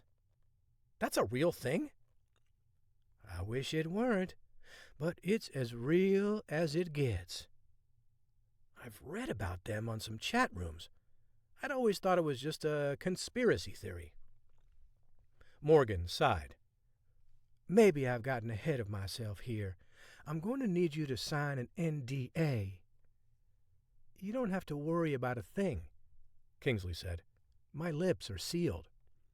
"I'm sure they will be. But I need to make sure that I have legal grounds to pursue you if you happen to change your mind." "Whatever you want. Just give me the paperwork and I'll sign it for you." "That's what I'd like to hear," Morgan said, handing Kingsley a tablet with a space for him to sign one of the Magnum Group's standard agreements. He hastily signed everything and turned his attention back to his terminal. "If that's all, I'd really like to finish this up before it gets too late." "Of course," Morgan said. "Time to bait the trap." Chapter 15. St. Moritz. Hawk took 2 steps at a time as he raced up to the 3rd floor using the stairwell. He managed to get a significant lead on the officers pursuing him, but it would amount to nothing if Alex didn't find a way out for him. "Alex," Hawk said as he yanked open the door to the 3rd floor. "any time now would be a great time to direct me out of here." "I'm still looking," Alex said. "From what I can see, the police have every exit blocked, and there aren't any other physical ways out." "Is there a basement?" "Yes, but—" "Then all I have to do is get there without them noticing." "And how are you going to do that?" she asked. "Even with the best of Dr. Z's gadgets, there are still limitations to what you can do with them." "I won't need any gadgets for this." Hawk scanned the hallway and spied a cleaning cart parked outside a room with a door propped open. He ran inside the room and found a woman making the bed. She smiled at him after he offered a timid wave. "How would you like to make 500 euros? He asked in German. The woman glared at him. "I'm not that kind of woman."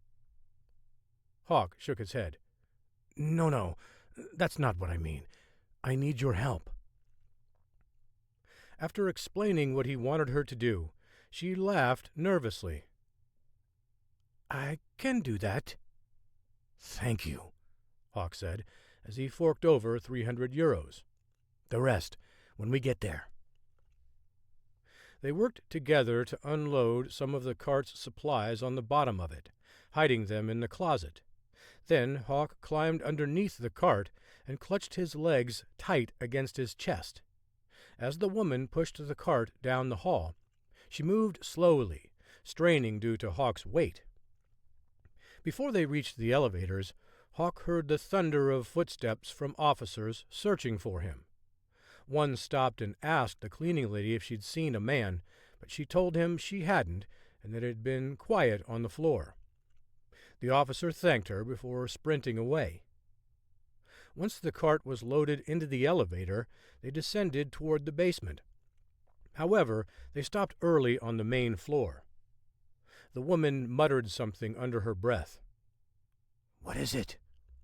Hawk asked. "I don't know." She tapped one of the buttons repeatedly in an attempt to close the door again, Hawk presumed. Before it closed, Hawk heard the doors jerk as they slid open again. "Have you seen anyone suspicious while you were cleaning?" a man asked. "Not any more suspicious than usual," she said with a chuckle. The man laughed too. I know. It's life in St. Moritz. But if you see anything else, please let us know right away. Is everything all right, officer? She asked. Just be careful and report anything you see immediately.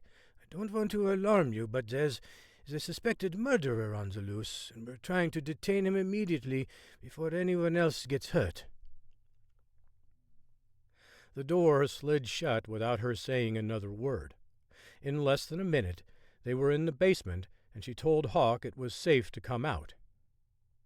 Thank you, Hawk said, forking over the money. Here's an extra 500 euros. You may have saved my life. She looked up at him, her hands shaking. You're not going to kill me, are you? Hawk shook his head. Whatever they say about me, don't believe it. Then why are you running? Sometimes things aren't always as they appear, but sometimes you may not be able to convince others of that fact. Running was my only choice. The woman knelt next to a shelf and grabbed a handful of supplies. You better get out of here, then. I'm sure someone will be looking for you down here soon enough. Is there a way to get out from down here? Hawk asked. She glanced at the basket of dirty uniforms. The dry cleaner sends someone by today to collect all our uniforms to wash them. The delivery man will be here in 10 minutes. I can push you up top and get you into his van. Brilliant, Hawk said. I can figure out the rest from there. Good luck, she said, pointing toward the large canvas basket that was on wheels. Hawk climbed inside, almost immediately overwhelmed by the stench. How long have these uniforms been in here? Some of them have been in there for up to 2 weeks, she said. I know it's not pleasant, but it's better than the alternative. Thank you again, Hawk said. 10 minutes later, she was pushing him up a ramp and into the dry cleaner's van. As soon as the doors shut and the van started moving, Hawk poked his head through the mountain of clothes and glanced at the front of the vehicle. The man driving bopped his head to the beat of techno-punk, completely unaware that he was harboring a fugitive. At the next traffic light, Hawk climbed out of the cart and opened the back doors. He jumped out and closed the doors without the man noticing. Alex, I'm out, he said over the comms. Impressive. But this mission is going to be a giant flop if we don't leave with Gusev. Any leads on that front? Hawk asked as he ducked down an alleyway. As a matter of fact, there is, she said. I just heard a conversation on the police radio channel that someone is going to check on Gusev at his permanent villa at the Suvretta House resort. I thought he wanted his privacy, Hawk said. Maybe from the rest of the world, but not here, she said. It's apparent that he wants to be known, and known as someone important if he's bought a permanent residence at the Suvretta House. Sounds like it's swanky. It is, and you'd have quite a time getting into it under normal circumstances, and it's far from normal right now with a citywide manhunt for you. I'll think of something, Hawk said. I'm texting you the address right now. Hawk glanced at his phone with the message from Alex. Moments later, he was following a GPS app on his phone to the resort. With his hands shoved into his pockets, Hawk walked briskly toward his destination. You ever realize what we're doing and then think we could be at home right now with John Daniel snuggling on the couch and reading a book about a teddy bear who lost his button in a department store? Everything but that last part, she said. What? You don't like snuggling on the couch and reading? No, that's not it. If I'm going to imagine an idyllic scene, that book would have no part of it. I could close my eyes and recite it if I had to. I hate that book, too. But we both know that if we were all on the couch together reading a book before bedtime, that's the one we'd be reading. I know, Alex said, which is why I don't imagine any scenario where I'm reading to John Daniel before bedtime. What do you imagine? I imagine taking a bath and reading a book while you put John Daniel to bed. Hawk chuckled. Fair enough, and probably 100% accurate. You know I love that little dude, she said. But when I imagine being somewhere else, it's not where I'm doing the hard stuff, and reading that book for the 1,000th time is hard. Hawk smiled and shook his head. If there was one trait he admired about Alex, and sometimes simultaneously loathed, it was her blunt honesty. It's also how he could trust her in the field. I'm approaching the resort, he said. I see you, she said. The satellite image is getting some interference right now, but it's working for the moment enough that I can see your position. Roger that. Hawk spotted a police car parked along the side of the street just outside the entrance, and there wasn't an officer in sight. Hawk hustled up to the car, which was unlocked. He pulled on a lever, releasing the trunk, and started a search for a uniform. After rummaging around for a few seconds, he spotted one and promptly crawled into the back seat to change. His transformation took less than a minute before he emerged in a tight-fitting uniform. Hawk approached the guardhouse, which was tended by a plump man enjoying a crisp apple. He eyed Hawk's shirt and cracked a smile. "Maybe less donuts on your break?" the man quipped. Hawk flexed his right bicep and then glanced at it. Maybe this uniform isn't fitting, because I'm getting stronger. The man shrugged. "Maybe so. Are you here with Officer Schmidt to check in on General Gusev?" Hawk nodded. "He's in Alpine Village," the security guard said. "Number 72. Good luck." Hawk hustled across the common area in the direction of the village the guard had referenced. Once he neared the house, he peered in through the window and noticed Schmidt and Gusev having a casual conversation. Hawk swapped out magazines in his handgun before creeping around to the back of the home. The back door was open, the warm vapors of a cup of coffee still swirling upward on the patio table, which also contained a book lying face down.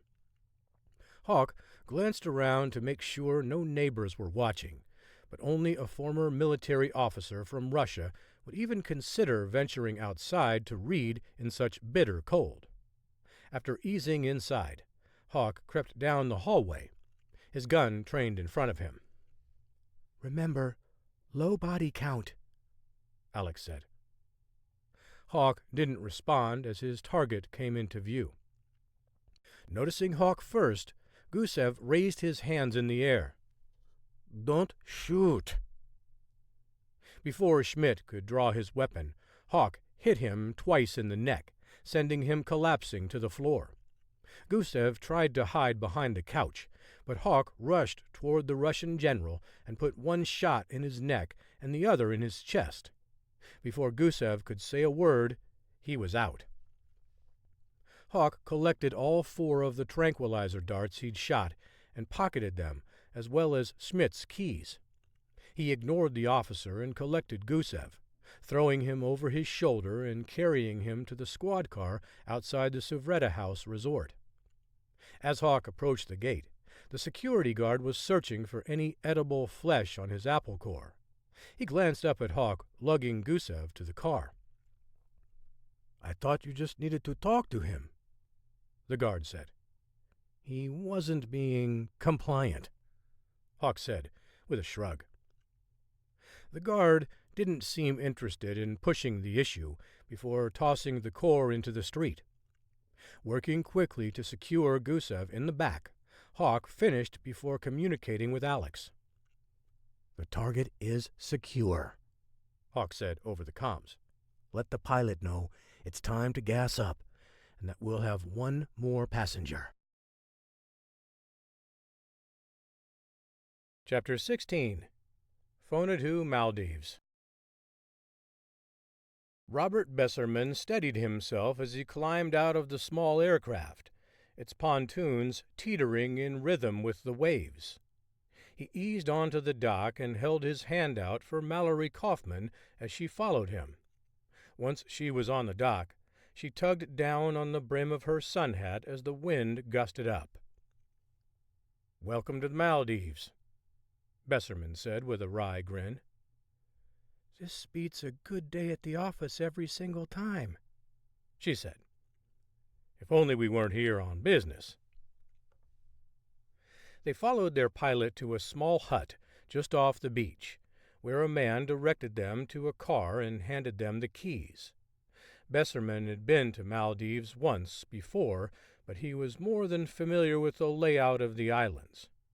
Based on its remote location as well as proximity to China, Maldives had long been a hotbed of modern-day pirates, exiled expats, and crime bosses.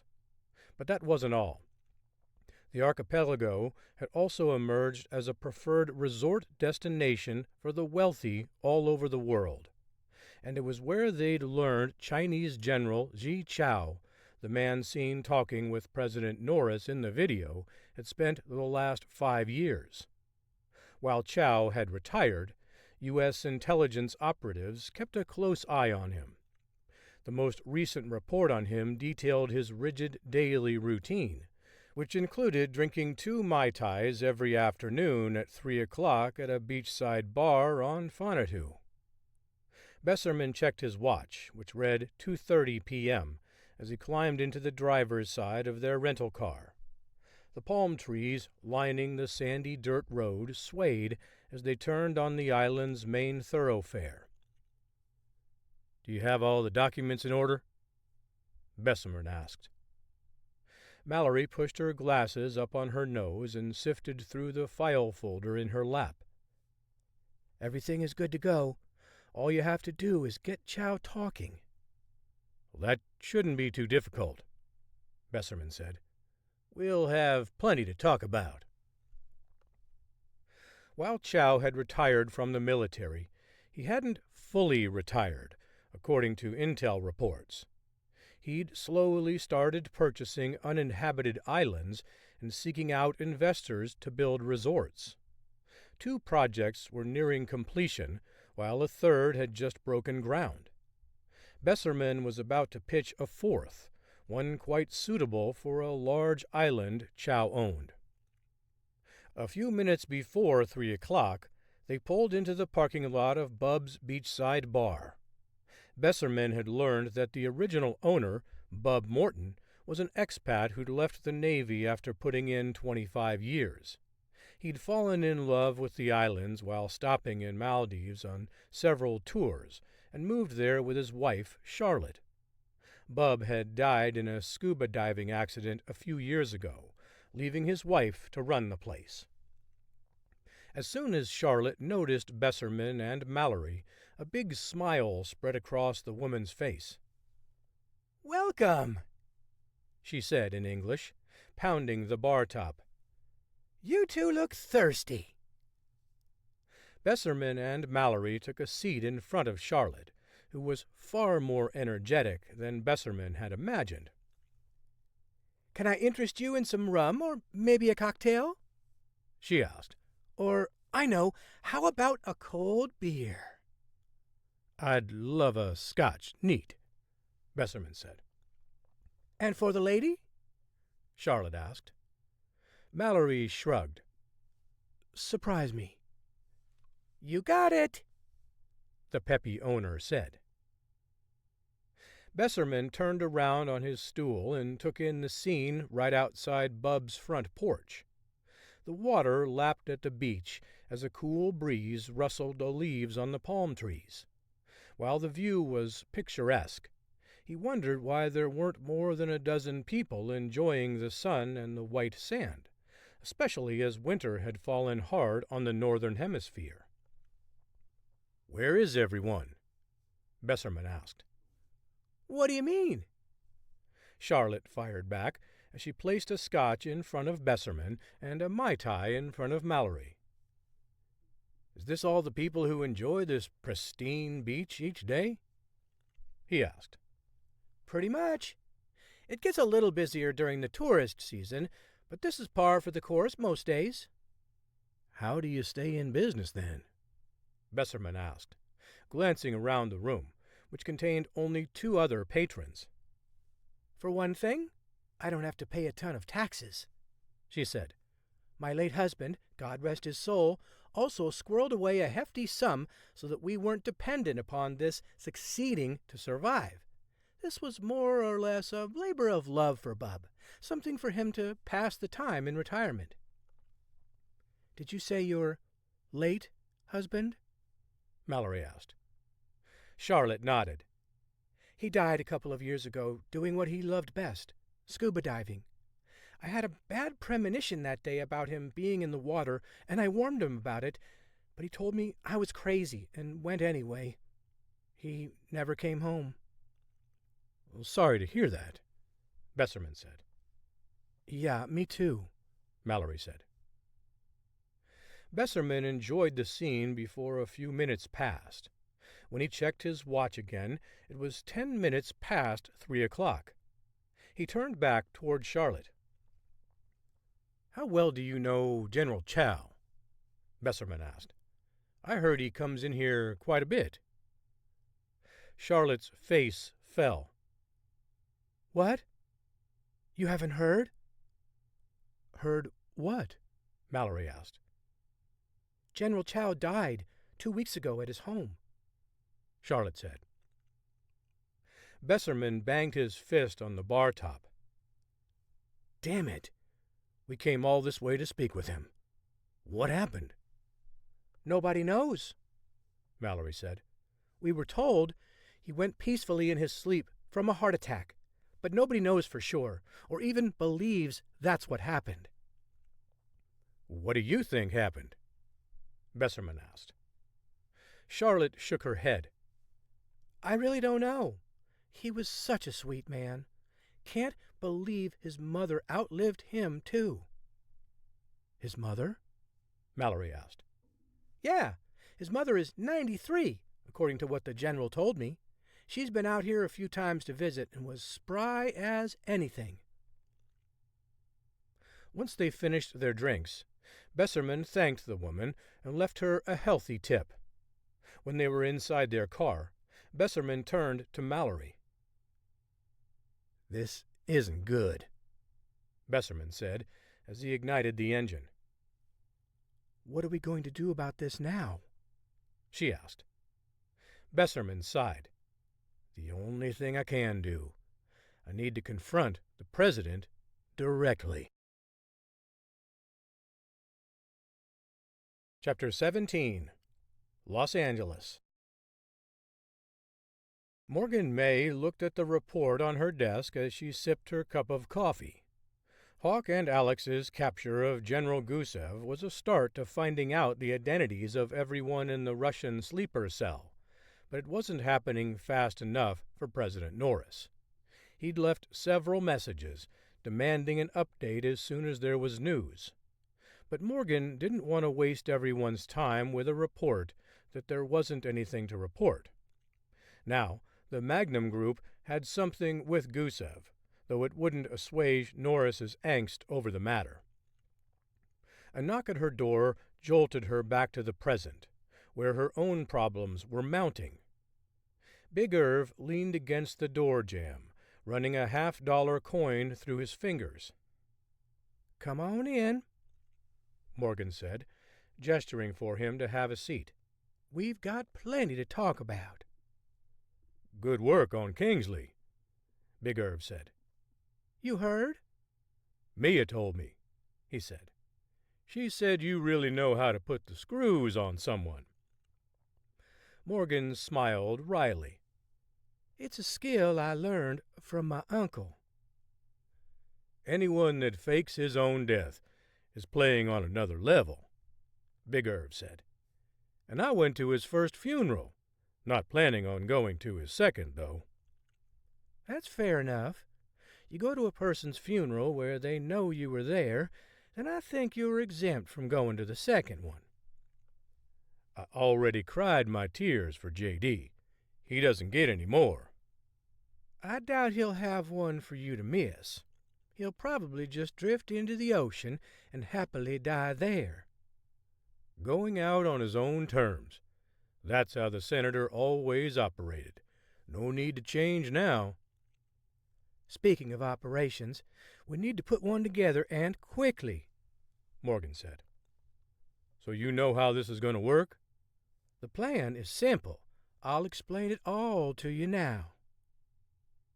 Morgan spent the next 20 minutes sharing her idea, which Big Irv endorsed. Then she dismissed him to prepare for the meeting. Later that morning, Morgan called a meeting of her operation leaders, the 3 people involved in planning missions for the Magnum Group agents. Nick Slavitt, Elaine Downing, and Peter Avant gathered around the conference room table with other department heads, including Mia, Big Irv, and Dr. Z. When Elaine inquired about Morgan's absence for the past couple of days, she explained it away as a little personal time before diving into the discussion. As far as the team knew, the mole had been eliminated, and they were freer to talk about issues. However, Morgan had become more guarded than ever, concerned that if she misspoke, she might provide a clue to the mole. And the length she was going through to rid her office of the mole was a painstaking one that required her to leverage more clout than she wanted to. Even more disconcerting, everything she was doing was just so she could have the opportunity to expose the mole. Nothing was for certain, not even taxes or death the way intelligence officers planned. That much she'd learned while serving in the field. Morgan stood and paced around the table, running her hands along the backs of some of the chairs. By now, I'm sure you've all heard that we finally got rid of the mole within our midst, which comes as a great relief to me, and I'm sure to all of you as well. That's what's delayed us from obtaining the single most important piece of information that we need to expose the Alliance and bring it down. If it's as organized as we think it is, Elaine said. Morgan stopped and shook her head. At this point, I don't think there's any question that it exists, and that it's a very well-oiled machine. And based on the intel we've received from a certain asset, we're going to have all the proof we need to not only pin certain crimes on them, but also systematically take them apart, piece by piece. And how are we going to do that? Avant asked. Good question, Morgan said. It's actually the basis for our meeting today. We need to discuss logistics and create a plan for how we're going to get a specific prisoner to safety and amass the intel we need from him. Downing's eyebrows shot upward. You have a willing witness to roll over on the Alliance? Morgan shrugged. This prisoner is someone we need to get to the man who's willing to talk, but at this point, we're keeping all the details quiet. There are only 3 people who know the name of this prisoner, and that's how it's going to stay. It's not that I don't trust any of you, but it's just not really relevant to this operation. Then what is relevant? Slavitt asked. Can we start there? Morgan picked up the remote control and clicked a few buttons. A diagram of Leavenworth Prison and the surrounding area flashed up on the screen. So, this is what we're here to talk about, she said. We need to move our asset to a safe place. Once this information comes out about who the Alliance is, he's going to become a huge target, one that, unfortunately, we won't be able to protect even in prison. As we've all discovered, the Alliance, as shadowy of an organization as they are, has their tentacles in everything. Top government officials, former assassins, bureaucrats, diplomats, and other political appointees all do the Alliance's bidding. Some of the people involved may not even realize what they are doing.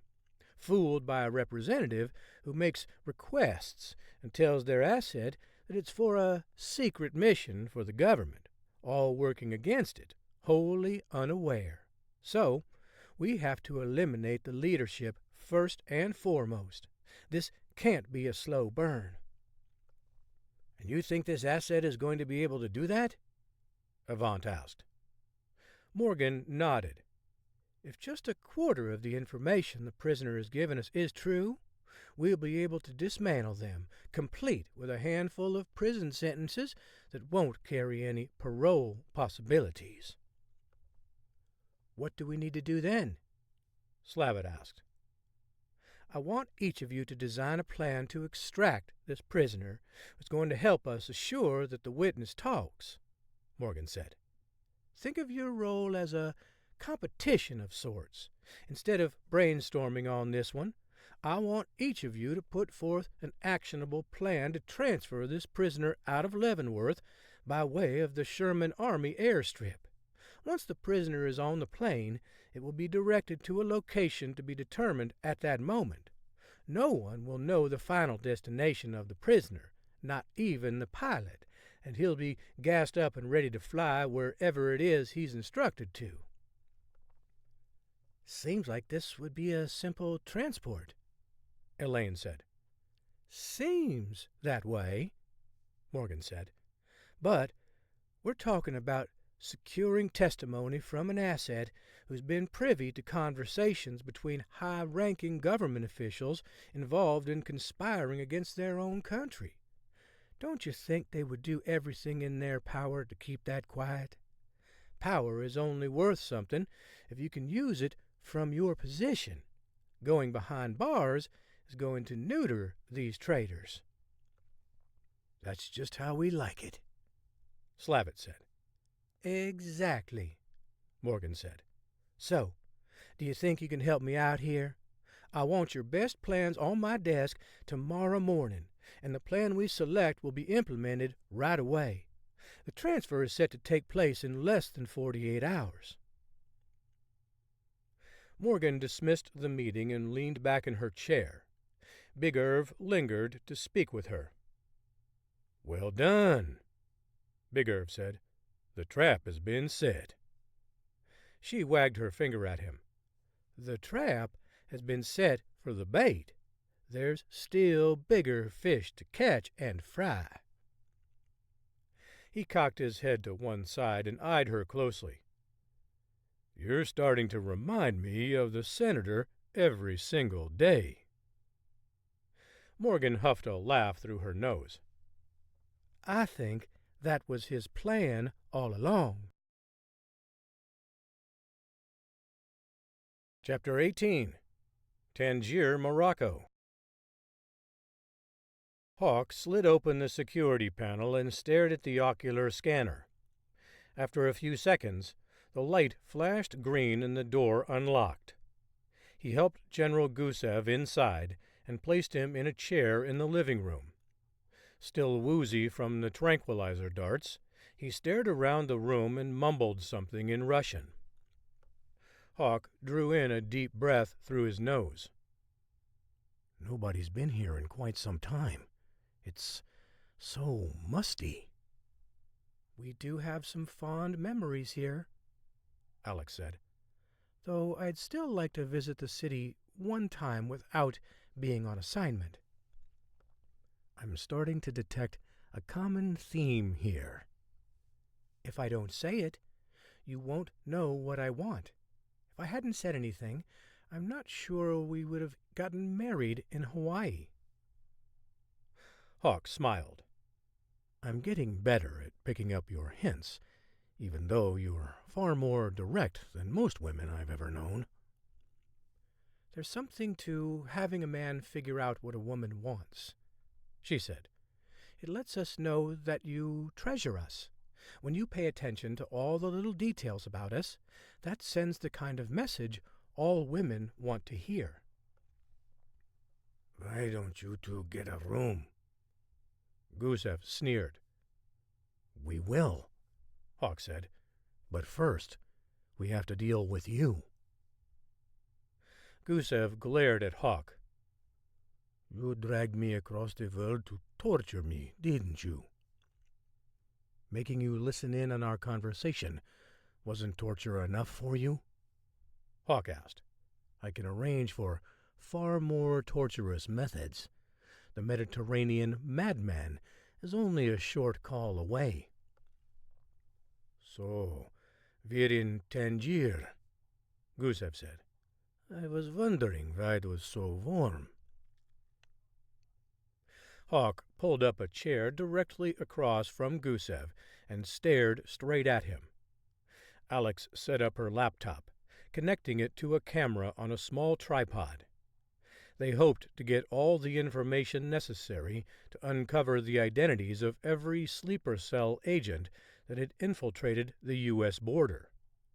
But Hawk didn't share Morgan's optimism. A hardened spy from the Soviet era wasn't about to glibly out his fellow countrymen for a glass of vodka and a ham sandwich. In fact, Hawk wasn't sure there was any positive enticement even possible for Gusev.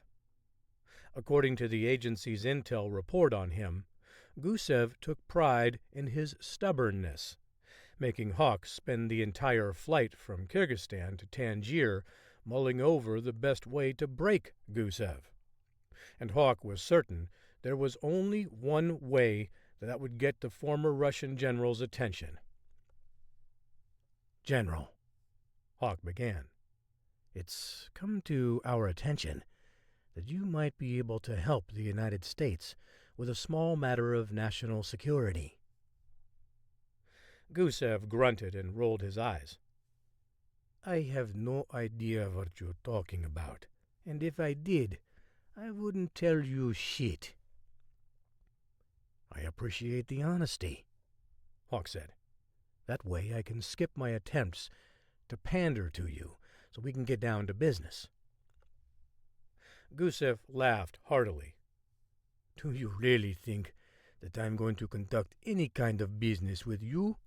I mean, you look like a smart man, but looks can be deceiving." "Yes, they can," Hawk said. "For example, you can look at a woman and think perhaps she is a model or an actress, but instead she's just a psychology major who will graduate in the coming months and is starting grad school next year." Gusev narrowed his eyes and set his jaw. "You tread carefully, Mr. Hawk." "Tread carefully, Mr. Hawk. Using my daughter as a pawn isn't exactly the best move you can have on the table. I can be coerced in other ways." "I know you're a slimeball," Hawk said. "The fact that your own country doesn't want you anymore speaks volumes to the kind of person you are. But the truth is, you would sell your own mother's soul to the devil if it meant you could retain all that power that you once held." "You think you know me so well, Mr. Hawk, but it's apparent that you know nothing about me. Your intelligence community has failed in that regard." Hawk crossed his arms and leaned back in his chair. "By all means, General. Please, enlighten me. What other ways can I coerce you?" "You can bribe me." "Bribe you?" Hawk asked. "Just offer you some money, and you'll give up all the assets that you spent years sneaking into the United States?" "If the price is right." "What's the price?" Gusev stroked his beard. 500 million for each asset's name." Hawk scowled. "That's $8 billion. My government will never go for that, and you know that." "What What's $8 billion among friends? Gusev asked. Maybe I can buy an American football game, rename them the Soviets, win every game, including the Super Bowl. After all, I'd just be investing it right back into the American economy. The economy always seems the most important thing to Americans. Don't play games with me, General, Hawk said. I'm not playing any games, Mr. Hawk. You're the one who brought me here to ask me questions that you know I will never answer. You could cut off my nose and horribly disfigure me in every way imaginable, but I will never tell you a thing. Hawk sighed and tapped on the back of the chair in a short cadence. I already knew that, which is why I'm glad we can finally move on to my more direct approach. And what is it that you expect will entice me to comply with your demands? Gusev asked. Hawk nodded knowingly at Alex, who spun the laptop around so Gusev could see the screen. Kira Gusev glided across the room, completely unaware that she was being watched. What did you do? Gusev asked, raising up out of his chair and starting to move toward Alex and her computer. Hawk pulled out his weapon and trained it on Gusev. Have a seat, General. The general complied, but was visibly shaken by seeing his daughter captured in that manner. Didn't think I would find out, did you? Hawk asked. Your arrogance, your stubbornness, both on full display for me to leverage for our needs. And what are your needs? Getting the names and contact information for all 16 sleeper agents. Oh, you think there are 16?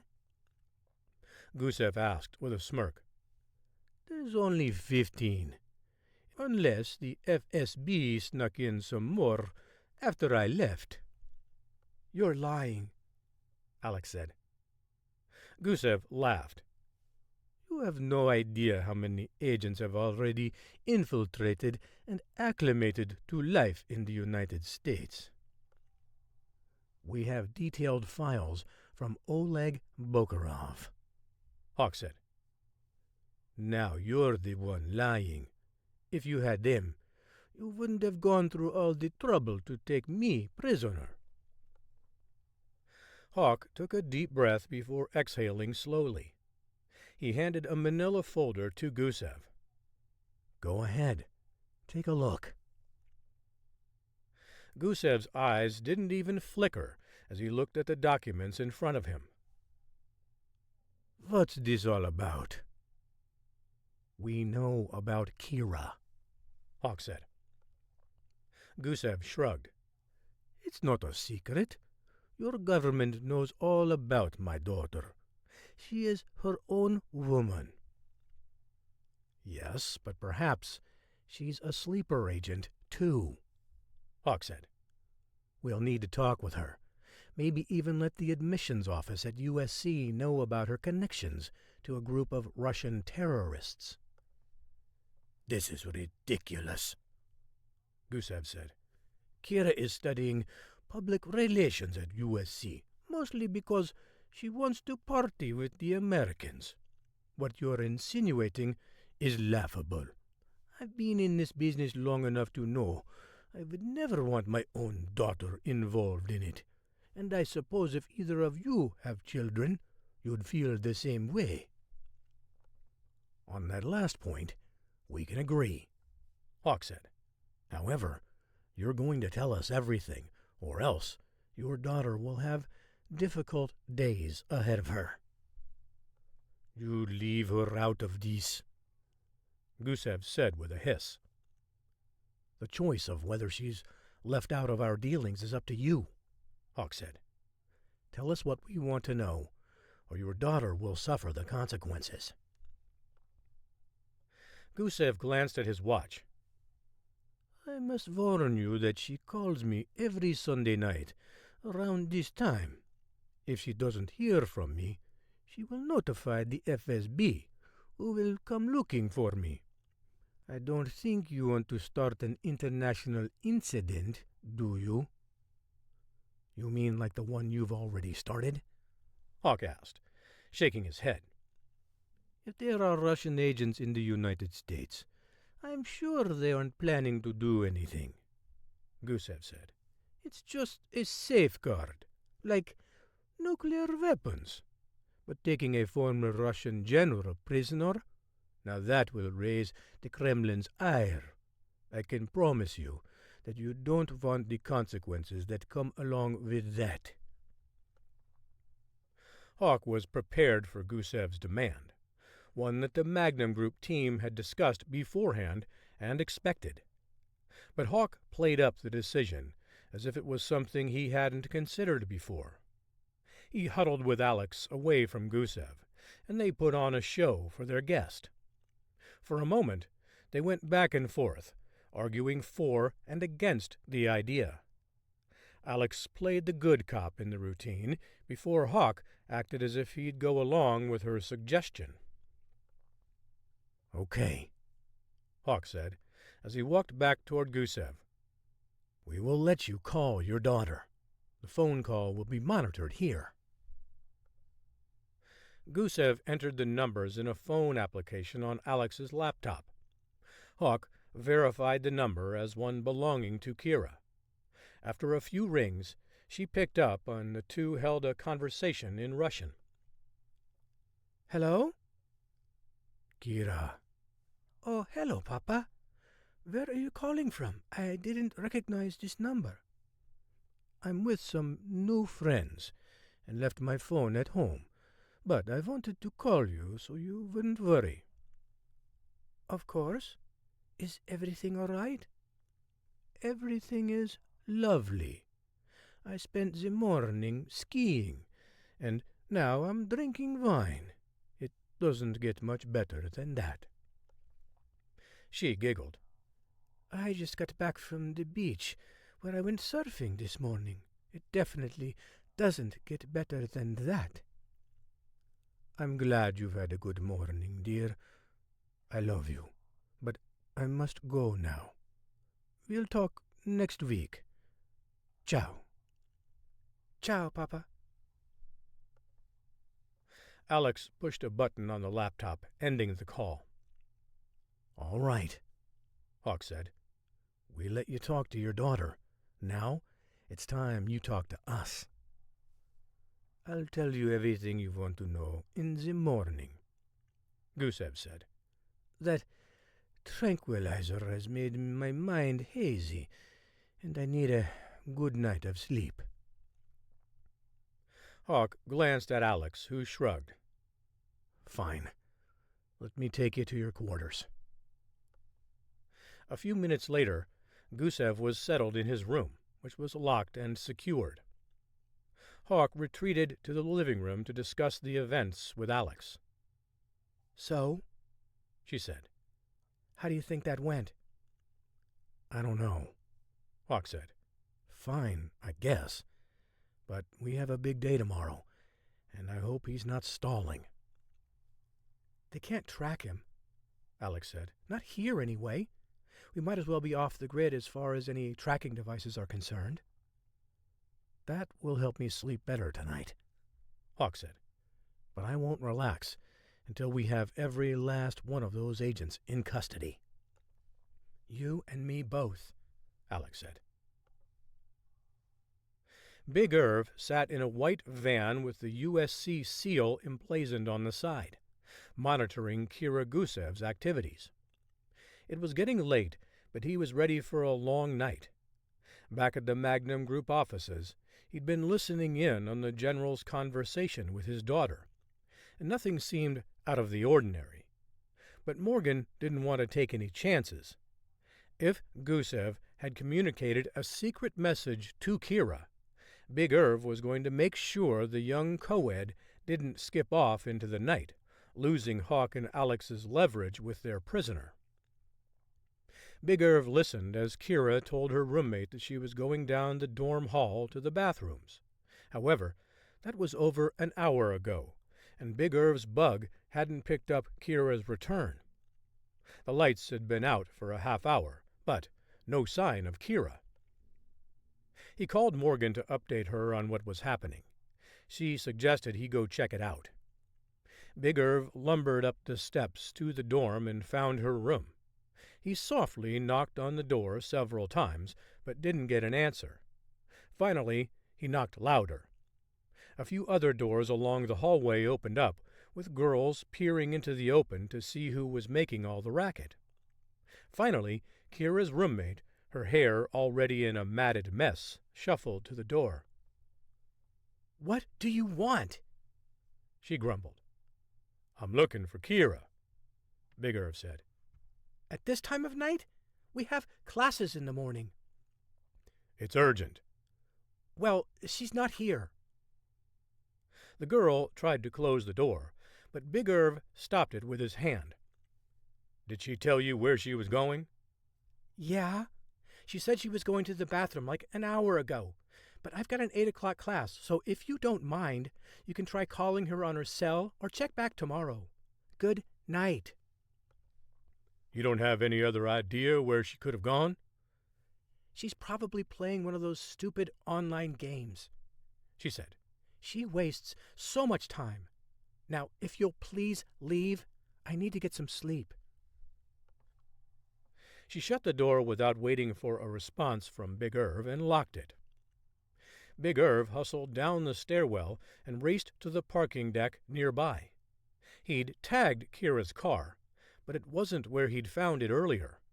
The tracking device he'd placed beneath the bumper was all that remained in the parking spot. He cursed and then called Hawk. "Big Irv?" Hawk asked. It's... "I know. It's early, but this couldn't wait." What's happened? "It's Gusev's daughter, Kira. She's gone." Gone? What do you mean, gone? "A little over an hour ago, she told her roommate she was going to the bathroom, and she never came back," Big Irv explained. Maybe she went to visit a boyfriend? "Nope. I just went to the spot where her car was parked. It was gone, except for the tracker I'd placed underneath the bumper. She found it." Hawk growled. Let me give the General a rude awakening and find out where she might have gone. Big Irv paced around the parking garage, mumbling to himself as he waited for Hawk. "Find out where she might have gone?" Big Irv said. Hawk gasped. "What is it?" He sighed. General Gusev isn't going to be able to help us anymore. "No?" Big Irv said. Yeah, I wish it wasn't so. He hung himself. Big Irv hung up and hustled back to his van. If he was going to have any hope of catching Kira, he had to hurry. Chapter 19. Washington, D.C. Robert Besserman handed his security clearance badge to the White House guard before being asked to sign in. The man scribbled down something on his clipboard before inspecting Besserman's credentials. "Is the White House expecting you?" the man asked. "I don't have an appointment, if that's what you mean," Besserman said. The man nodded slowly and then made another note, holding on to the badge. Then he held up his index finger. "Wait right here for a moment while I make a call." Besserman was used to the process. White House security had always been tight, but it had grown even more so in recent years. What used to be a smile and a quick check of a person's security clearance had morphed into a procedure of phone calls with internal security agents. "Okay, you're clear to proceed," the guard said after a brief phone conversation. He handed the badge back to Besserman, who was waved through. Once inside, Besserman was escorted by a Secret Service agent to an empty waiting room and instructed to remain there. After a few more minutes, Victor Lloyd, the director of the Secret Service, entered the room with 2 other agents. "Good morning, Victor," Besserman said. "How are things going?" Lloyd smiled and offered his hand. "Oh, just the same old, protecting this administration's officials from all the nut jobs out there." Besserman put his hands on his hips. "Well, I appreciate the welcoming committee, but this is highly unusual to get a visit from you before going to see the president. Things that slow this morning?" "Not exactly," Lloyd said, with a light-hearted smile vanishing. "I was sent to tell you that you won't be able to speak with President Norris today." Besserman furrowed his brow. "What's going on? Is there a problem?" "I don't always know what's going on. I'm just doing my job." "Don't lie to me, Victor. The president doesn't so much as sneeze without you knowing about it."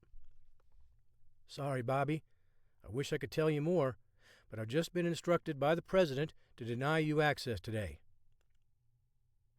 Besserman took a deep breath and stepped back. He looked down at the ground as he stroked his chin and considered what to say. "I know it's not what you're accustomed to, but I have to deliver this news to others all the time," Lloyd said. Besserman crossed his arms and eyed Lloyd. "Just level with me about what's going on. I mean, it's hard for me to do what he's asked me to do without getting a few of my questions answered, and to be honest, this only raises more of them." "Like I said, I'm sorry about this, but I'm not at liberty to give you any special treatment. The president has given me a direct order, and I intend to carry that out." "Will you give him a message for me?" Lloyd shook his head. "Not my job. I'm sure someone else on the White House staff can convey whatever message you have for him." Besserman raised his hands in a gesture of surrender. "Well, if that's what the president wants, fine. But there's something unusual going on here, and I know you know it." "These guys will walk you out, Bobby. Thanks for stopping by, and it's good to see you." Besserman didn't say anything, instead putting on his coat and exiting the building. The 2 agents followed him out to the guardhouse and then stopped to say something to the guard. Besserman kept walking to his car. He fumed as he went, baffled by Norris's behavior. Besserman tried to think about what he'd done that would make the president take such a drastic step. Cutting off the director of the CIA seemed like either a precursor to his dismissal or controlling the inner circle of information deemed politically dangerous, or both. Besserman had kept his quick trip to Maldives a secret, only letting the plane's pilot and his deputy director know where they were going. Had Mallory let their destination slip? If she had, that would have been a misstep that she never made. She had her position because she'd become not only one of the best analysts at the CIA, but also because she had proven her trustworthiness. If she was ruled out as the source of the leak, who else could have done it? Besserman didn't want to consider that maybe Steve Pickens, his deputy director, told Norris, but he couldn't rule it out. Besserman had plenty of questions that demanded answers, and he intended to get some as soon as possible and find out if there was something else going on or if he was simply dealing with a paranoid president. Either way, Besserman found the development disturbing. For the rest of the morning and early afternoon, Besserman spoke with Mallory and then Pickens in an effort to determine if either one of them let slip about the Maldives trip. After 3 decades of working in intelligence, his ability to detect lies was nearly flawless, and both of them swore they'd been extra vigilant in keeping that information to themselves, and Besserman found them both to be convincing. Establishing that they didn't share that information with anyone else, Besserman struggled to square Norris's behavior. Maybe Besserman was about to lose his job, an unpleasant thought, especially given the looming crisis with the Russian sleeper agents. Or maybe there was far more to Norris's meeting with General Chow in the Maldives years ago. But figuring out Norris's reasoning would be a tedious task. The most efficient way to determine what the president was thinking would be to ask him directly, and Besserman knew exactly how to do it. Later that afternoon, Besserman called Will Alderman, one of Norris's top donors who was hosting a fundraiser for the president that evening at Hillman's, an upscale Washington restaurant. When Besserman arrived, Alderman greeted him at the door. "It's great to see you, Bobby," Will said as the two men shook hands. "You too, Will. I know this was last minute, but I appreciate you getting me in." "Of course. I just didn't expect you'd want to show up at a political event, given your situation and all." "Well, just because I work for the CIA doesn't mean I don't vote or care about who's holding the office of the president." "Yeah, but if the press heard that you were here," Alderman said, his words hanging in the air. "But there isn't going to be anyone from the press here tonight, is there?" "Well, no, but I suspect there will be some journalists waiting outside, hoping to get a glimpse of what we're doing." "I'll leave through the back." "Good. I'd hate to see some journalist create a story out of this and dent the president's re-election chances." Besserman maintained his poker face throughout the conversation. "Well, we wouldn't want that to happen, would we?" "Absolutely not. The country is in a great place right now." Besserman slapped Alderman on the shoulder and smiled. "The fact that you think that lets me know we're doing our job." Alderman scowled. "Wait a minute. Is there something I'm missing? "There's nothing to worry about," Besserman said. "Like I said, we're doing our job." "Okay. Don't scare me like that, Bobby." "Sorry, didn't mean to do that. Now, where's Norris at? I need to grab a quick word with him." "Sure," Alderman said, pointing toward the front of the room. "He's up at the table with Emma Washburn." "What about the First Lady?" "Well, she couldn't make it, so I guess he's having his chief of staff stand in for her."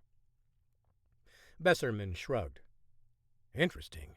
And thanks again, Will." "Any time."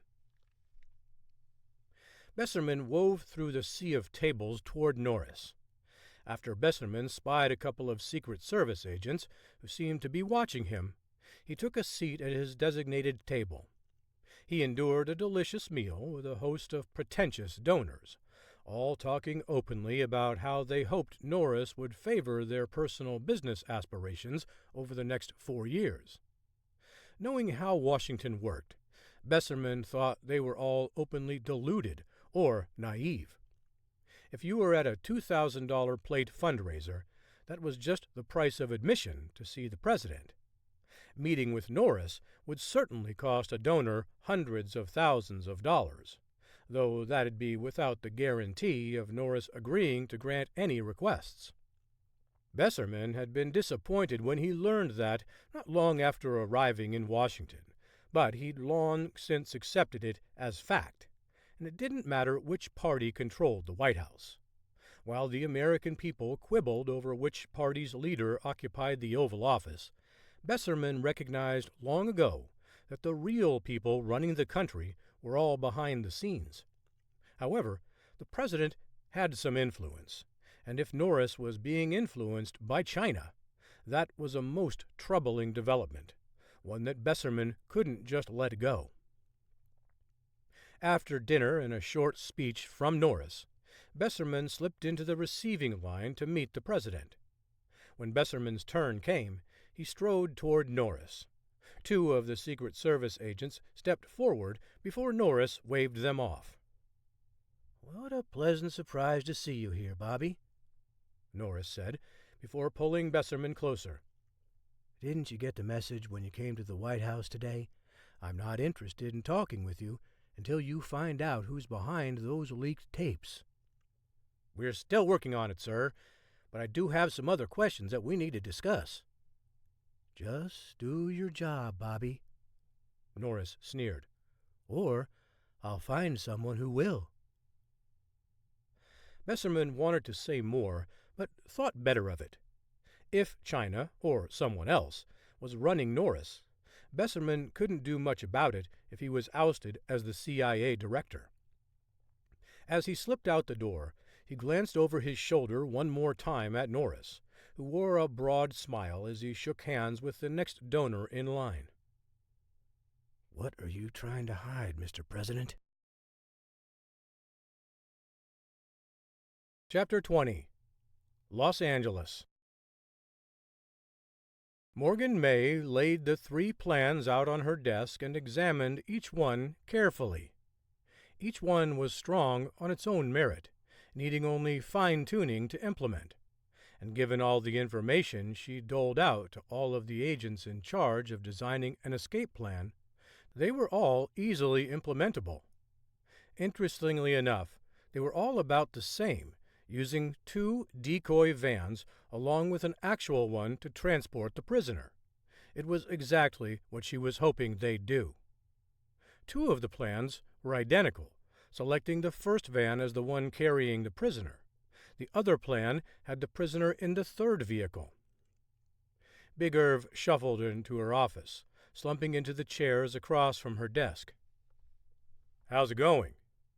Better than expected, she said. "That good, huh?" The plans are all so similar. Even if there's water cooler talk about which one was the best one, they'll hardly be able to distinguish them. You dodged a bullet. At least when it comes to outing the mole, which was the whole point of this exercise. Big Irv cracked his knuckles and then rubbed his face with his hands. "So, now what?" Meet me in the conference room in 15 minutes. Gather everyone from our previous meeting and get them in there. We need to get moving. Morgan watched Big Irv leave before turning her attention back to the documents in front of her. She concluded that the best way to handle the selection was to privately tell each one that their plan was the one selected and make a slight adjustment to it. That idea was the best way to ferret out the mole.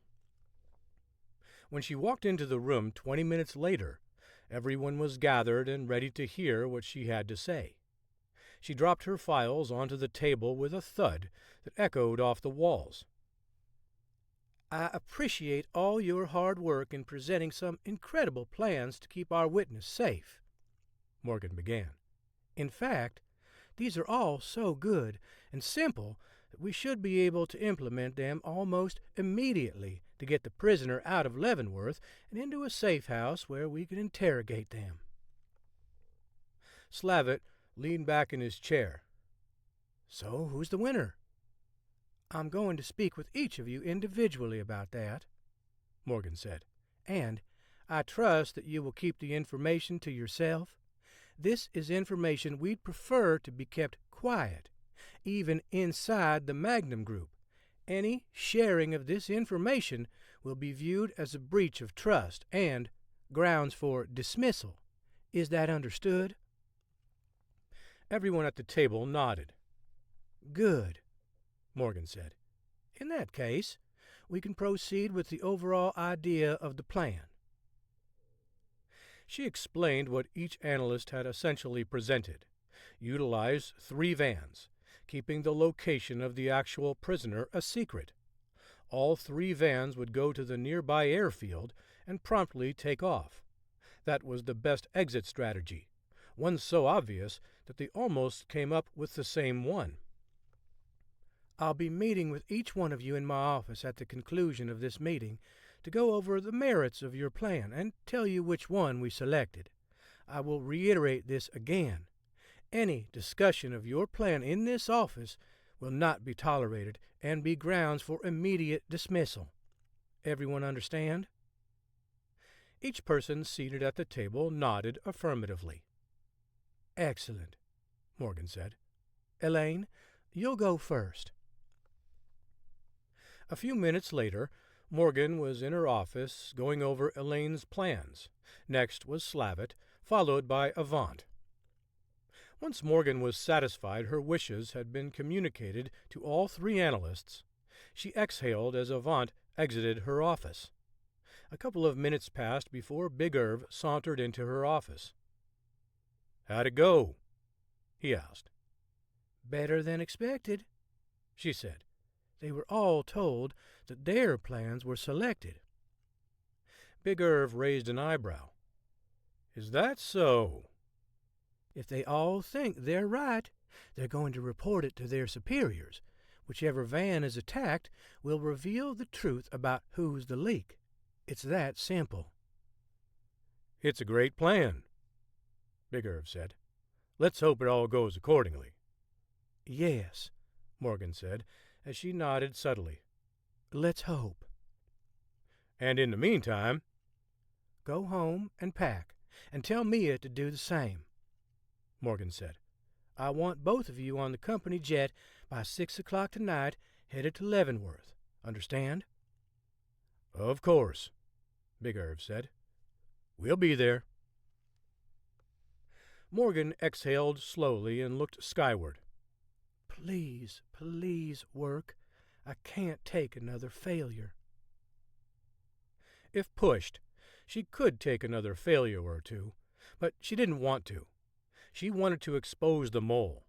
Basking in all the glory would just be a bonus. But there was still time, plenty of time, even if the clock was ticking. Chapter 21. Los Angeles. The next morning, Hawk and Alex landed at LAX, rested from sleeping during the flight. When they arrived at the Magnum Group offices, the hive of activity had reached a fever pitch. Hawk and Alex navigated the other employees rushing back and forth across the main room. Analysts huddled over projects. Data specialists pored over information. Interpreters listened in on calls. Meanwhile, Morgan May was waiting for her two operatives in her office, sipping her coffee when they walked in. "Welcome back," Morgan said. "Glad to be home," Alex said. "If I never go to that part of the world again, I'd die a happy woman." "Well, that isn't up to you or me, is it?" Morgan said with a wink. "If we could ask those pesky Russians to stop threatening us, I'd make sure you never have to go back." "But that vodka, though," Hawk said with a smile. "that makes it all worth it." "Liar," Alex said, punching her husband in the arm. "It's not ideal," Hawk said, "but it's better than drinking something from Blunt's old bourbon stash." Morgan smiled. "I save that stuff for interrogation sessions. Answer me, or I'll make you drink this. I know it's worse than waterboarding, but what else am I supposed to do with his liquor collection? I'm just surprised he didn't take it with him." "That ought to tell you what he really thinks of bourbon," Hawk said. "If he was willing to leave it, well, I think it's safe to assume that it wasn't really his favorite. Seemed like more of an act to me anyway, his way of getting attention." "I can assure you he loves bourbon. He'd only drink scotch if you either forced him to or gave it to him as a gift, and even then he'd probably only pour one glass, just out of respect, before pouring it all down the drain once you left his house." Hawk threw his hands up in the air and stepped back. "Who am I to argue? If Director May says it, then I believe it. I'm just sharing my opinion." Morgan picked up a handful of papers and straightened them by stacking them on her desk. "Let's get to it, shall we?" Alex nodded and took a seat across from Morgan, with Hawk following suit. "What's the scoop?" Hawk asked. "I was hoping you could tell me," Morgan said. "In a nutshell," Alex began, "Gusev is dead, And so is Bokarov. That leaves us with just General Gusev's daughter, Kira, who is on the lam right now, from what I understand. Morgan folded her arms and leaned back in her chair. All correct, but I want to know the latest. Where are you with learning more about Kira? Where do you think she went? Do you think she's part of the sleeper cell? Well, those are all big questions, ma'am, Hawk said. And important ones, too, Morgan chimed in. Of course, Hawk said. But that doesn't mean that I can give you the answers to these on a moment's notice. There are plenty of factors involved in determining the whereabouts of Kira, but my guess is that she isn't very far. Sometimes the threat of something is greater than the actual threat itself. Morgan arched an eyebrow. Meaning? We might be wasting plenty of energy chasing Kira when she was never going to be a threat, Hawk said. Meanwhile, the other agents get more time while we're consumed with her. And we don't know for sure that she's an agent, Alex said. For all we know, this was Gusev's way of getting into our heads and making us outthink ourselves. Or not. I see your point, Morgan said. But at this juncture, we have no leads on any of the agents, and Kira Gusev is our only connection to the general. Either way, she needs to be found and questioned. Understand, Hawk said. We'll head straight over to campus and see what we can learn. Hawk and Alex strolled through Queen's Courtyard on their way to Kira's dorm. Students were sprawled out on blankets in the grass, reading textbooks and throwing frisbees, the cares of the real world appearing far out of their minds. I'm not sure I would have studied much if I went to school here, Alex said. Hawk chuckled.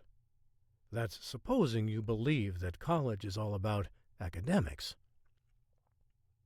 Alex looked over the top of her sunglasses at Hawk. What is college all about? Please, do tell. It used to be about training students for a profession, Hawk said. Now, it just feels like a way to print money, overcharging students for a subpar experience. My, so cynical. I hope you don't talk like this around John Daniel when he gets older, because I want him to go to college.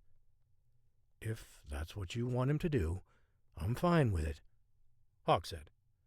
I think we both would rather him do anything other than get involved in the family business. Amen to that, she said. I'm thinking maybe an accountant or a scientist, something safe. Hawk gave her a sideways glance. That's a pipe dream with the genes he has. I know, but a mother can dream, right? They entered Kira's dorm and knocked on her door. After a few seconds, the door swung open. Can I help you? A young woman asked. We're looking for Kira, Hawk said. Do you know where she might be? The woman rolled her eyes. What is it with you people? Does she have a gambling problem? Who are you? Have you seen her lately?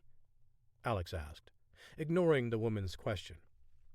No, but that's Kira. She's Russian. She can drink like a fish and disappear for days at a time. I'm not her keeper.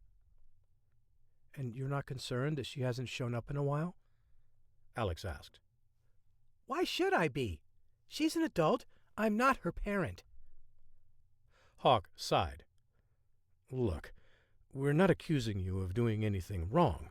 We just want to know her whereabouts. Kira's roommate glared at Hawk and Alex. I don't know where she is. You sent your friend by a couple of nights ago, and then another one this morning. It's getting old, and if you don't stop, I'm going to speak with someone on campus about this. Hawk handed her a business card. Well, if you hear from her, would you mind giving us a call? The woman huffed. You think I'm going to do you any favors? Hawk handed her $100 bill. There's plenty more where that came from, okay? The woman's face softened. Okay, I can do that. Thank you, Alex said. Hawk and Alex spent the rest of the afternoon speaking with other acquaintances of Kira's, as well as her teachers. Nothing else seemed to signal a red flag. The fact that she had attended all her classes since speaking with her father led Hawk and Alex to believe that she was staying at a boyfriend's apartment. They returned to the Magnum Group offices and reported their findings to Morgan. So that's it? She asked. You think she's oblivious to everything her father was doing? It's hard to draw any other conclusion, Alex said. She's going to class and seems engaged according to everyone we spoke with. What more are we to assume? She's not staying at her dorm, Morgan said. Did you always stay at your dorm at the University of Idaho? Hawk asked. Morgan shrugged. Moscow was nice, but I took off every chance I got. You can't say the same thing about going to school at USC. Yeah, but she's in town, Hawk said. It's not like she's trying to skip out or evade us. She's just being a normal college student. I know, Morgan said. I can't put my finger on it, but I've got a bad feeling about her. She seems to be fitting in perfectly, Alex said. Too perfectly, Morgan said. We're not done investigating her just yet. Chapter 22. Washington, D.C. Robert Besserman affixed the piece of train track to the large piece of plywood resting on a pair of sawhorses in his garage. Picking up another piece, he carefully applied glue to the bottom before putting it in place. When he was finished, he stepped back and put his hands on his hips, surveying the models he'd created. The newest addition to his growing creation gave him reason to smile. For months, he'd been meticulously crafting the small model town, but needed another challenge, a tunnel. And now that he'd completed it, he felt a sense of accomplishment. He'd always thought model trains were for men who'd never grown up, but he'd changed all that when a colleague suggested he might enjoy tinkering with them. And Besserman's friend was right. The train sets were something Besserman could finish, something he could actually control, a far cry from the reality of his world as the director of the CIA. He enjoyed a glass of scotch as he flipped the switch and watched the Bachmann H.O. locomotive pull out of the station for its journey around the track. The small light on the front of the engine was all he could see of it as it sped through the tunnel. As the train completed its first lap, Besserman's phone rang. He glanced at the number, one he didn't recognize, and sent the call to voicemail. Satisfied with his work, he retreated into the house to finish some paperwork he'd brought home. But the moment Besserman sat down, the reality of his situation hit him hard. His job was in jeopardy, and the one man who could fire him seemed to be embroiled in an impending scandal that Besserman was investigating.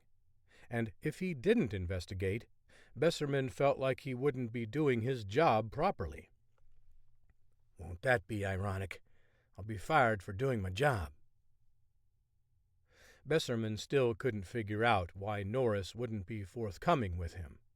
The optics of Norris meeting with a Chinese general in such a casual way was damning without the accompanying sound on the video.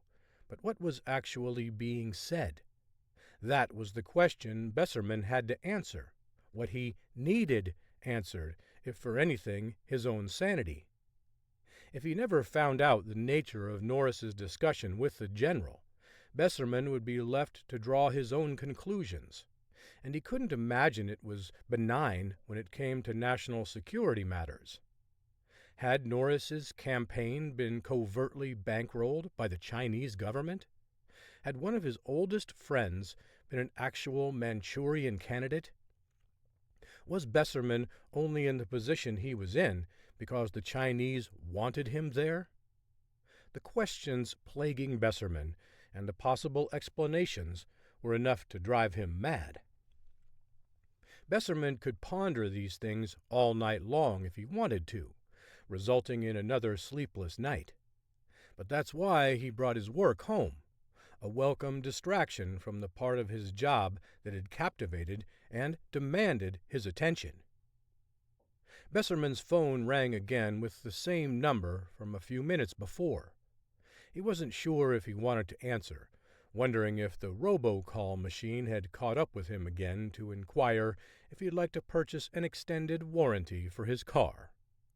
No voicemail was left either time, leading him to believe that it was a telemarketer. But 5 minutes later, a call came in again from the same number, and Besserman needed to make it stop so he could concentrate. "Hello," he said. Director Besserman? My name is Glenn Feller. I'm with the DC Connection website. "Oh, great. Worse than a robocall. A political blogger." Besserman sighed. "What can I do for you, Glenn?" I have footage of what appears to be President Norris sharing a drink with a Chinese general, who we've identified as being General Chow. Is the agency aware of this video, and what does this say about the president? "You need to speak with the president's spokesperson about that," Besserman said. So you're not denying that you haven't seen the video? Besserman waited a beat before responding. "Listen here, Glenn. I'm going to give you a little free advice. The best kind you can get. And it's this. Be very careful about what you push out on your website without verifying it. I've not heard of your website, but most of the politicians in this town are very aggressive when it comes to pursuing litigation with reckless journalists." So what you're saying is that this video is true, and you don't know the context? "I never said that, Glenn. All I said is that you better watch yourself. Have a good night." Besserman hung up and promptly called Mallory Kaufman. "What is it, sir?" "Are you familiar with a guy named Glenn Feller, a blogger at some site, DC Connection, I think?" "Yeah, he's a real pain in the ass. Poli-sci major from Georgetown, if I'm not mistaken. Got fired multiple times as a congressional aide, so he's apparently made it his life ambition to print rumors about everyone on Capitol Hill." "So he's not a newbie?" "Quite the opposite. He's been around a while and is very well connected from what I understand. The agency probably gets 3 or 4 complaints about him every week, wanting us to look into him, which we can't legally do, of course." "Well, that might have just changed," Besserman said. "Oh? Did Glenn cross the line?" "He claims to have seen a video with Norris and some Chinese general." "Interesting. Wonder where he got it from." "I was hoping maybe you could tell me," Besserman said, "if you catch my drift." "On it, sir." Besserman thanked her and then hung up. "If Norris was upset that I was looking into the video, just wait until he hears a blogger with an axe to grind has a copy too." Glenn Feller hammered on his keyboard, the smile on his lips almost permanent as he mulled over the events of the past few minutes. The director of the CIA didn't deny that the video existed, even going as far as to threaten him over it. A woman walked up behind Feller and put her arms around him from behind. "Glenn, when are you coming to bed? You know I have an early morning tomorrow." He looked up at her and patted her hands. "What?" she asked. "You look manic right now." "You won't believe the bombshell that I'm going to drop tomorrow. I'll be on all the talk radio programs for the morning drive, and then on all the national shows by the evening. It's going to be a busy one." "You're not going to destroy my husband, are you?" Feller shook his head. Of course not. He doesn't need any help in that area. She giggled.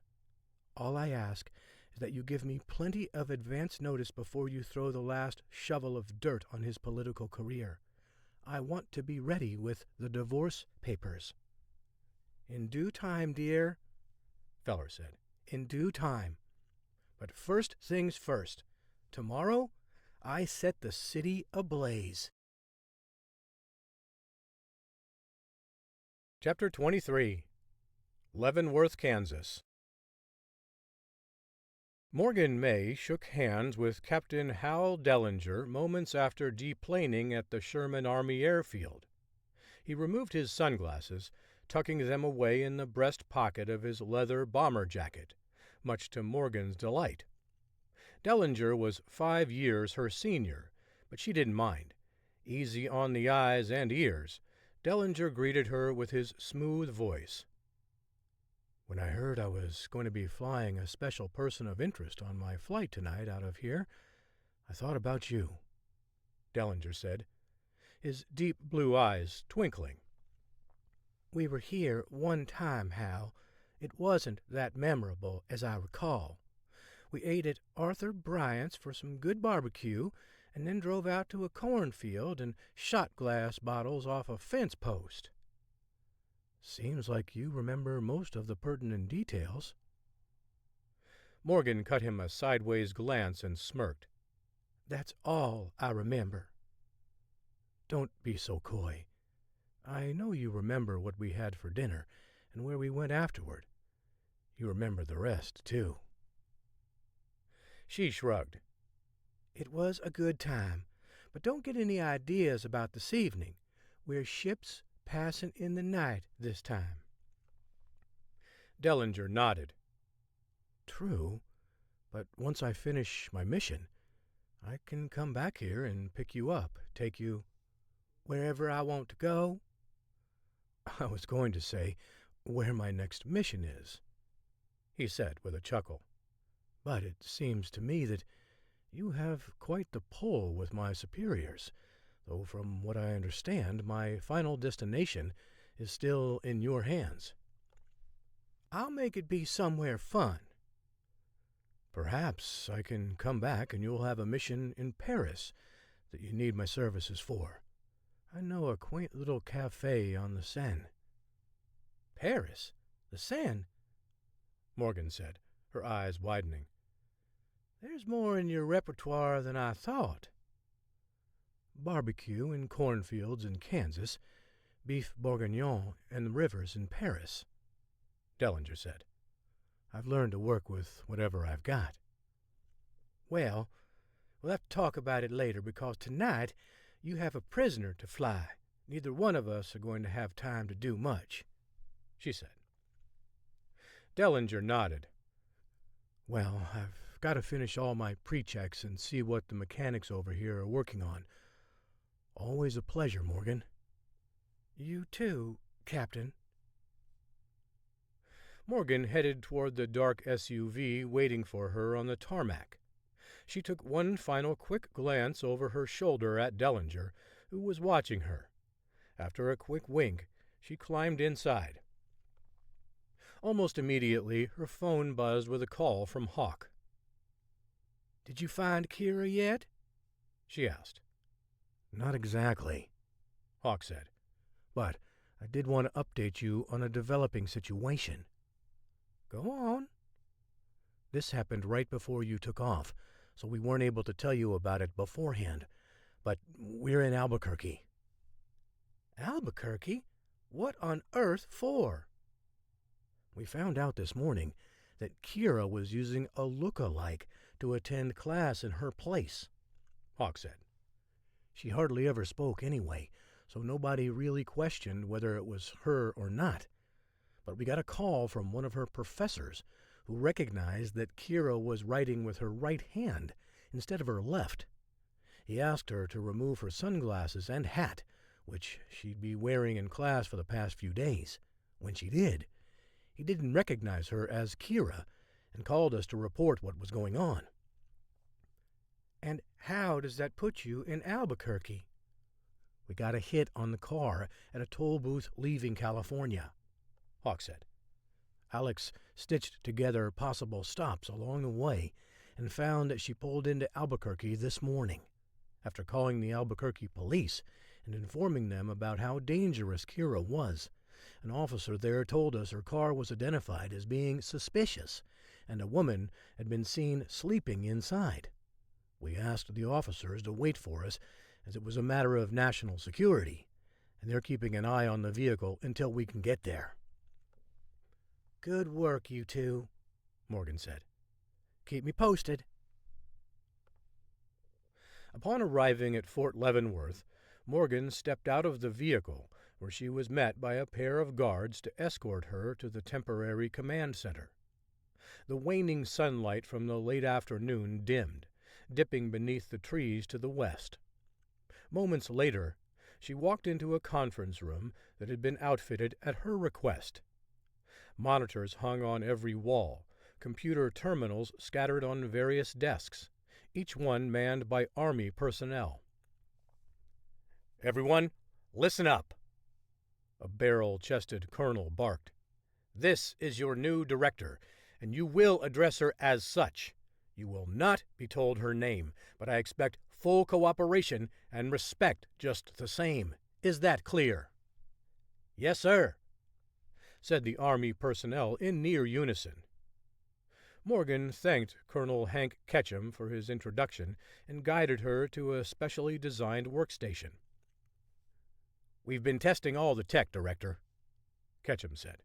"Dr. Z has been most gracious with his time to make sure that we have all the details ironed out." "He's good at that," she said. "And if everything runs smoothly tonight, we'll be out of your hair before you know it." "Please, Director, take all the time you need. We're here for you, especially given the sensitive nature of this mission." "You've been briefed?"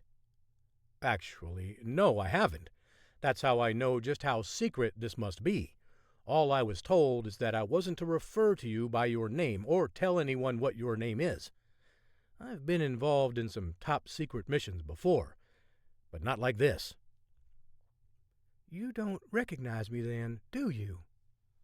Ketchum shook his head. "Good," she said. "Don't even try to remember me. It'll be to your detriment in the long run." He gestured toward her chair.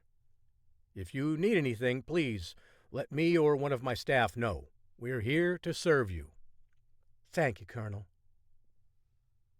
Outside, Big Irv and Mia were sitting in a van near the outskirts of Leavenworth's federal U.S. penitentiary, home to some of the country's most dangerous criminals.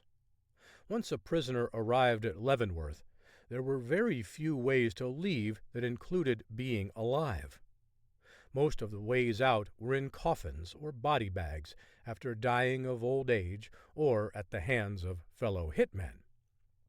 A rare, live exit by a prisoner who supposedly could secure valuable information about the Alliance, that was sure to arrest the group's attention. "How are we looking out there, guys?" Morgan asked. Big Irv and Mia were positioned in an SUV near the only road that had any line of sight on the facility. All transfers took place along this area, though most of the time the feds parked a row of cars farther away from the doors, creating a visual barrier. But this time the barrier was removed, making it easy for any snipers to remain in the shadows. "We're clear here," Big Irv said. "No sign of anyone." "Keep me posted if anything changes," Morgan said. She checked her watch and leaned back in her chair. The exchange was supposed to take place within the hour, and while she was confident in her team's ability to execute, she couldn't help but feel sick, as if something would go wrong. Morgan skimmed over her plan again, mentally noting all the details. The plans were nearly flawless, both the fake prisoner transport as well as the one designed to catch the mole. All they had to do was get a nibble, and patience wasn't one of her virtues. As the time approached to begin the operation, she glanced at her watch and took a deep breath. "Ma'am," one of the guards said, "we are ready to begin." Morgan stood, her arms crossed, as the feed came up on the largest screen on the far wall. "Still quiet out there?" Morgan asked over the comms. "We've got nothing," Big Irv said. Morgan watched as Brad Porter was escorted into the first of 3 vans. The guards went through the charade of pretending to secure him into the transport before a door in the bottom of the van opened up, allowing Porter to exit the vehicle without being seen. On the screen, one of the guards' body cams showed Porter being led through an underground tunnel and back to his cell, a part of the plan she added later working in conjunction with Dr. Z.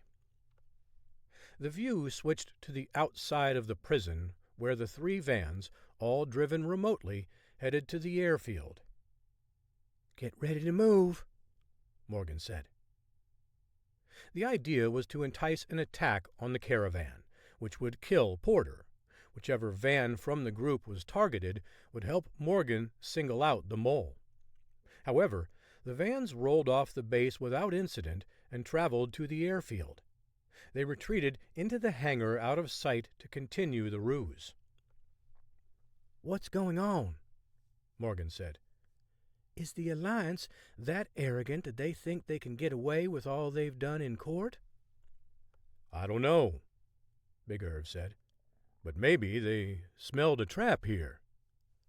"How could they? I let it be known that we discovered who the mole was." "Maybe the mole isn't who we think it is," Big Irv suggested. "We have to consider all possibilities," Mia said. "It could simply be someone with access to the network. But all the files are encrypted and can only be opened with a specific key designed for each individual terminal in the office," Morgan said. "Sorry to pop your bubble," Mia said. "Burst your bubble," Big Irv said. "It's burst, not pop." "You know I'm still learning all the nuances of the English language. It's not the same in German." "Go ahead," Morgan said. "It's easy to create a workaround for that," Mia said. "All you have to do is spoof the address of each computer, which isn't all that difficult." Mia said. "In short, your network security isn't as tight as you think it is, but nobody's is, to be honest." Morgan sighed. "We could be wrong about where the leak is coming from. That's not something I've thought possible, but you could be right." "Or," Big Irv began, "maybe it's coming from the group we think it is, but the Alliance intended to get Porter another way." Morgan gasped. "What do you mean?" "I mean, what if they decide to go after the plane instead?"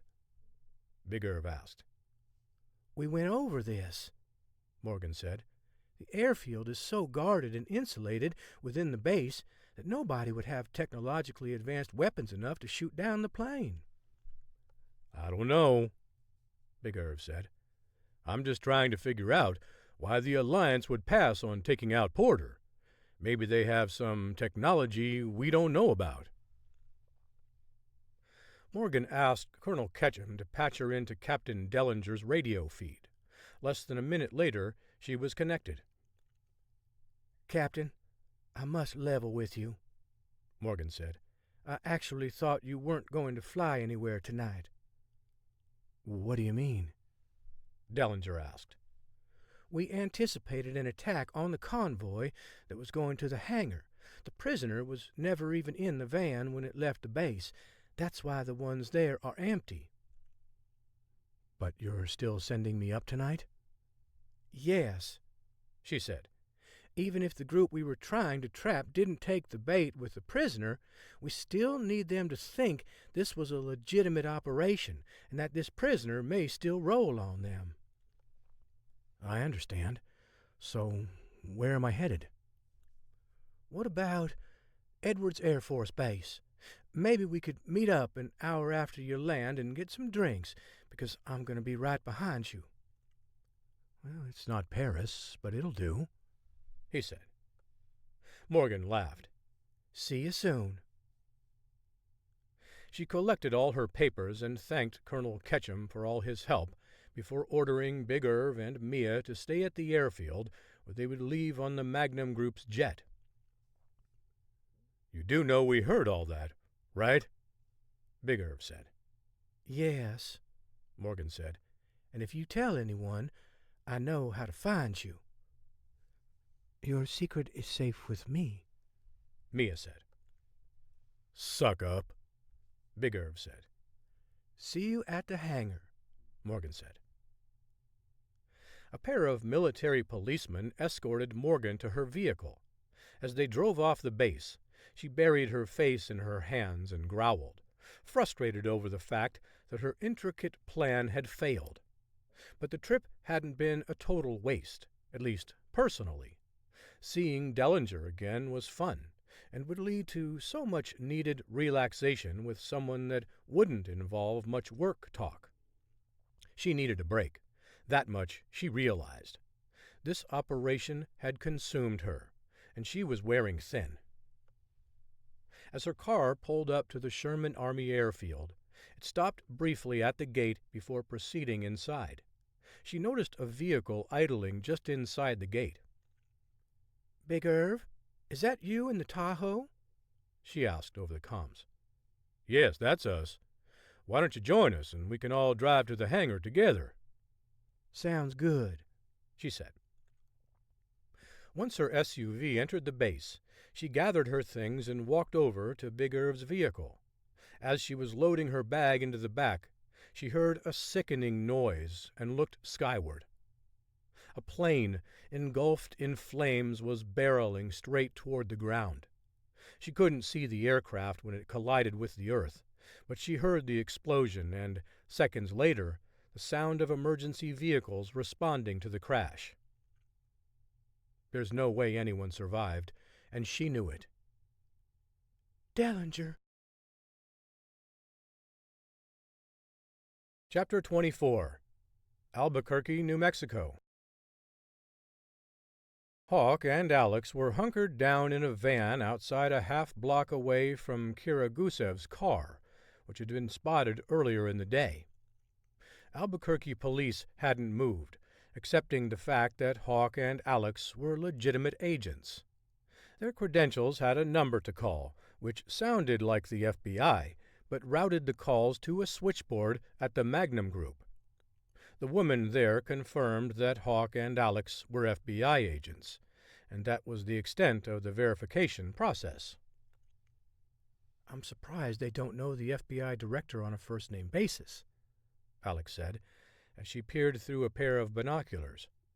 "This town is teeming with so many different illegal drugs, it might as well be both a testing facility and a factory." "Or it'd be a great town to get lost in," Hawk said. "A missing college student is low on the priority list in a place like this." "Too bad Kira's luck ran out." Hawk listened in on the radio one of the officers gave him. The Albuquerque Police Department took Hawk's warning seriously. They deployed their only SWAT team vehicle and waited until it arrived before developing a plan for how to approach the vehicle. "You're sure this woman is dangerous?" an officer asked. "Yes," Hawk said. "Very dangerous. She has to be armed, but I can't say for sure. All I know is that her father is a criminal mastermind halfway around the world," Hawk said. "So what did she do?"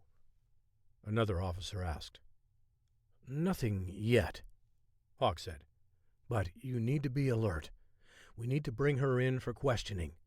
She's been privy to some high-level international crime. It's important that we talk to her. Understand?" "Affirmative. The goal is to do everything possible to apprehend the person of interest, especially since there's no reason to use force. Now, let's move in." Hawk pulled out his binoculars to watch the scene unfold. A trio of officers approached Kira's vehicle and gave a status report on her. "She's still here," one of the officers said. "Is she awake?" Hawk asked. "She's covered up in a blanket with a baseball cap over her face." He watched as another officer tapped on her window several times, but based on what Hawk could see, there was no movement inside. "Are you sure she's in there?"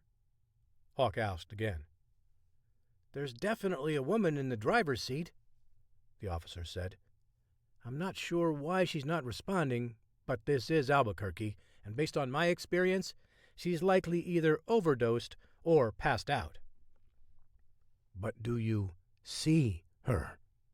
Hawk asked. "I can see her hair coming out from underneath her baseball cap," the officer said.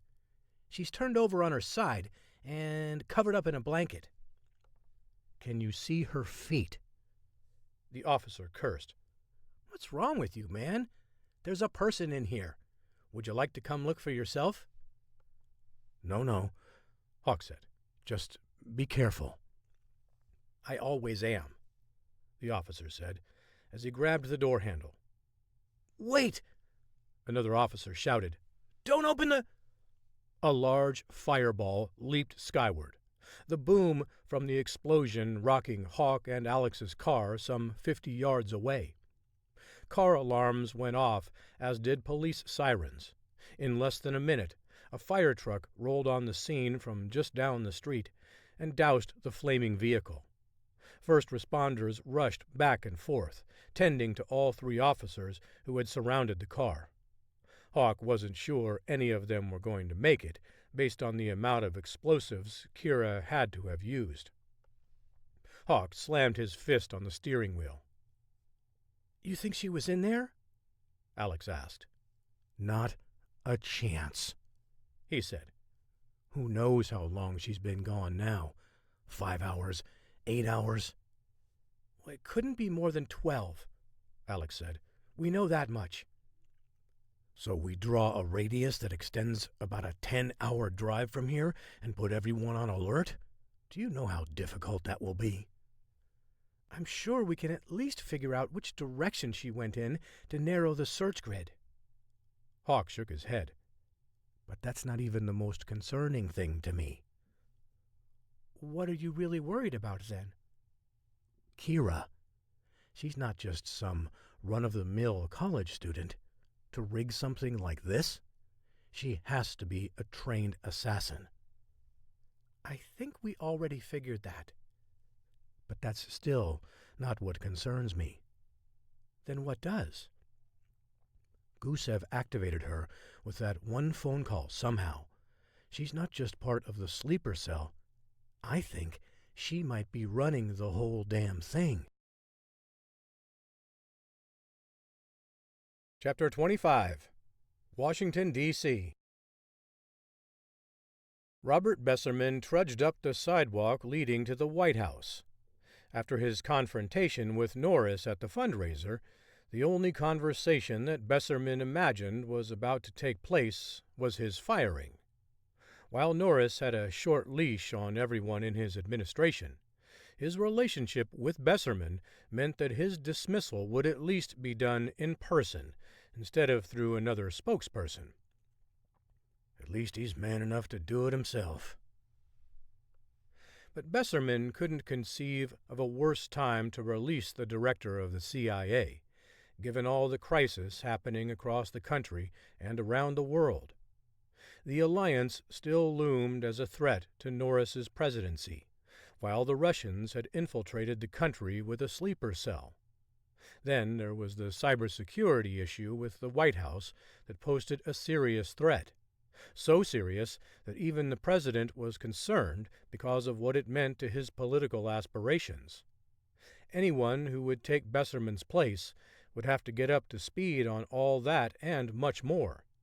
And in the world of espionage and intelligence, the amount of time that would take could be all the country's enemies needed to disappear, or worse, commit untold acts of terrorism. As Besserman checked into a conference room, he sat down and remembered some of his fondest memories with Norris. While they were in college together, one night they were making a beer run when a flash flood overwhelmed Norris's car on a bridge. Between the rushing water, the driving rain, and the thunder rumbling overhead, communicating was nearly impossible. They climbed out of the car through the window and tried to make their way to higher ground. But as they did, they both walked by a car with a woman inside and a small child in the back. Neither one of them hesitated to help when they heard the woman screaming for help, working together to free them both in just a couple of minutes. And when a newspaper reporter tracked them down to talk about it, Norris shrugged it off and said he didn't want to talk about it and didn't want his name mentioned in any article. In hindsight, it would have been a powerful story on the campaign trail that captured the kind of person that he was. But Norris wasn't thinking about crafting a version of himself to sell voters. He was just being himself.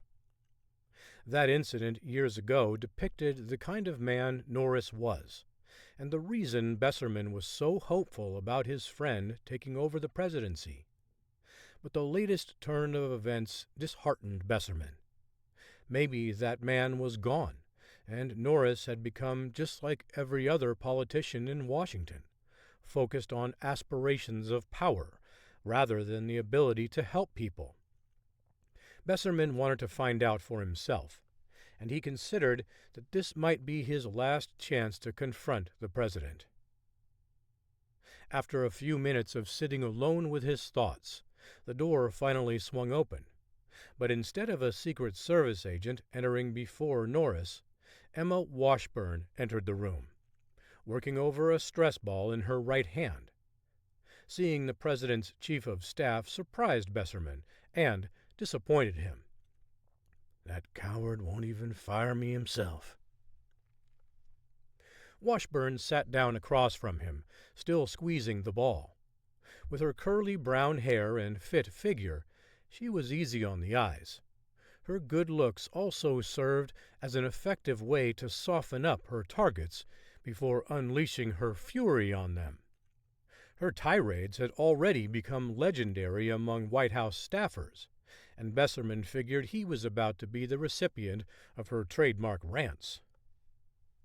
"Bobby, so nice to see you today," she said, offering a thin smile. "I appreciate you coming down to the White House on short notice. I know you're busy." He shrugged. "I serve at the pleasure of the president." "Oh, stop it with that line of bullshit," she said.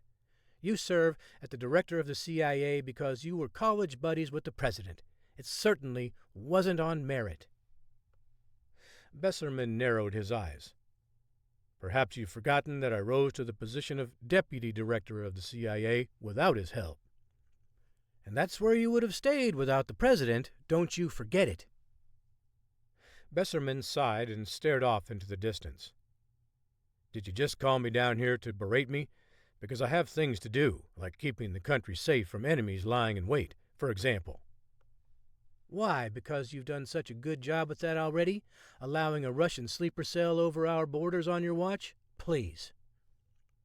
"That cell was already here," he said, shifting in his seat. "Oh, so they came in when you were deputy director. Still on your watch." "What do you want?" Besserman said. "You have plenty of punching bags in the West Wing, from what I understand. No need to import them unless you've got an actual purpose for this meeting." "Look, Bobby, I don't know how else to tell you this, but your position within this administration is a tenuous one. And that's a very charitable characterization, to be honest. A more accurate description would be that you're one misstep away from losing your post at Langley and being discarded on the trash heap of failed CIA directors. Can I be any clearer about that?" Besserman rolled up his sleeves before responding. "If there's one thing I've learned after living in this city as long as I have, it's that you can always make a comeback. I've also observed that those who obtain power without being elected are always just a step away from losing their job, and that goes for you, too." I'm well aware of how things work, she said. But you need to be aware that you're not doing your job to the level that the president requires. I spent all morning cleaning up your mess from that blogger, Glenn Feller. Fortunately, I handled it before it became a bigger issue than it needed to be. Besserman cocked his head to one side. What are you talking about? I'm talking about you threatening a reporter last night, she said. The reason you didn't see it or hear about it was that I happened to know the editor of the website and used up every bit of relational capital I had with her to get Feller fired and a full retraction issued. And that was all before you ate breakfast this morning. What? Yeah, that blogger who called you said that you threatened to make him disappear. And that was the story? Yeah, but I suppose there was more to it than that. But that's all he made public. He might be making some other things public too, but I want you to make sure that doesn't happen. You need to meet with him and give him something else, a benign scoop he can use so that he knows you're on his side and that you care about freedom of the press. I do care about freedom of the press, Besserman said. That's why I encouraged him to strongly not print something without having enough evidence. Well, that apparently worked, or he just wanted to play the victim game. Either way, he'll land on his feet, propped up by the people who think being warned against doing something illegal or something that might harm our national security interests, and all for clicks on the internet, is the bigger story. Besserman cleared his throat. The bigger story is that the White House servers have been breached, and a video of Norris chatting it up with a Chinese general has surfaced. If you think I'm making waves, just wait until that story hits the news cycle. I won't have to wait, Washburn said. You're going to make sure it goes away for a very long time. Chapter 26. Leavenworth, Kansas. Big Irv worked over a toothpick in his mouth and glanced at Mia as a man in a suit approached them. He was wearing a pair of aviator sunglasses and a suit, his jacket unbuttoned with the flaps swaying as he walked. When he reached Big Irv and Mia, the man pushed his sunglasses up the bridge of his nose with his index finger before looking directly at them. He introduced himself as Chase Walker and didn't waste any time on small talk. I understand you two were part of the team that was overseeing an operation that utilized the airplane in this crash, Chase said. Is that correct? Big Irv and Mia both nodded. The loop was tight. Walker put his hands on his hips and glanced back across the tarmac toward the charred remains of the airplane. Apparently it wasn't that tight. Yes, it was, Mia said. There were only 3 people who were aware of the full plan.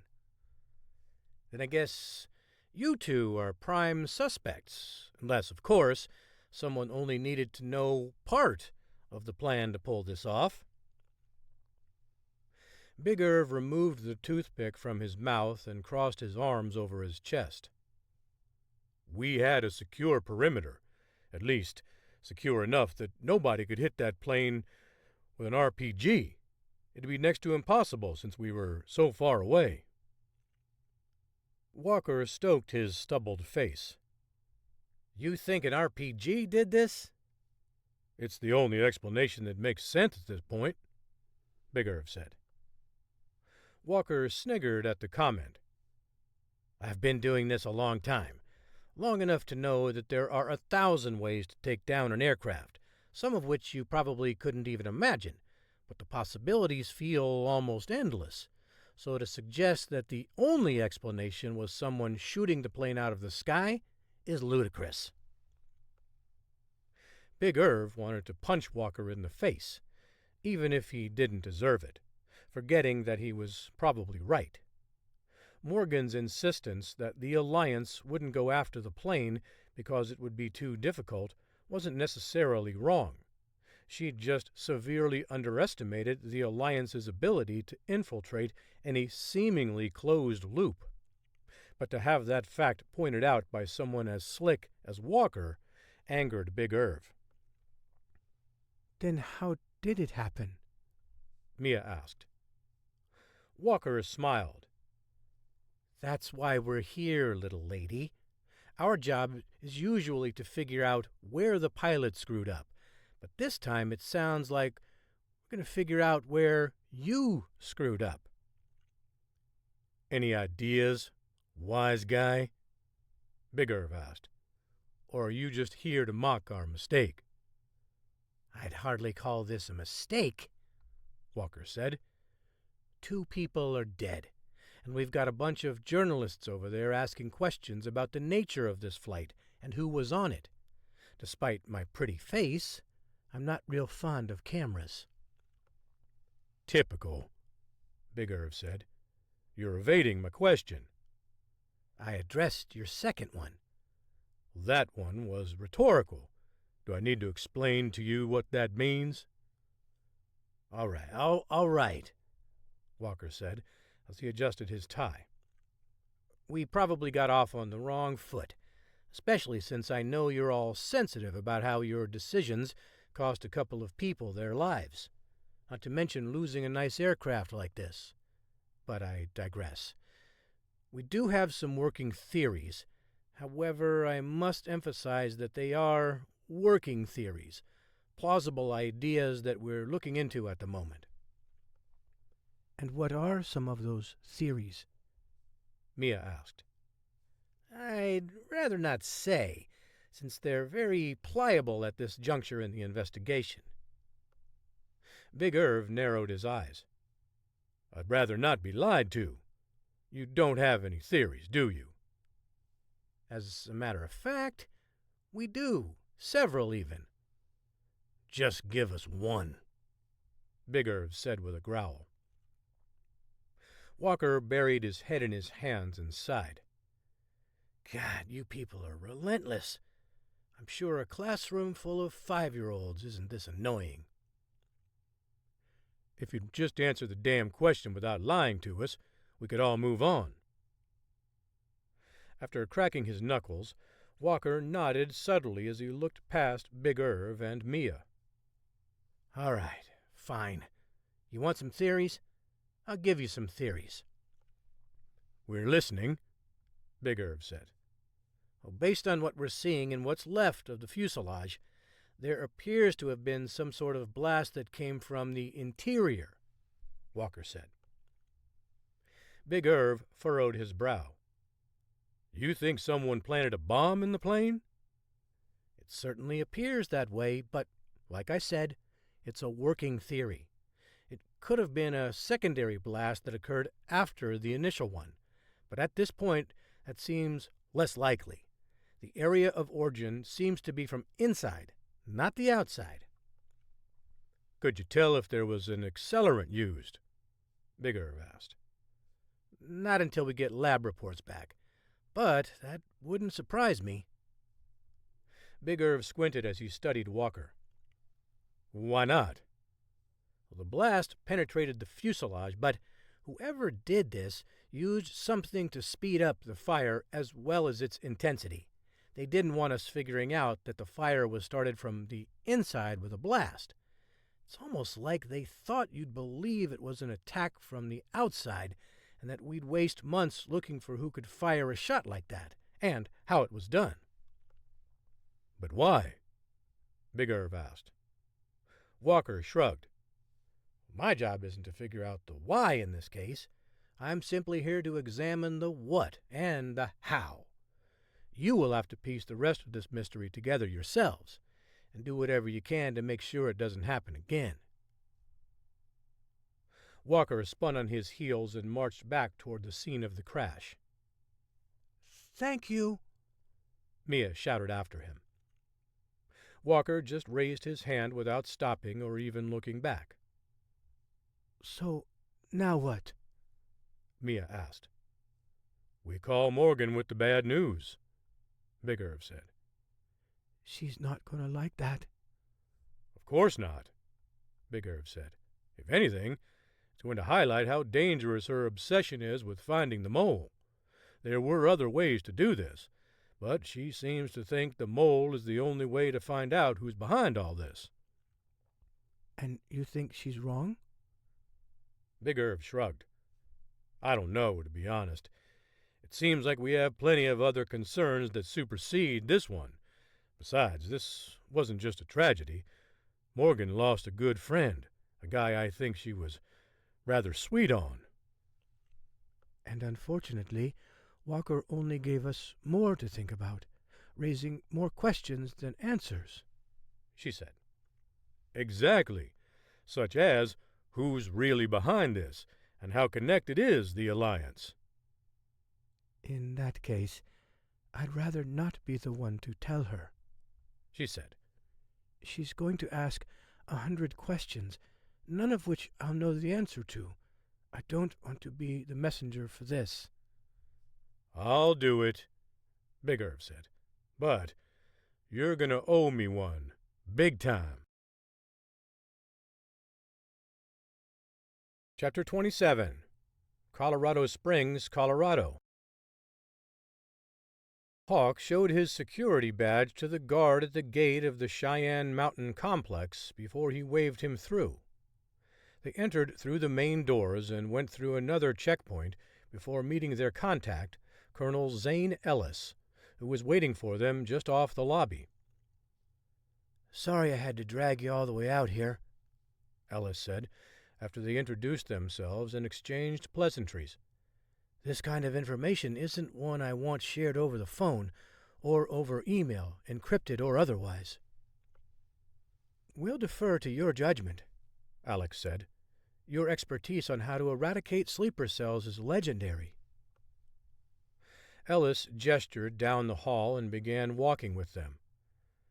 "I was blessed with some incredible intel and good fortune.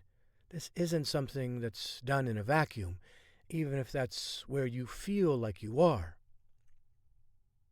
He led them into a small conference room, and they sat down around the circular table. "We need any tips you can give us," Hawk said.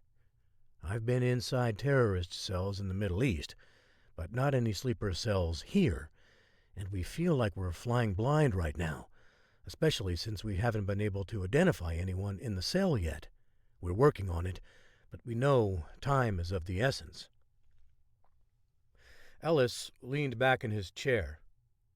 "Well, I read what you sent in your message to me, and I must admit that I'm not sure how much I'm going to be able to help you.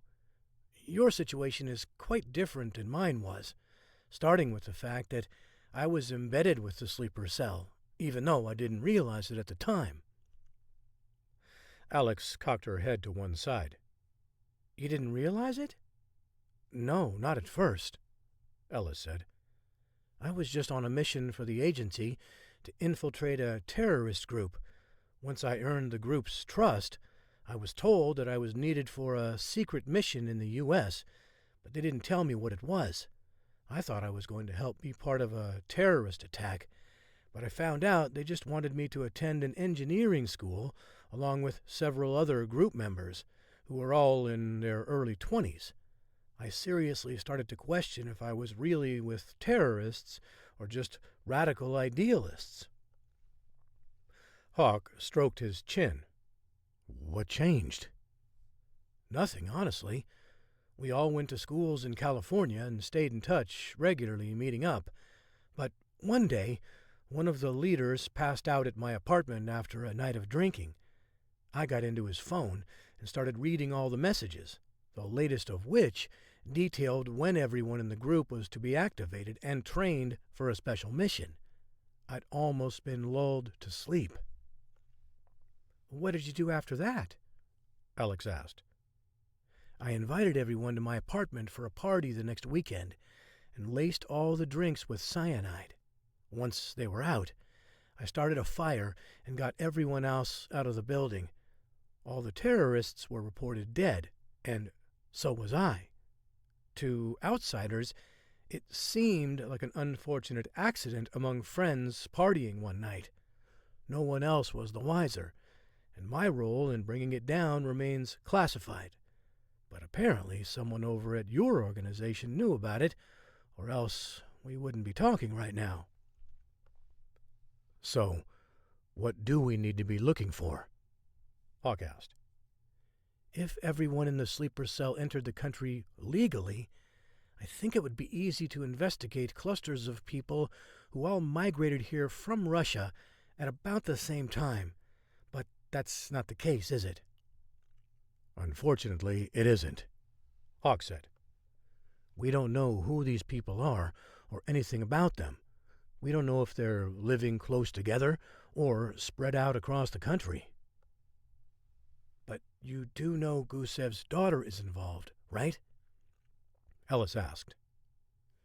If not, she has some dangerous skills and needs to be stopped, Alex said. But it seems pretty obvious that she's got something to do with it. If she hasn't been communicating with a group of people locally, she's been doing it electronically, which is risky, but still possible without getting caught. Any ideas on how she might be doing that? Alex asked. Leaving emails in a draft folder and never sending them, Ellis said. Everyone has the password, and they read the messages without ever actually sending them. That's a good one. Ellis nodded. Yeah, and difficult to find if you can't identify the email address. But there's also the possibility that she's communicating over video games, which is another challenging method to track. But either one of those might give you some insight into how many people she's talking to and where they are. I know it's probably not that great of help, but those are some of the ways I learned that these guys talk. Maybe you'll be able to find the break you need to bring them down before it's too late. I hope so, Hawk said. She's already proved to be slippery and more than adept in keeping our team occupied with red herrings. Be relentless, Ellis said. She'll make a mistake. Just keep the pressure on her. Hawk and Alex thanked the colonel before leaving the facility. When they got back to the car, Hawk shook his head as he started the engine. This isn't good, is it? Alex asked. I'm afraid this hunt is going to be one of the most difficult ones I've ever done, Hawk said. But we're not going to stop. Too much is at stake. Alex nodded. I'll call Morgan and give her the update. She's not going to like this. Chapter 28. Washington, D.C. Besserman fiddled with his watch as he scanned the area beneath the Jefferson Memorial for Glenn Feller. Besserman had reached out to the political blogger after hearing what had happened to him. Even though he was wrong to play up Besserman's comment like he was going to physically harm Feller, Besserman was curious to find out if Feller actually knew something. After 15 minutes past their scheduled meeting time, Besserman considered leaving. He figured Feller had changed his mind and wasn't going to show up. But as Besserman was walking toward the steps, he heard footfalls on the stairs and waited. A few seconds later, Feller descended. "You made it," Besserman said, offering his hand. Feller glanced at it but ignored it. I almost didn't come. I wouldn't have blamed you if you didn't, but the truth is I had nothing to do with the hit job on your career. The truth? Feller scoffed. That's rich, coming from the director of the CIA, where you thrive on lies and deception. Why should I ever believe a word out of your mouth? Besserman put his hands up and took a step back, hoping to reduce the tension. I understand why you feel that way. If the shoe were on the other foot, I know I'd have serious doubts about you too, but, like you, I would have come sheerly out of curiosity. If I didn't go, I'd wonder why I was invited. If you're so much like me, you'd be wondering how long it takes to bleed out after being shot and left for dead. Besserman shook his head and eased open the flaps of his jacket. I'm unarmed. I didn't come to hurt you. I have sincere questions. Maybe you should have asked those when I called you a few days ago. Well, much has happened since then, including you getting smeared. I just want you to know that I'm sorry that happened, and that I had nothing to do with it. Who did it, then? Feller asked. I can't really tell you that. You can't, or you won't? What difference would that distinction make at this point?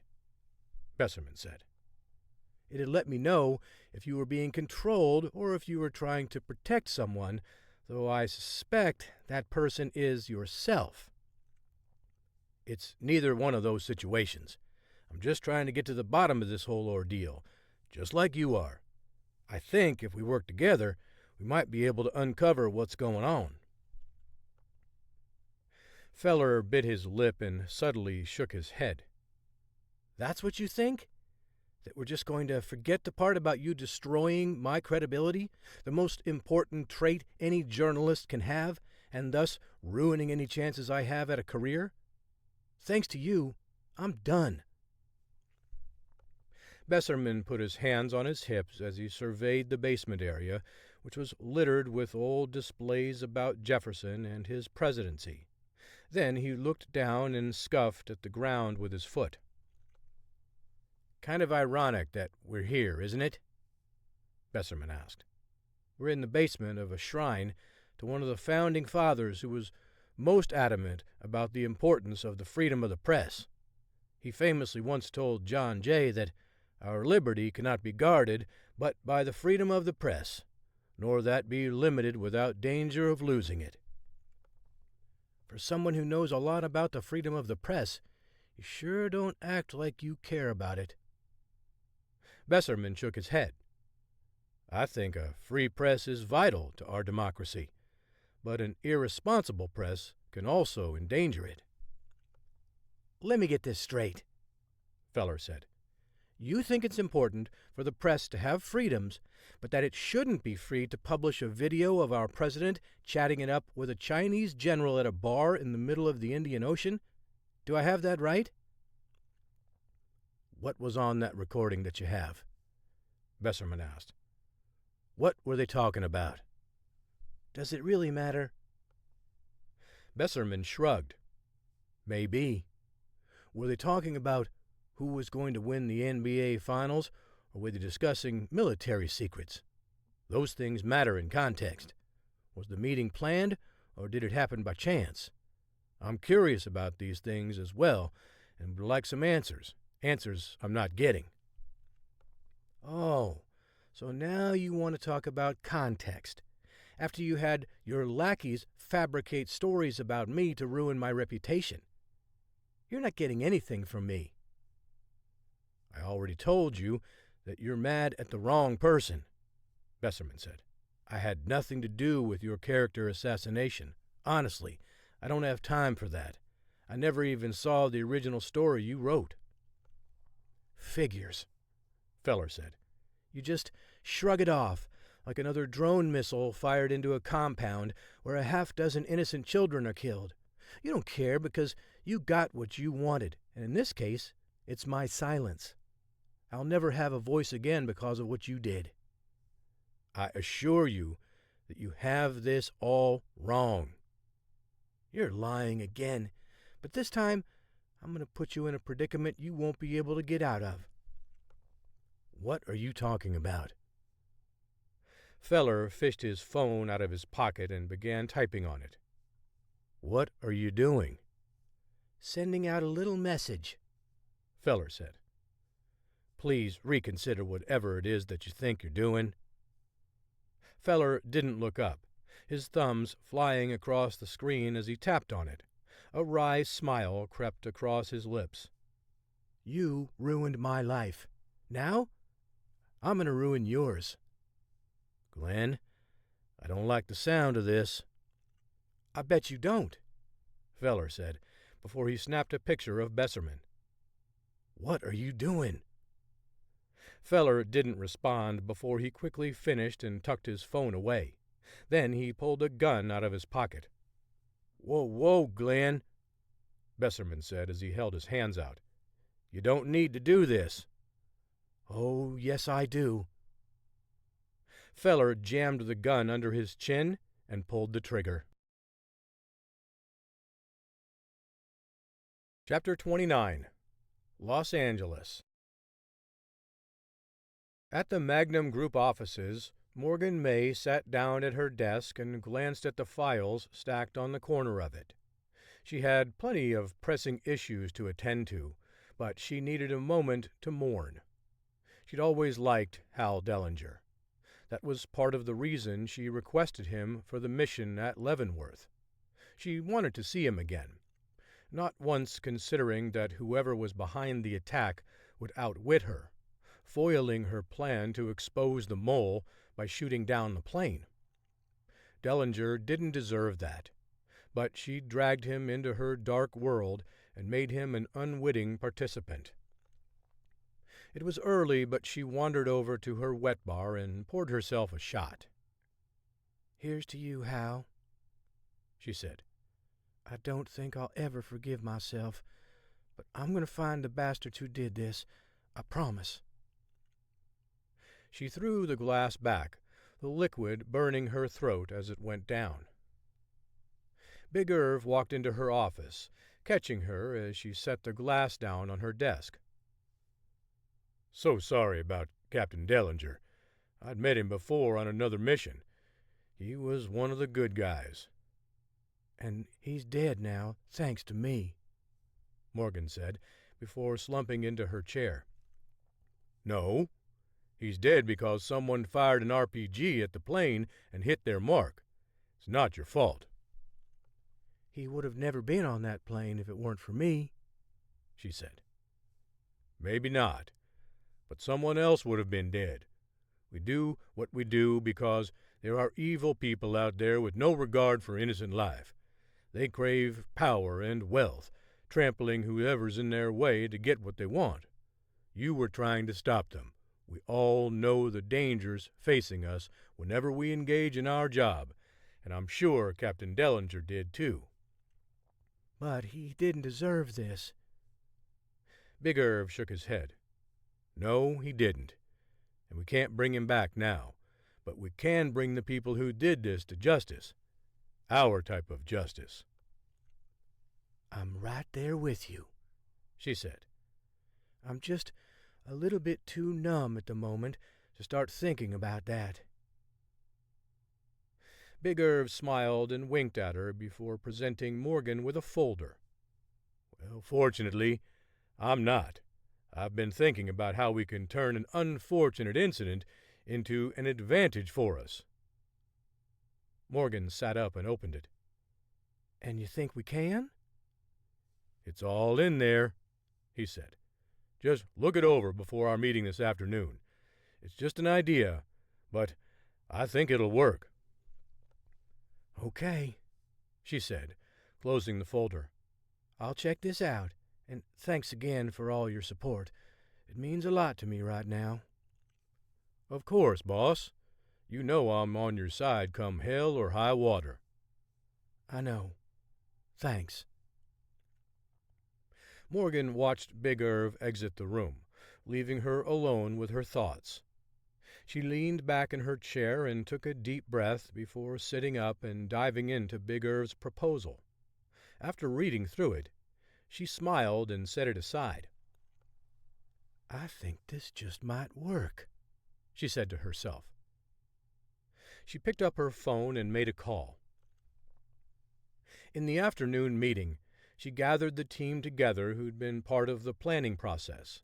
Nick Slavitt, Elaine Downing, and Peter Avant all entered the room, joining Mia, Big Irv, and Dr. Z. Morgan sat at the head of the table, her documents neatly stacked in front of her. "Thank you for joining me today," she said, her tone somber.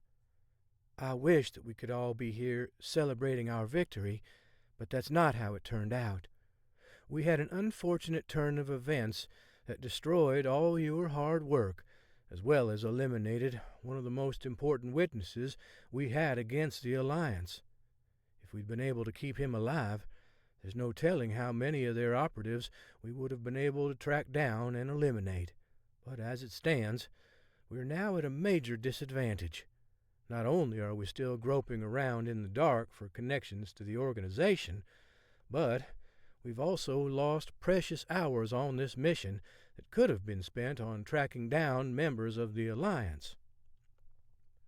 So where do we go from here? Elaine asked. That's a good question, Morgan said. The truth is that we have to get back to the drawing board. And it's a shame, too, after all the hard work every one of you put into making this operation a reality. But we have no choice at this point. There's much work still to be done, and we don't even really have time to mourn the great people who've been lost in the midst of this struggle. Hear, hear, Slavitt said. Yes, I agree, Avant said. From all I've heard about Captain Dellinger, we lost a good one on this mission. May God rest his soul. Morgan forced a smile before asking if Big Irv would like to say a prayer. I know you're religious and all, she said. I just thought it might be appropriate. Big Irv nodded and said a quick prayer. Once he was finished, Morgan dismissed the team, but Big Irv lingered in the room with Morgan. So, what do you think? Big Irv asked. I already made the call, she said. I'll let you know what I find out. Big Irv grinned. Glad I could help. Morgan gathered her things and trudged back to her office. Despite the suggestion as to how to move forward from Big Irv, she was still having a difficult time processing how her decision ultimately led to Captain Dellinger losing his life. That ate at her all afternoon until she considered going home. However, as she grabbed her purse to leave, her phone rang with a call from Hawk and Alex. "What is it?" Morgan asked. "All business today, huh?" Hawk said. "I'm not in the mood for small talk," she said. "I get it. I heard about what happened to Captain Dellinger. I don't blame you for being upset, but don't blame yourself for what happened. It wasn't your fault." "I swear, if one more person tells me that—" "Forget I said it. But we do have some new developments here." "Where are you?" Morgan asked. "Seattle," Hawk said. "We figured out where Kira went, at least the general direction." "So, what do you know at this point?" "We're closing in on where we think she might be, but I'm not willing to say anything is definitive at this point. When I know something more concrete, I'll let you know ASAP." "Appreciate it, Hawk. You and Alex be careful, okay?" "Always," Hawk said, before he hung up. Morgan shifted in her chair as she stared at the stack of documents needing her attention. All she wanted to do was go home and sleep. She thought maybe if she went to sleep, she could wake up and the whole thing would just be a nightmare. Glancing over her shoulder at the wet bar, she considered having another drink before deciding against it. She slung her briefcase over her shoulder and headed toward the door, but just before she locked up her office, her phone rang.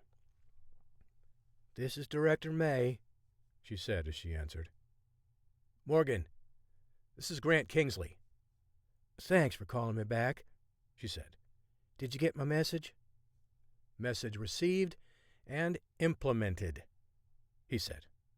"And I have something else to tell you." "Go ahead." "I posted the information you wanted me to on the dark web," he said. "I hinted that there was an issue with the transfer, and that it was all a ruse, and that the prisoner is still very much alive." "Excellent," she said. "Any hits?" "Well, that's actually why I'm calling. I tracked one of the hits on the article to your office." "Who was it?" "Nick Slavitt," Kingsley said. "At least, that's what I think. His terminal address corresponds with all the IP addresses you gave me, and it matches the one that searched for this information." "So you're certain it's him?" Morgan asked. "I mean, I don't have footage with a timestamp showing Slavitt sitting at that desk during the same time someone was searching the dark web for this information, but from what I know about your office, it'd be highly unlikely that it was anyone else." "Good work," Morgan said. "I'll check the security footage to verify." "Glad I could help," he said. "I bet you are. And I'll make sure that nobody ever hears about what I mentioned when I visited you." "I appreciate that," Kingsley said. "And just know that I'm here to help in the future if you need it, too. I kind of liked doing something directly to help secure the country." "I'll keep that in mind," Morgan said, before hanging up. While Kingsley hadn't identified anything definitive, he'd helped narrow down the person involved in the leaks, provided that Nick Slavitt really was seated at that terminal when Kingsley was tracking. Morgan couldn't say that she was totally surprised, but it didn't mean she was any less disappointed. She'd hired Slavitt and appreciated his work ethic, but he was likely a traitor, and that irked her more than anything. When she started building the Magnum Group, she prided herself on being able to sniff out candidates that weren't trustworthy, but she'd obviously hired one. "Nick Slavitt, just you wait." Chapter 30. Seattle, Washington. Hawk shifted the SUV into drive and pulled out of the rental car lot. Entering the surface streets, Alex navigated onto I-5 South, the direction Kira Gusev was last seen heading. She'd stolen a white Tesla sedan outside of Salt Lake City, but got quite a jump on law enforcement searching for her. However, when she used an express lane on I-405, the license plate triggered an alert. The overcast skies spit a light rain, forcing Hawk to use his windshield wipers. They squeaked as they swished back and forth, annoying him even more. "I think I'd be better off if I just had someone in the back seat running their fingernails down a chalkboard," Hawk said after a few minutes. "It'd be less irritating than this." Alex snickered as she stared at the map. "According to Mia, the last known location of Kira was right about here, 20 miles south of downtown. Now that we're tracking her on satellite, I don't think it'll be much longer." "Good, because I just don't know how much more of this I can take." "Oh, honey, admit it. You love this noise. In fact, I think I'm going to record this and add it to our sound machine. I can upload as many as a dozen extra sounds. I think this would be perfect." "So help me, Alex. If this comes on in the middle of the night while I'm trying to sleep, I can't promise that I won't break your beloved sound machine." Sound machines are replaceable, she said. And husbands are not, he said, wagging his finger. Just remember that. Says who? He gave her a sideways glance and found her grinning. If you only knew just how easy you are to rile up, you'd enjoy this game as well. Not funny, Alex. Maybe not to you, but I must confess that I'm thoroughly entertained. Hawk growled, deciding that instead of prolonging the torturous conversation to exercise his better judgment and remain silent. His new tactic worked. For the next 5 minutes, Alex didn't make a peep, concluding Hawk to believe that she would stop if he didn't react. "What are you so quiet about over there?" Hawk asked. "Am I spoiling all your fun?" Her eyes were glued to a tablet. She slowly looked up at him. "I'm sorry, were you saying something?" Hawk sighed. "I was just asking if—" "Didn't Gusev tell us his daughter was a public relations major?" Alex asked. Wait, What? When we interrogated Gusev, didn't he tell us that Kira was studying public relations at USC? Yeah, I'm pretty sure that's what he said. Something about her wanting to party like Americans. Something to that effect. Okay, she said. That's what I remember too. But that's not true at all. What do you mean? I asked Mia to work up an in-depth profile on Kira, and this is what she sent me, Alex said, as she held up the tablet. I can't read that while I'm driving. I'll read it to you, Alex said. It says here that Kira Gusev is enrolled in USC's engineering program. She even earned a scholarship after winning a competition in the spring. So she's a legit student, Hawk said. Not just a legit student, but she's a good one, too. And based on what we've seen of her already, it's pretty clear that she's not just here to party with Americans.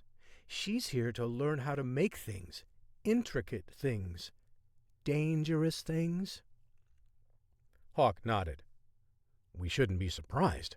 Almost everything out of Gusev's mouth was a lie. Kira had 2 steps ahead of us this whole time. Her only mistake thus far was not paying a toll, which triggered an alert. We can't lose her this time, because I think by now it's pretty apparent that she's far more dangerous than we anticipated. Have you asked Mia if she's made any more progress on hacking into any of Kira's accounts? Yes, and she's still working on it. I told her that we needed that information as soon as possible. I'm afraid she's going to disappear again, Hawk said. Only if you forget how to drive. I'm tracking her now. I've got a feed from the Washington Highway Department that's following her as well as a satellite feed.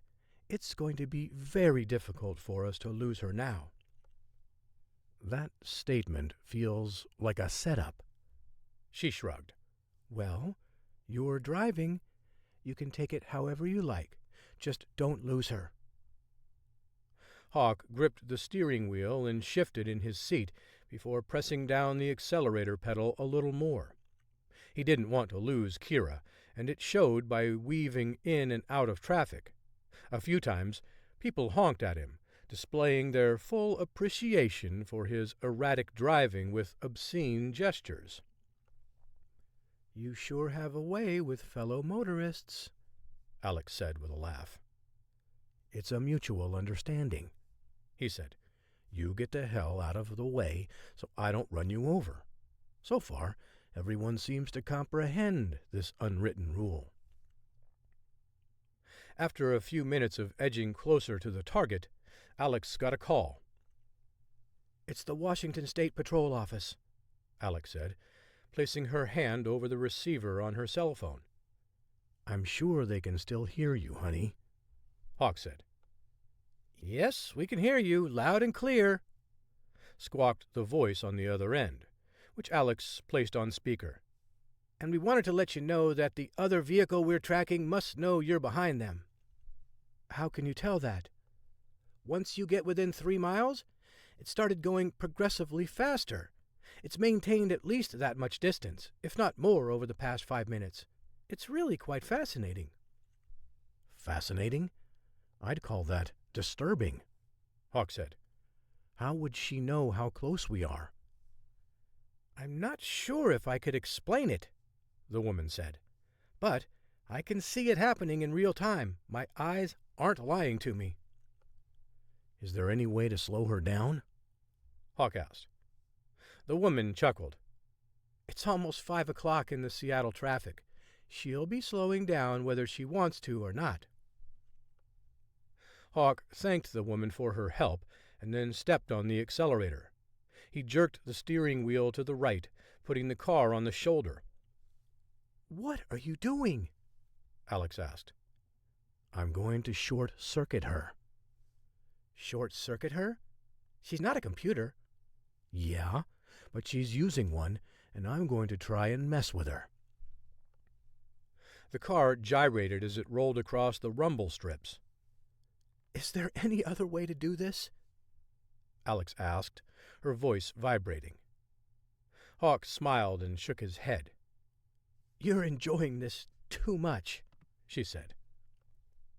After a couple of minutes, traffic slowed to a halt as brake lights lit up the highway, forming a snaking trail along I-5 South. Moments later, Hawk noticed a plume of smoke rising from the median a few hundred meters up ahead. "What is that?" Alex asked. "Looks like an accident," he said, craning his neck to see what had happened. A few seconds later, the car exploded. Hawk put his vehicle in park and got out. Darting in between cars, he rushed along the median toward the fire that now engulfed the area. He rushed back to his SUV. "Alex, what are the chances that it's just a coincidence that it's another white Tesla sedan that's now ablaze in the median?" "You've got to be kidding me," Alex said. "I wish I was." She got out and rushed with Hawk over to the fire. A few motorists had stopped to help, but stood around trying to figure out a way to get the driver out. However, there wasn't anything they could do. 15 minutes later, a fire truck rolled up and doused the blaze around the fire. Paramedics worked to get the woman out of the car, but she was badly burned. Hawk flashed his badge to one of the firemen to gain access to the cordoned-off area. He looked inside and found a burner phone. It only had one number on it. Hawk dialed the number. The line rang a few times before going to voicemail.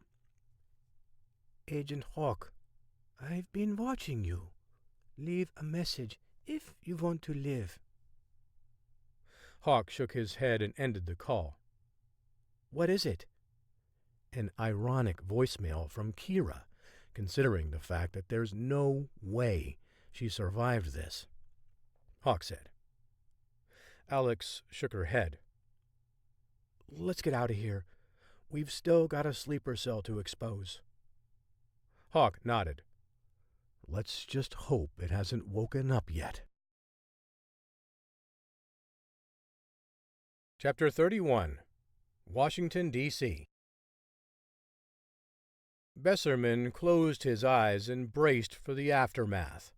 He'd seen plenty of people shot dead during his time working in the intelligence field, but never a suicide.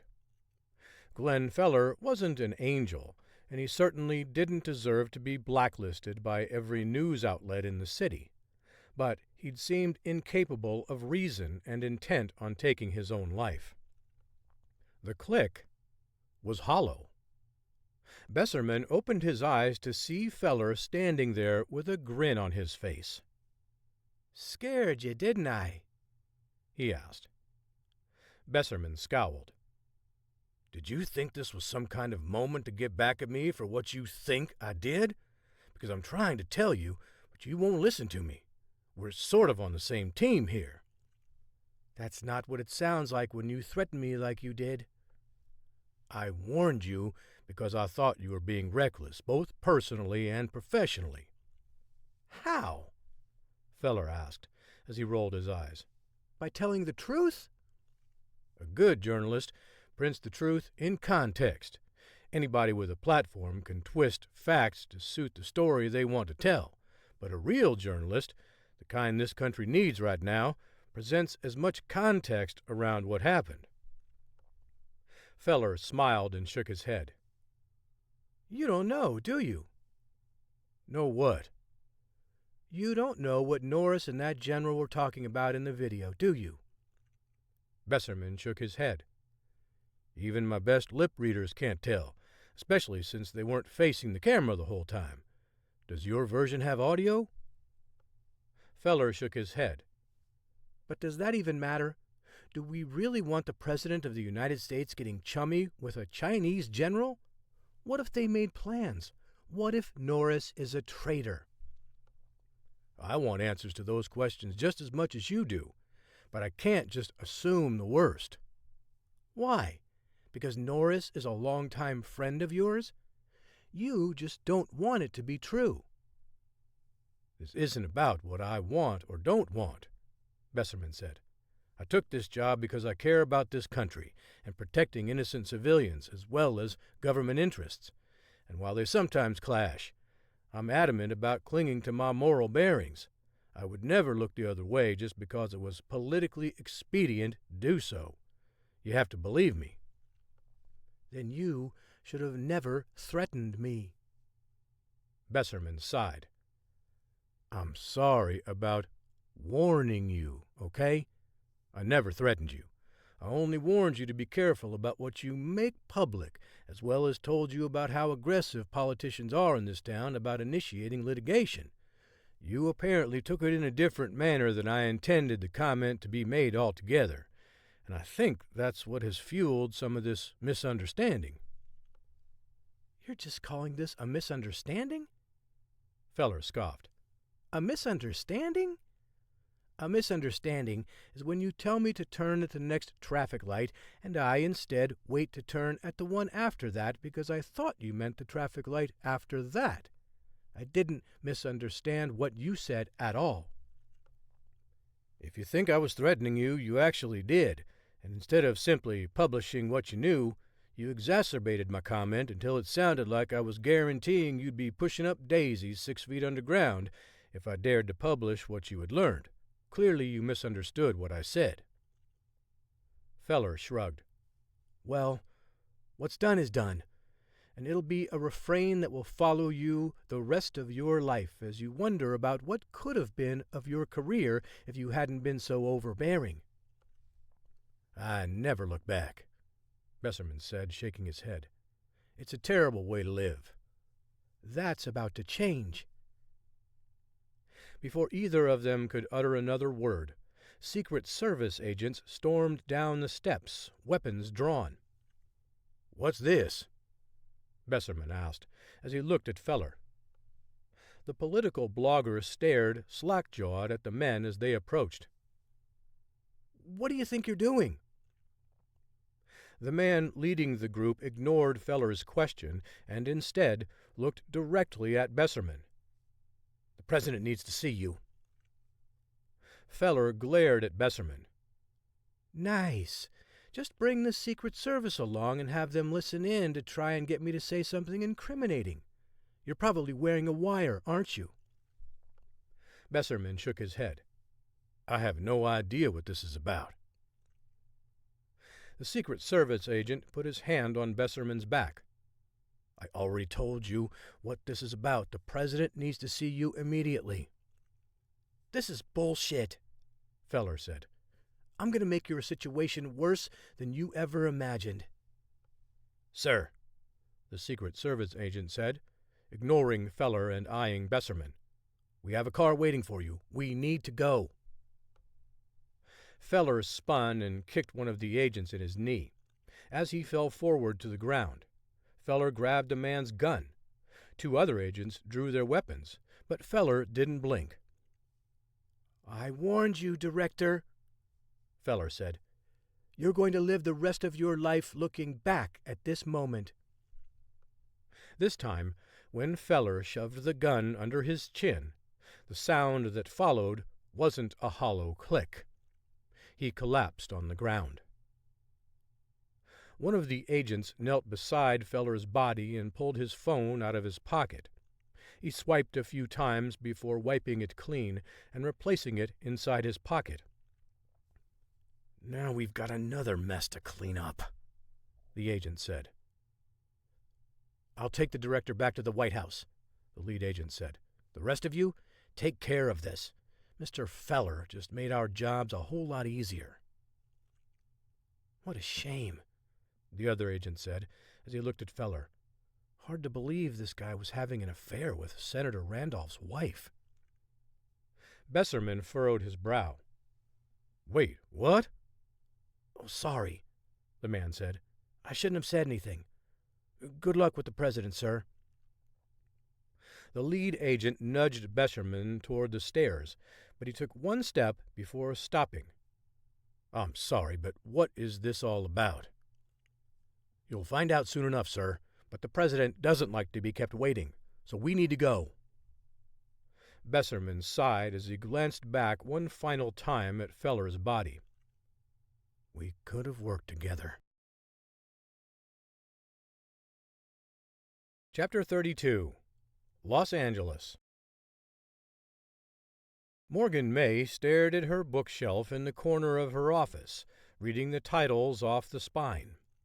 She needed a diversion, something to draw inspiration from as she faced an important decision: how to handle the spy in her midst. Charles Dickens's classic, A Tale of Two Cities, jumped out at her. The tension she felt mirrored that of the book's opening line. She had finally solved who the spy was in her office, but beyond the walls of the Magnum Group, the world seemed to be falling apart, and she felt powerless to stop it. She selected the book off the shelf and eased into the chair behind her desk. After reading a few pages, she leaned back and concocted a plan. Her uncle's words rang in her ear. If you want to land a big one, you need to catch a little one first. There was no doubt that Nick Slavitt was a little one. The fact that he was passed over for numerous promotions while serving at the CIA should have been a sign that he wasn't exactly the kind of agent cut out for the Magnum Group. But he came highly recommended by one of the generals at the Pentagon, one who was linked to the Alliance before he drowned in a boating accident a few weeks after she hired Slavitt. Though the coincidences piled up, she ignored them, and obviously at her own peril. However, she was determined to turn her questionable judgment into a big victory. May rehearsed her speech for Slavitt once more in her head before summoning him. 10 minutes later, Slavitt knocked on her door and entered. His blue tie was loosened around his neck, the sleeves to his white Oxford shirt partially rolled up. However, his sandy brown hair was parted from the side, hardly a strand out of place. "You wanted to see me?" Slavitt asked, as he approached her desk.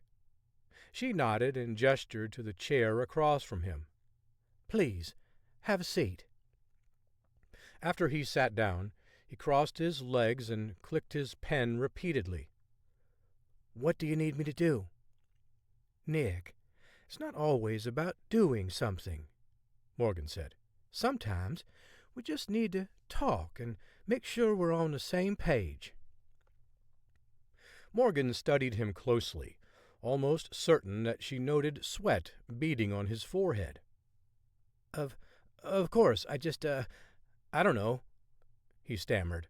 "I usually don't get called here unless you have an important assignment for me." "And this time is no different," she said. "But it's more of a general assignment than a specific mission."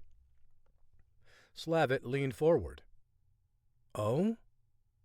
Look, I know our plan at Leavenworth was a setback, and we're still hunting down leads to the Alliance, but I thought some of your ideas had been ingenious ones, so I'd like to offer you a promotion." "Seriously?" "I never joke around when I say things like that," Morgan said. "Yeah, but She held up her index finger, silencing him. "Don't try to talk me out of it.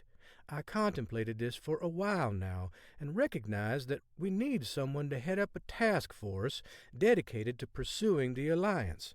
How does that sound?" "That sounds fantastic."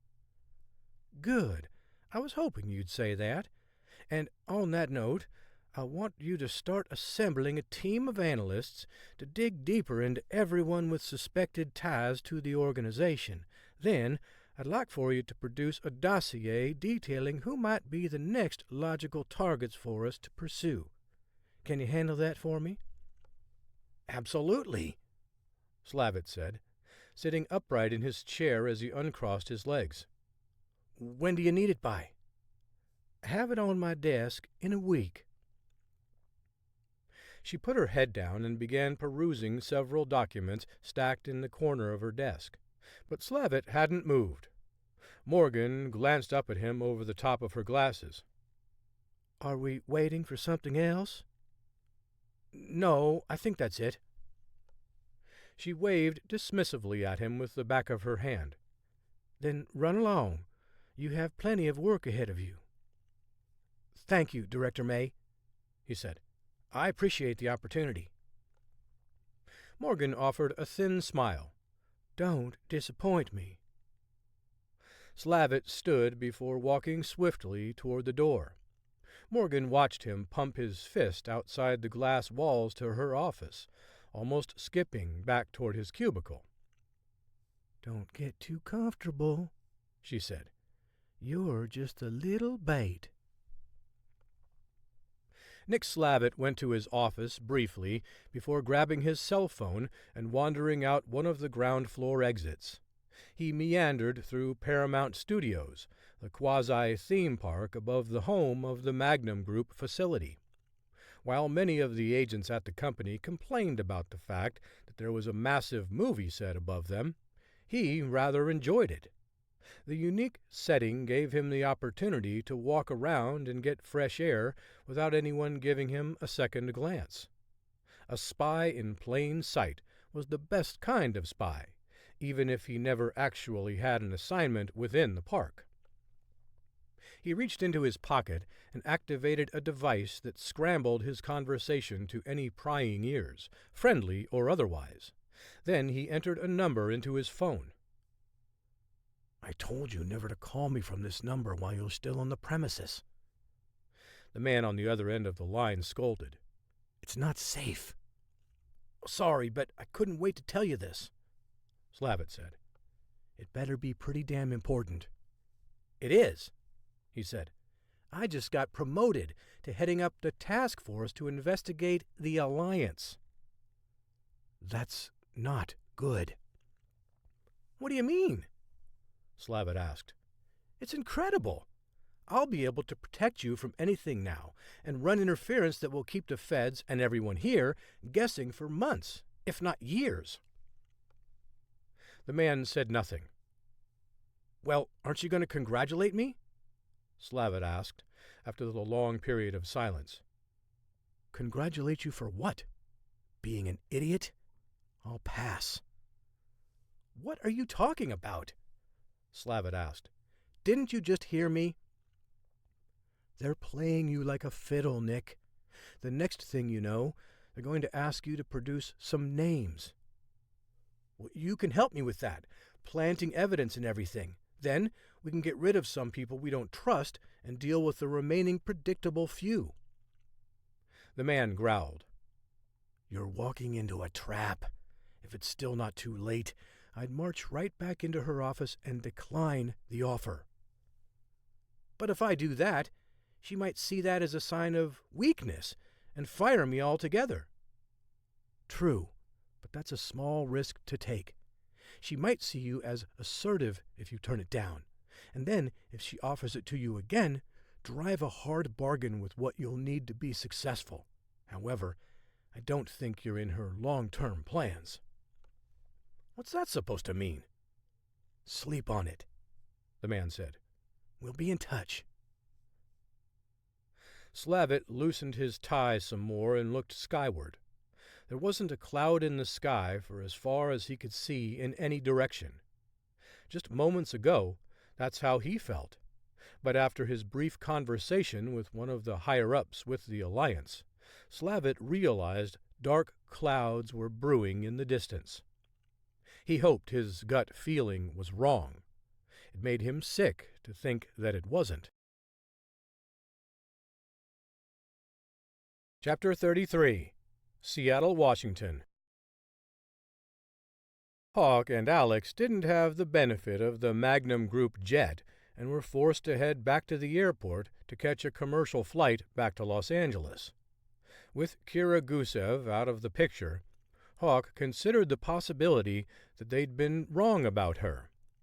Hawk posited to Alex that perhaps Kira was just a scared college student trying to survive any way she could. While Alex agreed the idea was plausible, she wasn't convinced it was accurate. She'd never even had a parking ticket, Alex said, as she settled into her chair at the gate. I mean, who lives a life that clean that they don't at least register some mild offense at some point in their life? Kira didn't have a blemish on her record in Russia or during her time at USC. That's almost inconceivable to me. It's odd, yes, but that doesn't mean it's contrived, Hawk said. Alex leaned close to Hawk and spoke in a hushed tone. Did you forget about the fact that she stole a car as well as wired her own to blow up in the middle of downtown Albuquerque? That doesn't exactly fall into the scared college student category in my book. Hawk nodded. That's true. I'm just trying to look at this from all possible angles. For example, what if Gusev sent us on a wild goose chase, knowing his daughter would run and could draw our attention away from the cell? That'd actually be an impressive move on his part, Alex said. He'd have to be thinking several steps ahead and have a very benign trigger phrase with his daughter. But we were right there, Hawk said. He never said anything that seemed remotely suspicious. It was just a father and a daughter having a conversation. Alex took a swig from her water bottle. Or she's exactly who we think she is, the leader of this sleeper cell. If the Russians slipped into the country, they may have been kept from one another intentionally, so she's the only one who could link them all together. She had to get out of there fast before she was taken into custody for questioning. We couldn't keep her for any potential crime, but she'd be under extreme scrutiny and her ability to activate the cell would be severely hampered. Well, that would explain why she ran, Hawk said. Make no mistake, she knew something was going down. The only thing we don't know was if her father gave her marching orders or not, and if so, what were they? Whatever they were, I doubt he meant for her to go out like she did. She might have had some training, but she didn't appear to have any field experience. Unless she was doing this stuff when she was 14. I wouldn't put anything past Gusev. Hawk checked his watch. A half hour before boarding begins. I'm going to the restroom. He got up and walked down the busy concourse, a mix of travelers walking leisurely to their gate and rushing frantically to get there. Before he reached the men's room, he looked up at a television airing a news report about the Colorado River drying up. More doom and gloom. Just as he was about to take a hard right for the restroom, the report stopped and the anchor began talking excitedly over dramatic bumper music. "We have a breaking news report," the man said. "There's been an apparent—" The screen went dark, and Hawk spun around to see if other televisions in the vicinity had also gone blank. Every single one of them was down. What the hell? He rushed back over to Alex. Did you see all the televisions went out? She nodded. That can't be good. Seconds later, Hawk's phone buzzed with a call from Director May.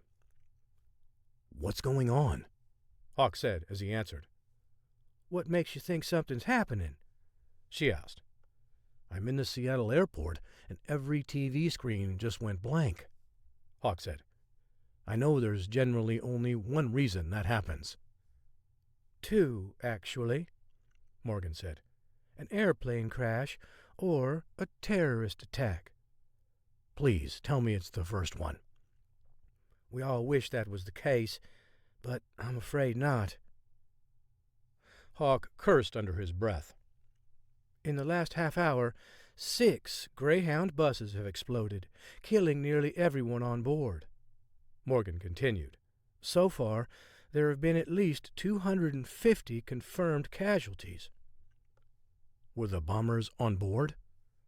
That's not something we know at this point. Right now, it's a big challenge just to get any information. Homeland is handling it, as they should, But all the major agencies have been looped in to what's going down, and they want us to cooperate in the arrest and capture of the group responsible." "This has to be the work of the Russian cell, don't you think?" Hawk asked. "The timing just seems too coincidental." "We don't want to jump to conclusions, but that'd be my first analysis of the situation.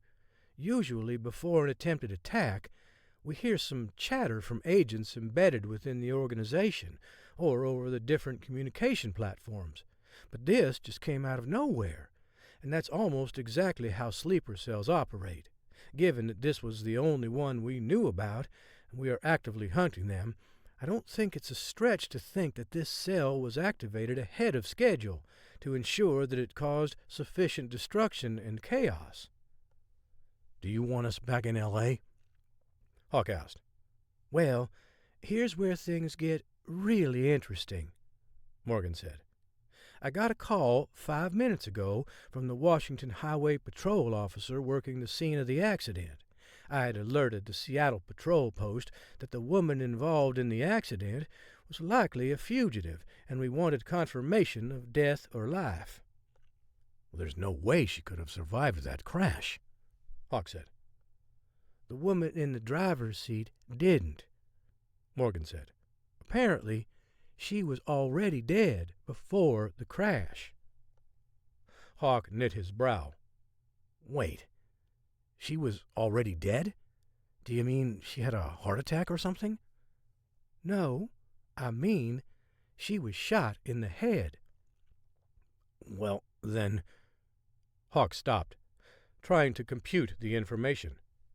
The officer also found a synthetic mask on the woman, the kind used to throw off facial recognition software. "So what are you concluding? Kira Gusev wasn't in the crash?" "Nope," Morgan said. "It looks like she was controlling the car remotely from all the way across the country." "Come again?" "At this point, my best guess is that she murdered the Tesla owner, put a mask over her head to make her look like Kira, and then programmed the car to drive to Seattle, knowing we would see it and go after it. Meanwhile, we just got a hit on Kira Gusev in Washington, D.C. "So she's alive," Hawk said, nodding his head subtly. "That's not what I expected." "It's not what any of us expected. But if she's the one orchestrating these attacks, we need to apprehend her as quickly as possible," Morgan said. "Homeland is coordinating the efforts to locate the sleeper cell agents based off the pattern of attacks. But since they're buses, their point of origin and multiple stops along the way make this a difficult case to crack in such a short period of time." "And that leaves us to hunt down Kira?" "You got it. I'm sending you and Alex everything else we've collected about since you started your search, as well as the information we've gathered on these attacks. There's a flight leaving for Washington that starts boarding in 10 minutes, 3 gates down. I've already purchased you tickets and want you to continue your search for her there." "We're heading that way now," Hawk said, gesturing for Alex to follow him. "And, Hawk?" "Yeah?" "Be careful," Morgan said. "Kira has already proven to be a worthy adversary at best and a damn good spy at worst." "Roger that," Hawk said before he hung up. "You mind telling me what's going on?" Alex said. Hawk sighed. "I'll tell you everything. And it's bad." Chapter 34. Washington, D.C. Besserman glared at the Secret Service agent as he opened the backseat door. He nodded toward the walkway, his hands clasped in front of him. After sitting there for a few seconds, Besserman took a deep breath and climbed out of the vehicle. "Can I leave right now if I want to?" Besserman asked the man. "I wouldn't advise that, sir. The President gave us specific instructions to bring you back to the White House. But if you'd like to take your chances, it's a free country." This doesn't feel free." The agent smiled. If it wasn't, someone would have probably already put a bullet in your head. "Are you warning me about what's in store for me?" Just fulfilling my mission, sir, the agent said, gesturing toward the walkway. "Now, shall we?" Besserman paused for a moment before moving in the direction he was urged by the agent. He led the CIA director into the White House, skipping the customary body search and metal detector ritual, and downstairs into a waiting room. Once Besserman took a seat, the agent grabbed the door handle. "Good choice, sir," the agent said, before shutting the door. Over the years, Besserman had discussed plenty of sensitive security issues with Norris.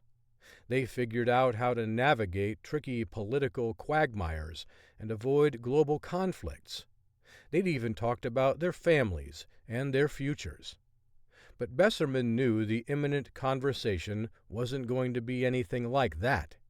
In all likelihood, he was about to get fired by someone he'd known since their days in college together. A lifetime of trust had been washed away in one incident, and Besserman still wondered if he was the one at fault. He tried to give Norris the benefit of the doubt and allow the president to clear the air, but he'd been stubborn about it. There had to be a reason, though Besserman wasn't sure why Norris wouldn't just come out and say it. But the president didn't like to be questioned by anyone, a concerning trait by every measure. Holding the highest office in the land only exacerbated Norris's flaw. 10 minutes passed before Norris finally entered the room behind a part of agents. He gestured for them to go, leaving Norris and Besserman alone. "If you wanted to talk, you could have just given me a call," Besserman said. "The fact that you had the Secret Service track me down and force me over here is more than disconcerting." Norris sat down and chuckled as he stroked his chin.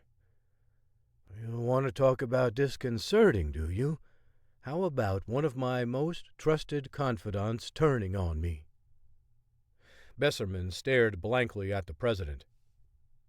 "I have no idea what you're talking about."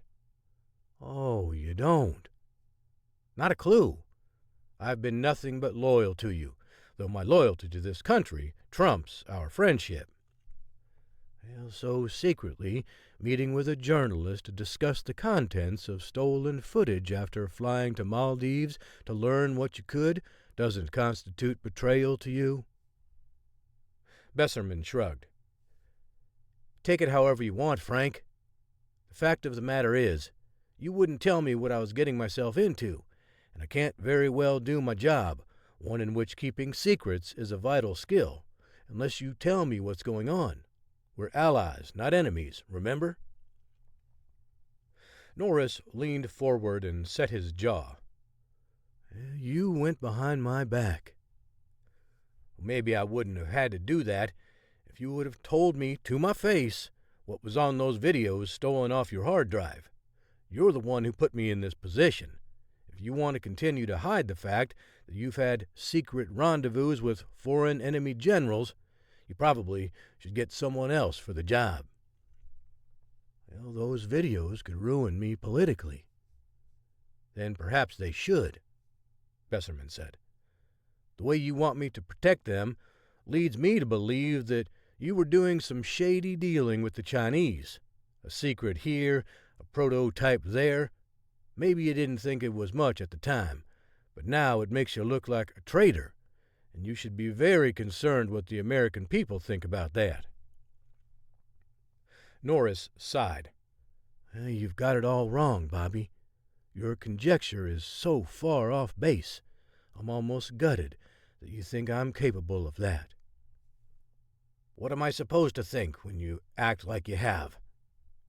"Well, maybe give me the benefit of the doubt. Maybe consider that I haven't changed and that there must be a reason." "So what's your reason for not telling me, huh? You've got a captive audience and someone who's on your side.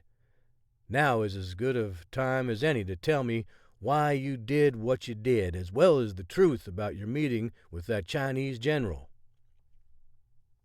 Norris closed his eyes and massaged his temples with his fingers. He groaned before opening his eyes and staring directly at Besserman. "Okay, I'll tell you." "I'm listening." "I thought if this ever got out, there'd definitely be a congressional hearing of some sort," Norris said. "And I didn't want you dragged before a bunch of bloodthirsty senators demanding answers where you'd have to lie about what you knew." "Is this the kind of secret you'd want to lie about?" Norris shrugged. "Well, no, not really. But politically, the optics are horrible and largely unprovable." "What do you mean?" "Well, General Chow is dead. He's the only one who could verify what we discussed. Everyone who knew is gone, except for me. And it sounds pretty damn convenient, at least politically, for me to be the only one alive who knows what we were talking about." "So you're saying this conversation was benign?" Besserman asked. A knock at the door interrupted the men.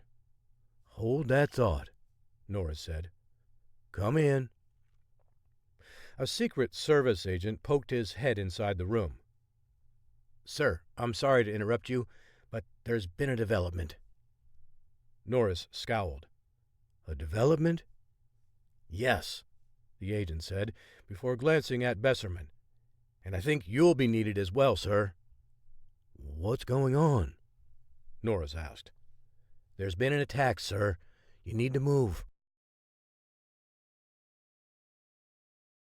Chapter 35. Los Angeles. Nick Slavitt eased his truck into the small clearing near the top of the Inglewood oil field. He checked the pin he was sent on his burner phone one final time before putting the car in park. Near the edge of the clearing, a rusty oil derrick pumped slowly. Aside from a few palm trees designed to hide the monstrous hunk of working metal, the area was rather barren, and there wasn't a soul in sight. Slavitt stepped out of his vehicle and removed his tie. He unbuttoned the top 2 buttons on his shirt and stretched after the long drive through the city's crippling traffic. Despite Slavitt's long history of secretly serving the Alliance, he'd only met his contact in person once, a man known as Ranger. Most of their communications were handled via mail or burner phones, which were delivered to Slavitt's home each month. But with the news that Slavitt had been elevated to such a high position, he wasn't surprised when Ranger arranged an in-person meeting with him. Upon realizing that Ranger was late, Slavitt was annoyed before considering why. The Alliance had to be careful, though Slavitt was a little bit less so once the Magnum Group had announced that they'd figured out who the organization's mole was, and it wasn't him. The mole was dead, leaving Slavitt to operate without even a hint of suspicion. That didn't mean he shouldn't still be careful, but he wasn't nearly as stressed as he had been. But Ranger always took extra precautions, and likely wanted to make sure that nobody was following Slavitt, even though he knew it wasn't necessary. Slavitt checked his watch and surveyed the area again before looking down at the dirt. He knelt and picked up a rock before throwing it at a tree. But the rock missed, curving left and clanking off the chain-link fence surrounding the derrick. "Good thing your intel is better than your aim," said a man with a gruff voice. Slavitt turned around and saw Ranger, hands in his pockets as he strode toward him. Ranger wore a pair of aviator sunglasses and was working over a piece of gum, the scar along his left jaw moving in tandem with it. With his hands plunged into his black leather jacket, Ranger appeared at ease. As the corners of Ranger's mouth turned upward in a slight smile, Any angst Slavitt had about the meeting vanished. "How do you know I wasn't aiming at the spot I hit?"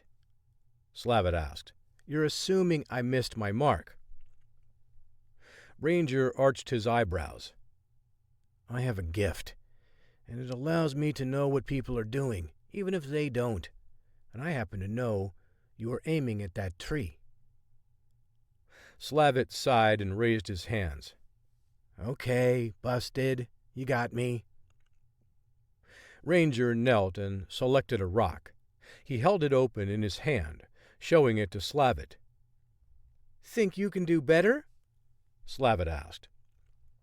Ranger nodded subtly. "It's all about the kind of rock you pick. You want to make sure that you find a practical rock. The kind that will get the job done and doesn't decide to go its own way." Ranger rocked back and fired the rock toward a nearby palm tree, hitting it dead center about 6 feet off the ground. "If you make a mistake, it's in choosing the wrong rock," Ranger continued. "Too many rough edges, and its trajectory becomes unpredictable." "Predictability is a good thing, especially when you're taking aim at a target," Slavitt said. "Exactly. And that's why we didn't strike the van you told us Brad Porter would be in. And while gathering the resources necessary on such a short basis to take out a plane near a heavily guarded military installation, that was the safest bet. Porter could have been moved at the last minute, potentially exposing you and leading any type of investigation back to me." Slavitt nodded. "Makes sense. That's why you get paid the big bucks. I'm just the messenger." "But are you?" Slavitt furrowed his brow and cocked his head. "Am I what?" "Are you just a messenger? Are you sure you're not being dangled as bait?" Well, that's unlikely. The Magnum Group just promoted me, meaning that I'm going to have higher security clearance and access to higher level operations. That's going to be a boon for the Alliance." Ranger took a step closer to Slavitt before poking him in the chest. "I'm not so sure about that. I think you're endangering all of us." Slavitt swallowed hard as he realized this conversation had taken a quick turn in a direction that made him uneasy. "What are you trying to say?" "I warned you," Ranger said. "I told you to keep your head down and just do your job. Fly under the radar. But is that what you did? No. You had to make a name for yourself."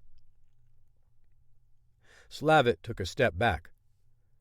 "I thought gaining a higher level of clearance would be good for your efforts. I'm still a relative nobody in the organization." Ranger put his hands on his hips. "Not if you're getting promotions. You've caught someone's eye, and it's only a matter of time before they look into you." "And if they did, I'd know all about it."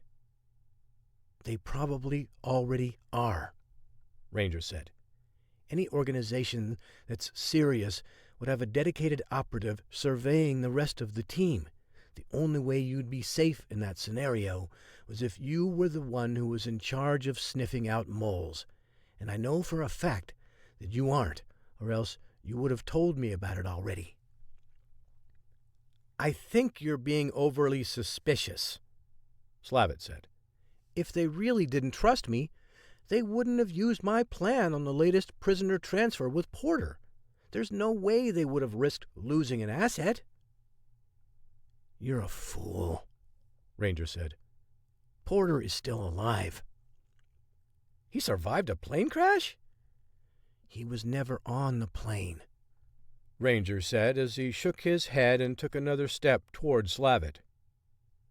"You just don't get it, do you? They're on to you, and you have no clue." "Come on, Ranger," Slavitt said, easing away from his handler. "You're just being paranoid." "Paranoid, am I?" Ranger said as he walked over toward Slavitt's car. You think I'm paranoid. Ranger produced an electronic wand from his coat pocket and waved it around the car. As he reached the front, the wand beeped. Ranger felt inside the left front fender for a few seconds before holding up a small circular black device. He brushed the dirt off his jeans as he stood up. Look familiar? Ranger asked. Slavitt shook his head. How do I know that you didn't just plant that thing in there? Now who's the paranoid one? How do you even know that's from the Magnum Group?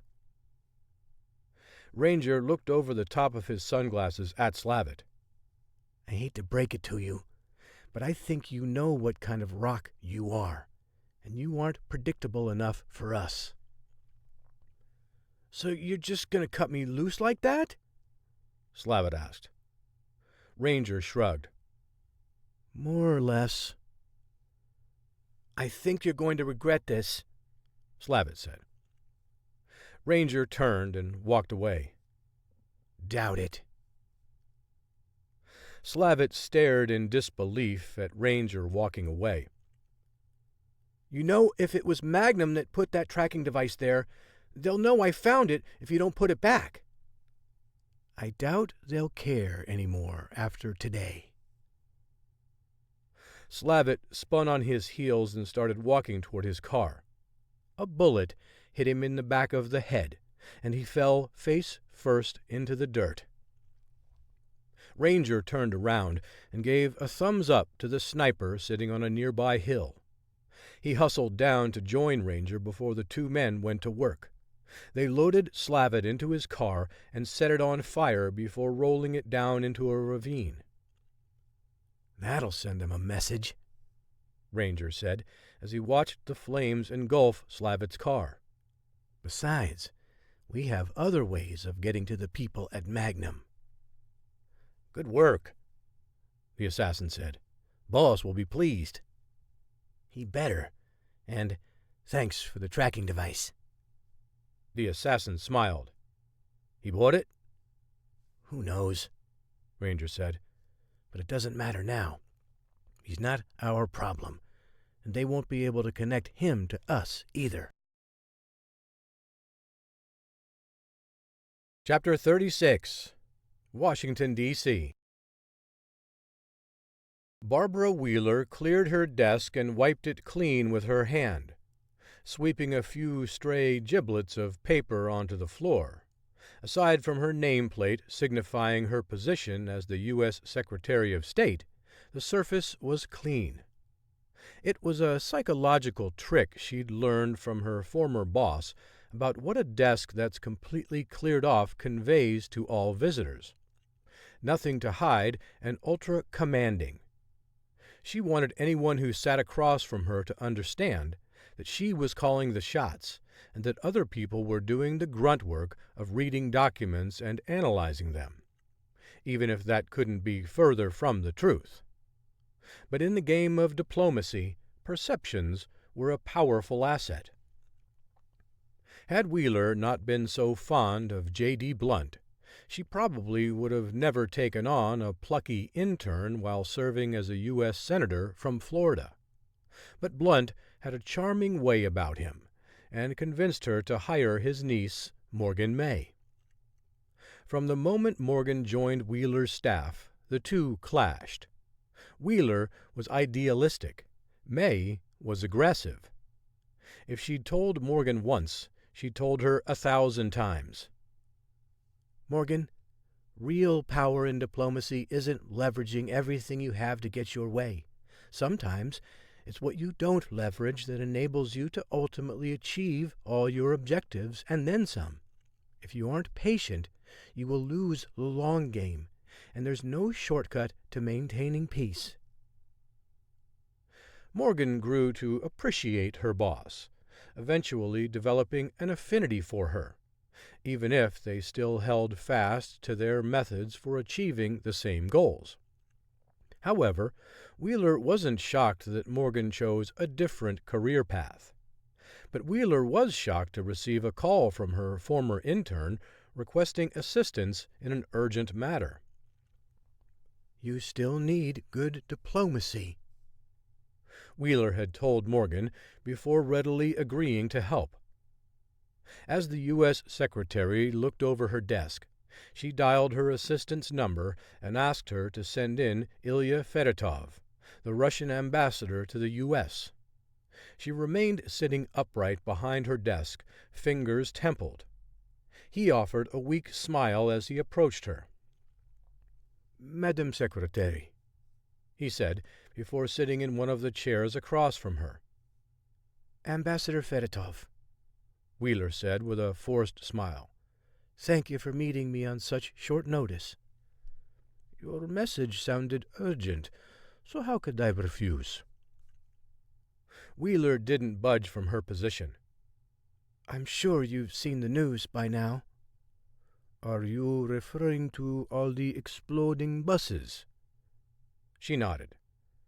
Quite unfortunate, not to mention unexpected. We pride ourselves on being able to stop terrorist attacks on our own soil. No country is an impenetrable fortress. At least, that's what I've learned after serving in this role for more than 30 years. And sometimes your borders seem like an open gate. Wheeler scowled. I didn't bring you here to critique our political policies. Fedotov glanced at his watch. Well, please, do make this quick.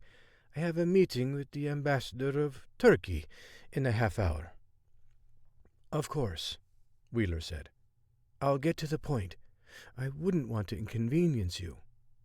Spasibo, Fedotov replied. Wheeler stood, pushing her chair away with the back of her knees. She paced her office as she spoke. It has come to our attention recently that a handful of Russian spies have slipped into the country. Spies? Fedotov asked. We wouldn't sneak spies across your open borders. Spoken like a true ambassador, Wheeler said with a wink. Your qualifiers prevent you from lying, but I know your game.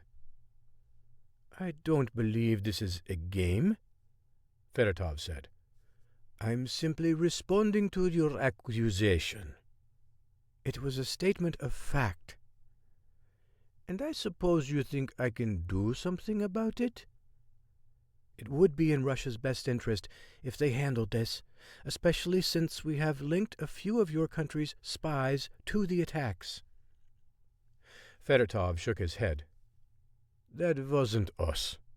If we were ever to attack your country, which we wouldn't, but suppose we did, we would never go after such small targets. And for what purpose?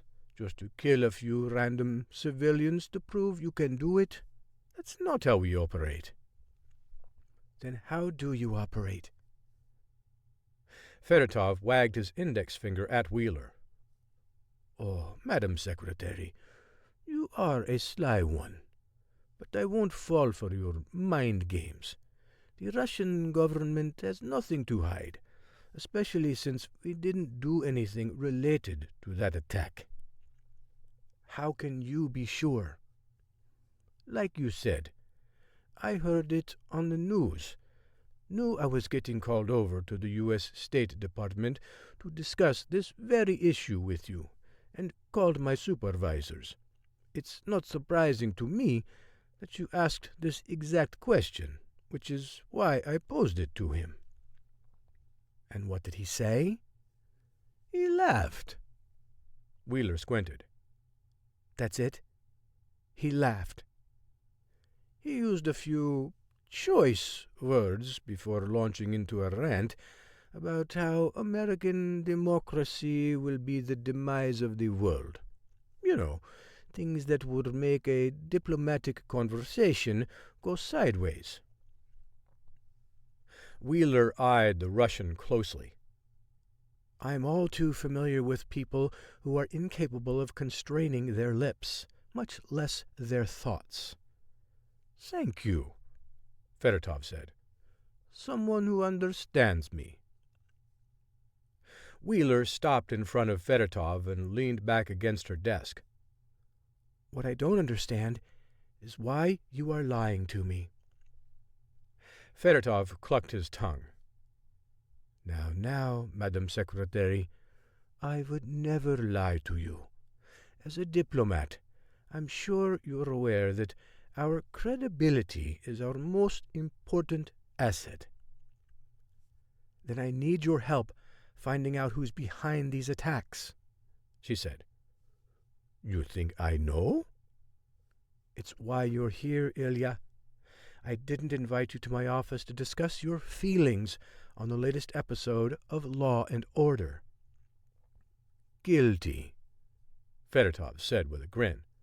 They're always guilty. And what about you?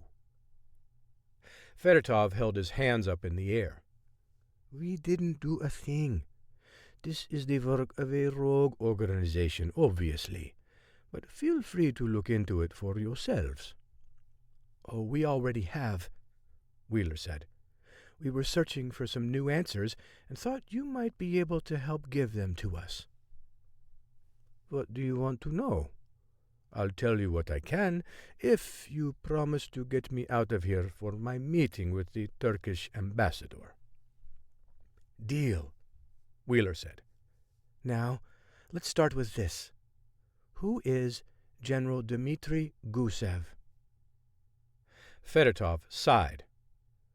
I was afraid of this question. Why? Is he a friend of yours? Quite the opposite, Fedotov said. He went rogue years ago. The FSB tolerated him because he was an extremist in favor of making Russia stronger on the global stage. But he started recruiting agents, paying them likely from all the money he stole while working at the FSB. He was an admired and revered general, but he had a dark side. An FSB officer with a dark side? Wheeler asked with a chuckle. Now that's rich. Russians are not monsters like you want us to be, Fedotov said.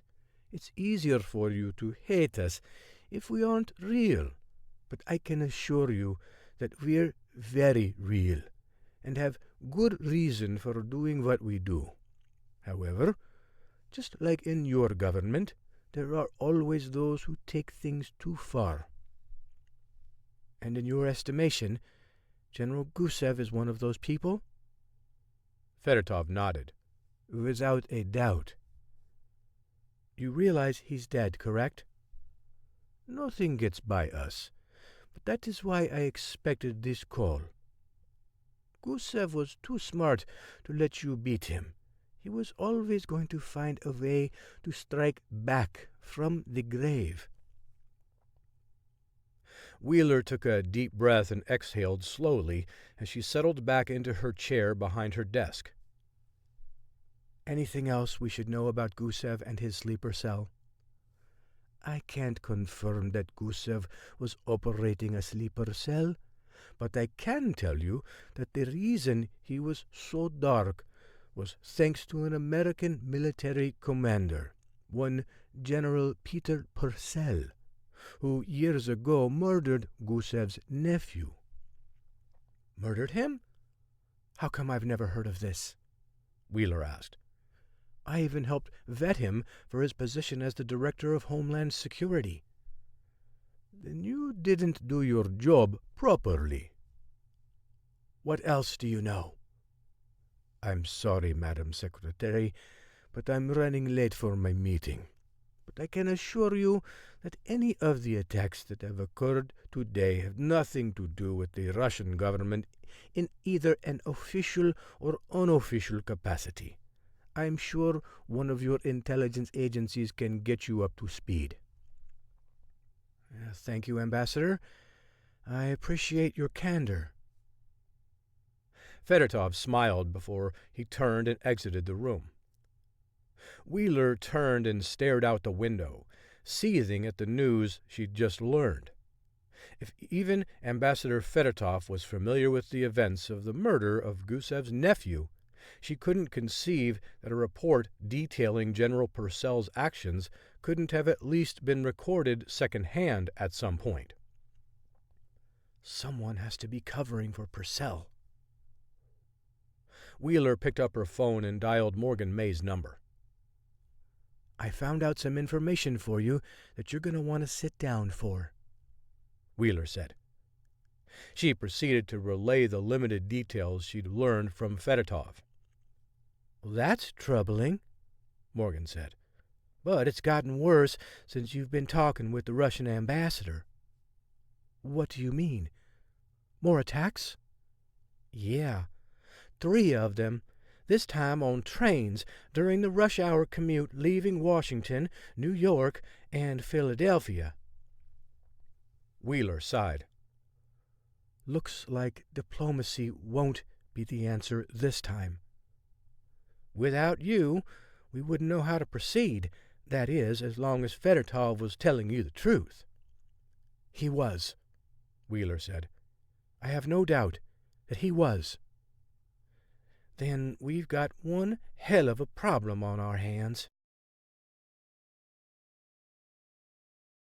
Chapter 37. Los Angeles.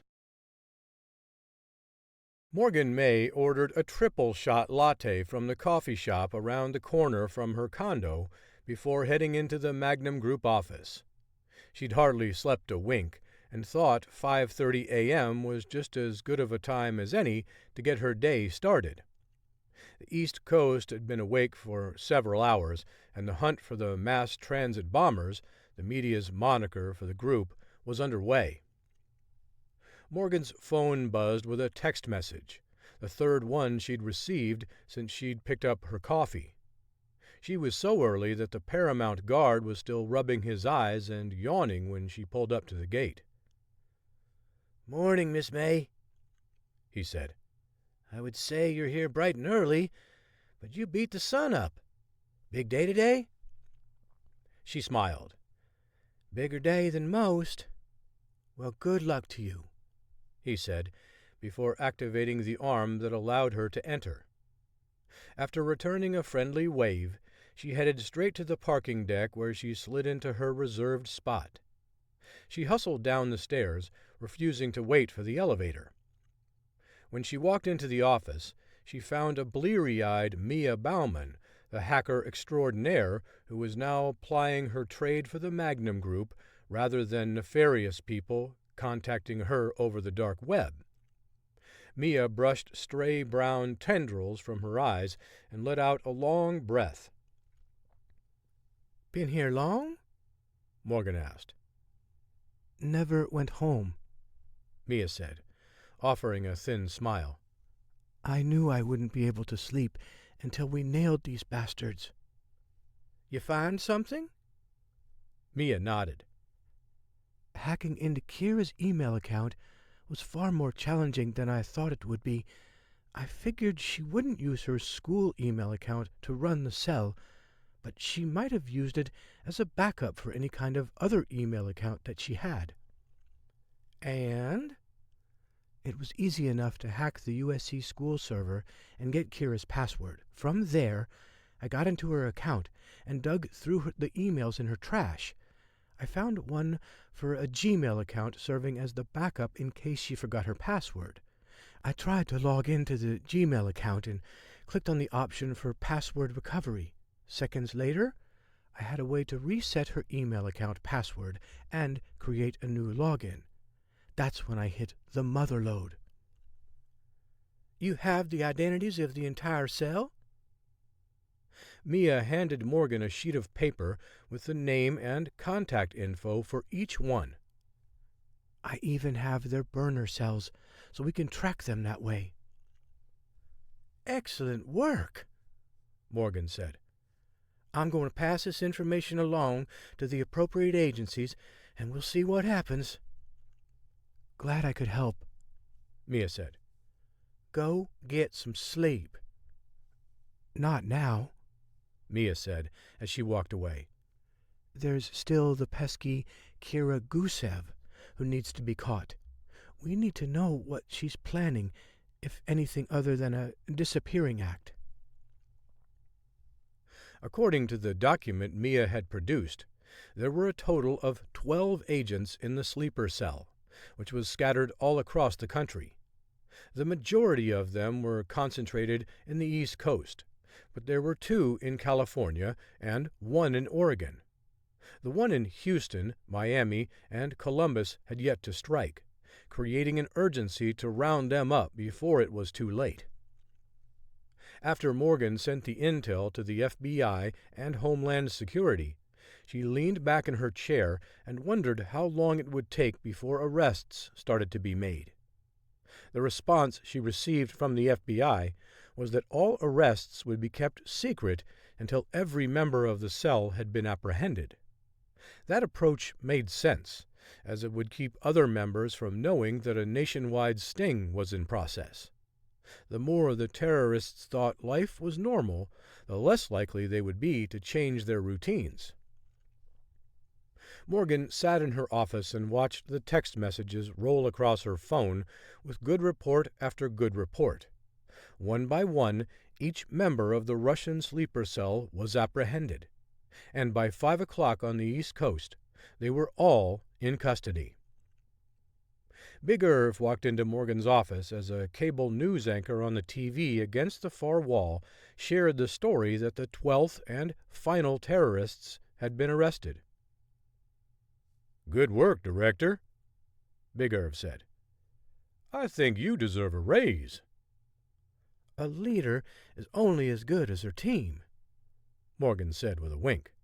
"And if truth be told, most of this was Mia's doing. She was burning the midnight oil to find out who was involved in all this." "She found something else out that you need to see," he said. "Oh?" "Yeah. Come with me and let's talk." President Norris adjusted the microphone on the lectern as he waited for the signal that the media was ready to broadcast his remarks. He read over the opening lines a few more times, waiting to deliver what he hoped would become a momentous speech, one that rallied Americans together against a common enemy.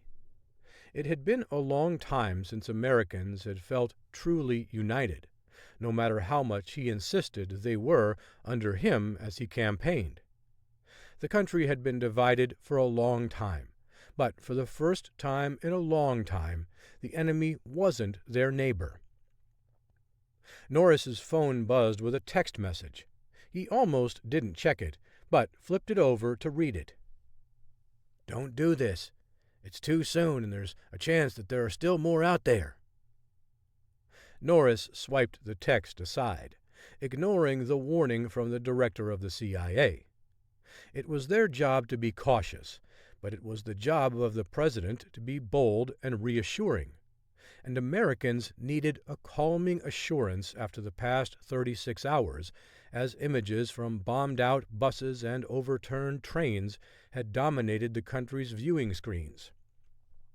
He pocketed his phone before clearing his throat. "Are we ready?" Norris asked. "Yes, sir, in 3, 2, 1. The man pointed at Norris, signaling for him to begin his speech. "Good evening, fellow Americans. I wish I was speaking under different circumstances, but that's not the hand we were dealt. I would have preferred to be telling you good news about the direction of this country, and I must remind you that there's plenty of encouraging signs in every sector of American society. But Homeland Security has been missing from those conversations over the past couple of days. But this evening, I do have some good news that I wanted to share with you, even before it leaked out to the press." Norris placed both hands on the side of the lectern, his eyes studying the speech that had been entered into the teleprompter. "Oh, forget it," Norris said. "I'm not reading what's on that screen. I'm just going to speak from the heart tonight." He paused and took a deep breath before continuing.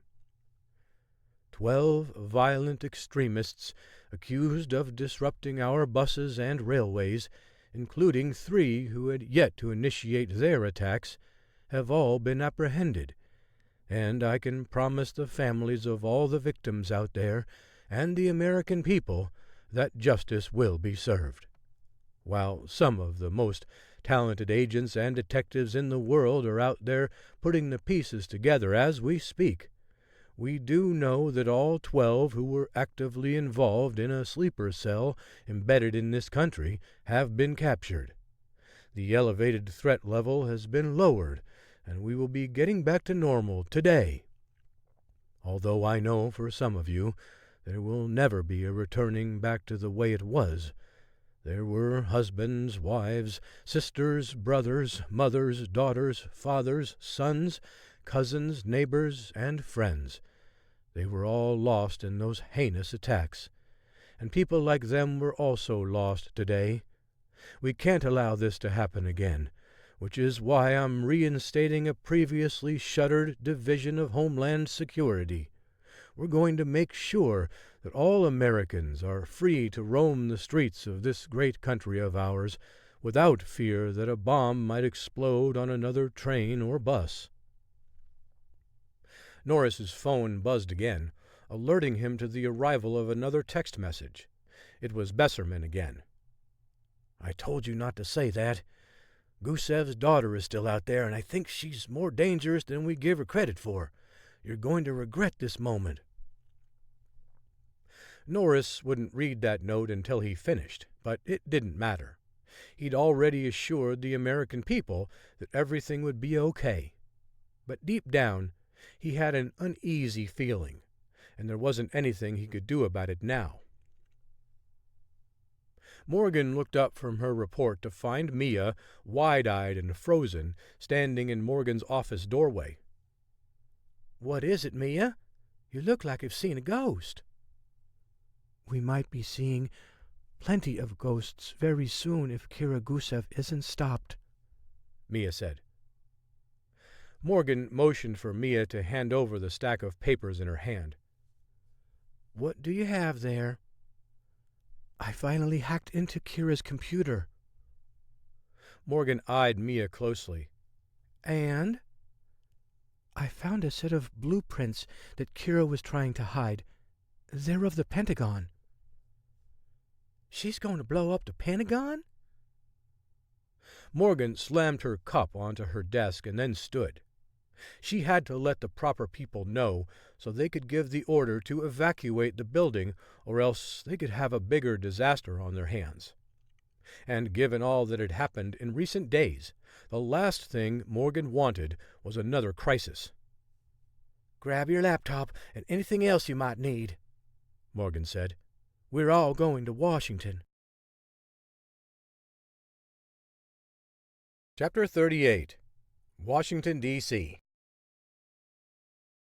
Hawk strode past a large wooden sign advertising space for lease along the sidewalk leading to the old Phoenix Foundation offices. The 2-story concrete building wasn't pretty to look at, drab and gray.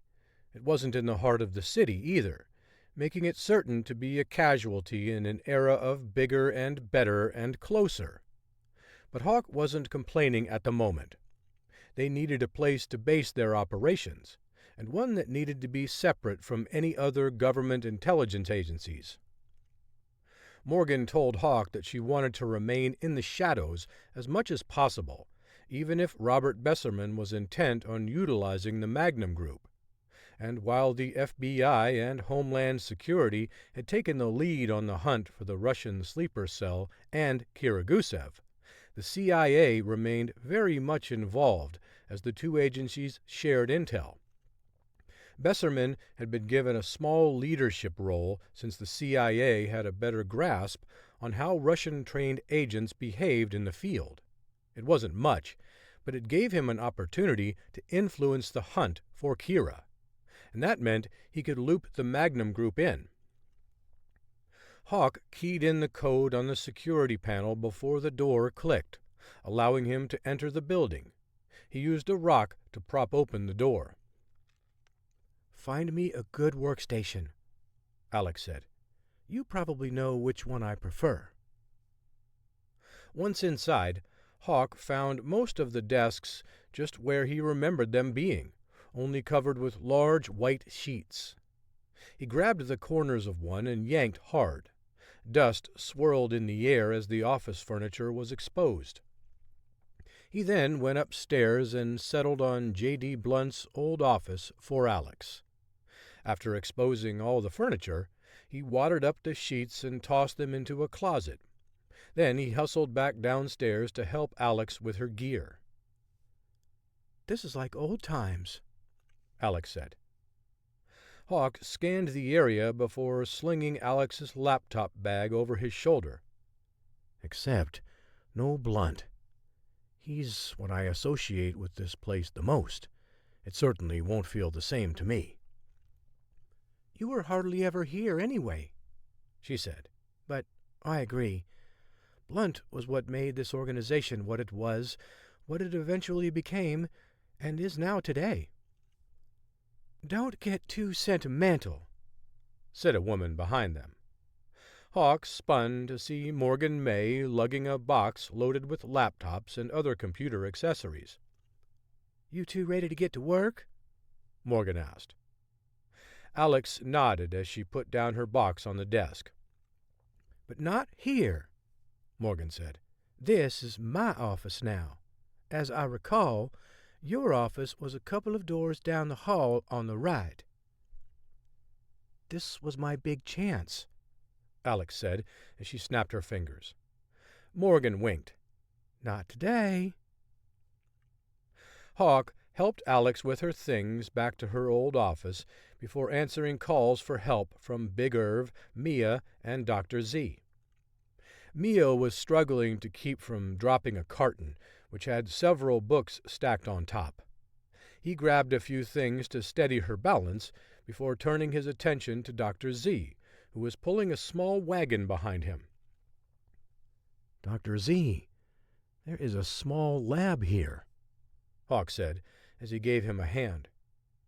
Dr. Z stopped and pushed his glasses up the bridge of his nose. "But it's not my lab. I don't work like everyone else." "I'm well aware," Hawk said. "But maybe you wouldn't have had to bring all of this." Dr. Z twirled his cane before slamming the tip hard onto the ground. 2 blades ejected from the sides as he whipped the cane toward Hawk, stopping at the last second. "Whoa there," Hawk said. "It was just a suggestion to make your life easier." Dr. Z stroked his scraggly white beard. "I make my life easier by what I design and build, thank you very much. If you think I can't handle a small red wagon, just remember this demonstration of my hand-to-hand combat skills." "Using a cane with blades is hardly," Hawk said, before stopping himself. "You know, never mind. Thank you for coming, Dr. Z. I can hardly wait to see what you've concocted for us." Dr. Z smiled. "Have you ever seen a 65-year-old man cut a backflip?" "I hardly see how that's useful to me," Hawk said. The moment Hawk got the words out of his mouth, his jaw went slack as he watched Dr. Z vault into the air and perform a backflip. "What do you think?" Dr. Z asked as he walked back over to Hawk. "That cane is just a prop, isn't it?" Hawk asked. Dr. Z chuckled. "You're probably too young to remember this, but there used to be a commercial for a pair of sneakers, and the tagline was, 'It's gotta be the shoes.' Well, that's the case here." "Shoes or no shoes, you're in surprisingly good shape to be able to land that," Hawk said. "I used to be a gymnast a long time ago," Dr. Z said. "So maybe I'm cheating a little bit.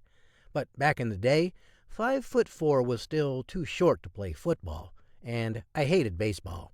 It was either gymnastics or a horse jockey, and I wasn't fond of riding horses, but I always loved heights."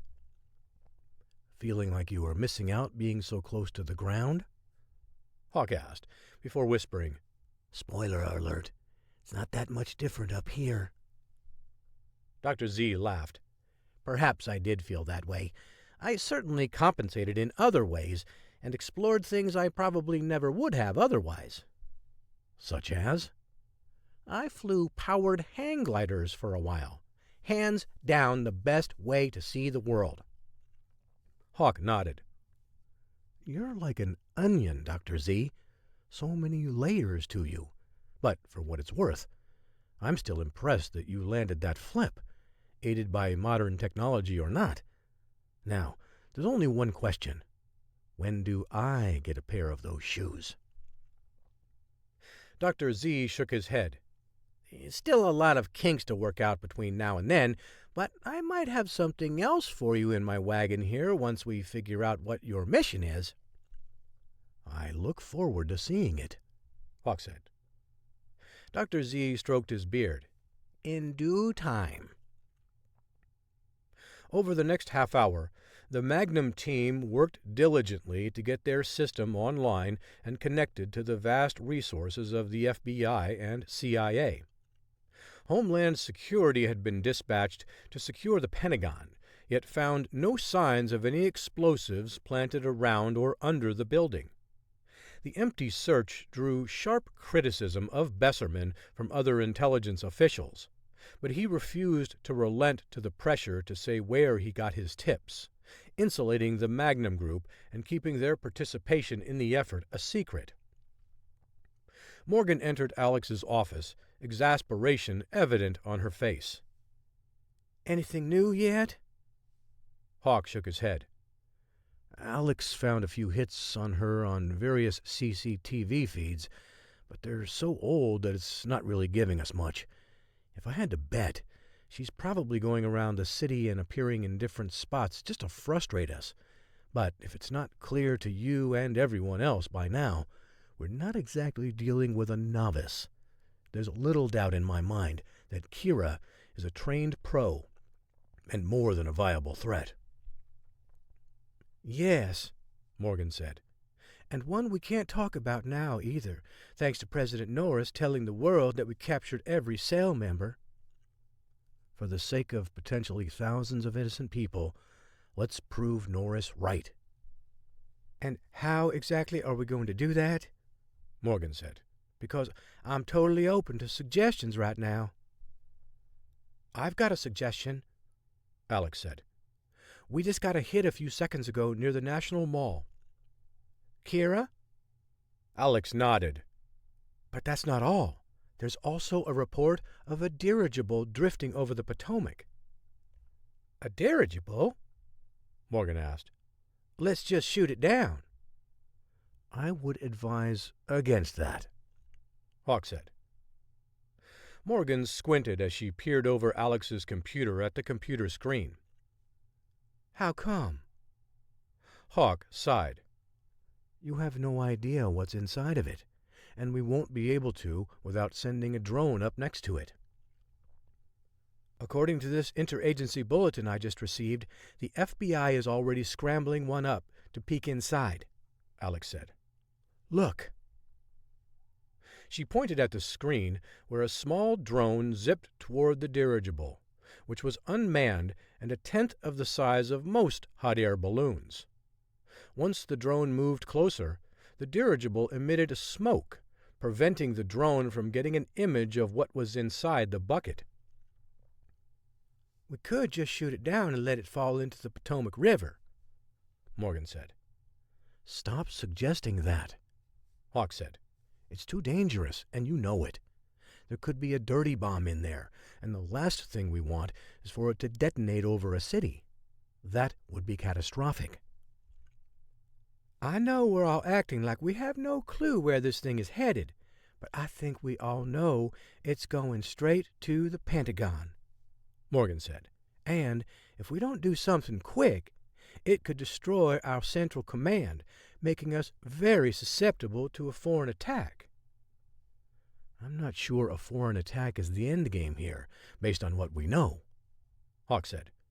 We really just need to get that dirigible down safely. but it's moving so slow that we have time to handle this carefully."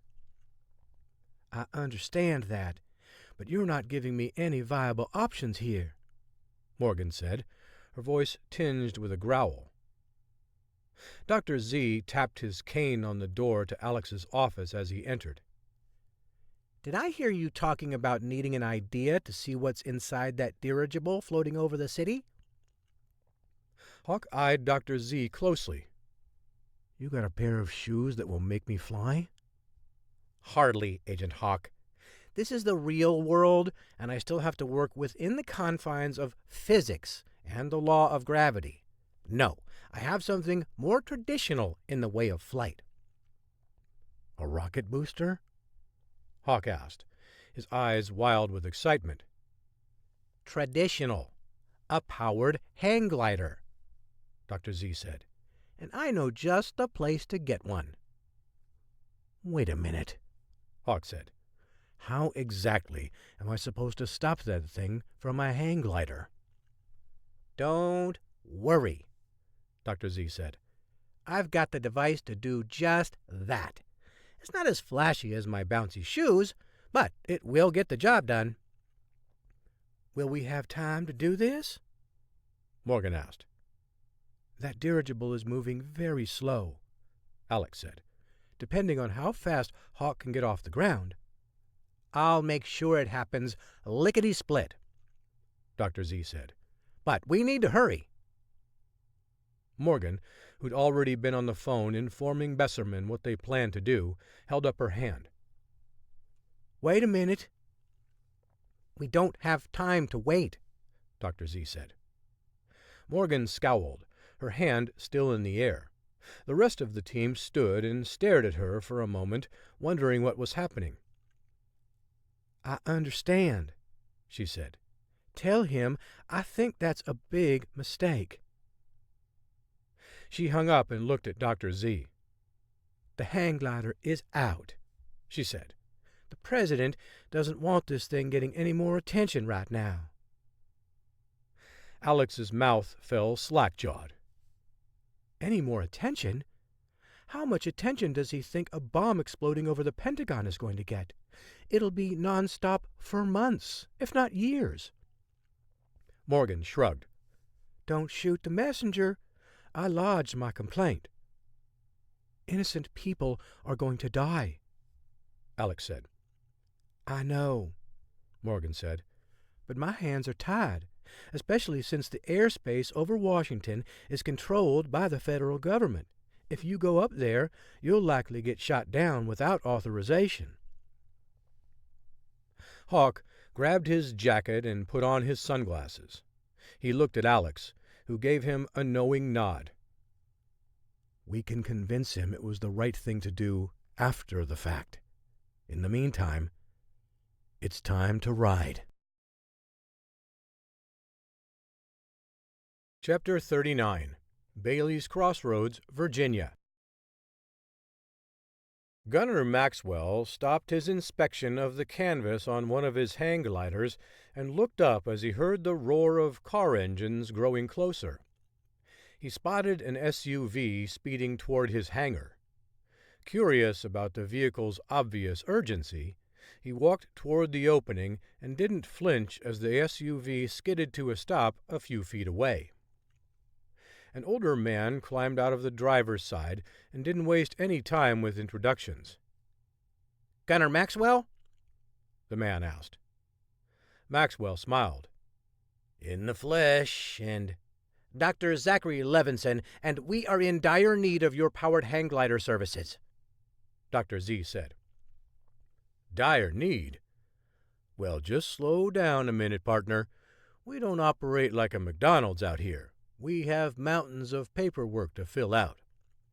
"This is an emergency, and the lives of thousands of people could be at stake, maybe even more," Dr. Z said.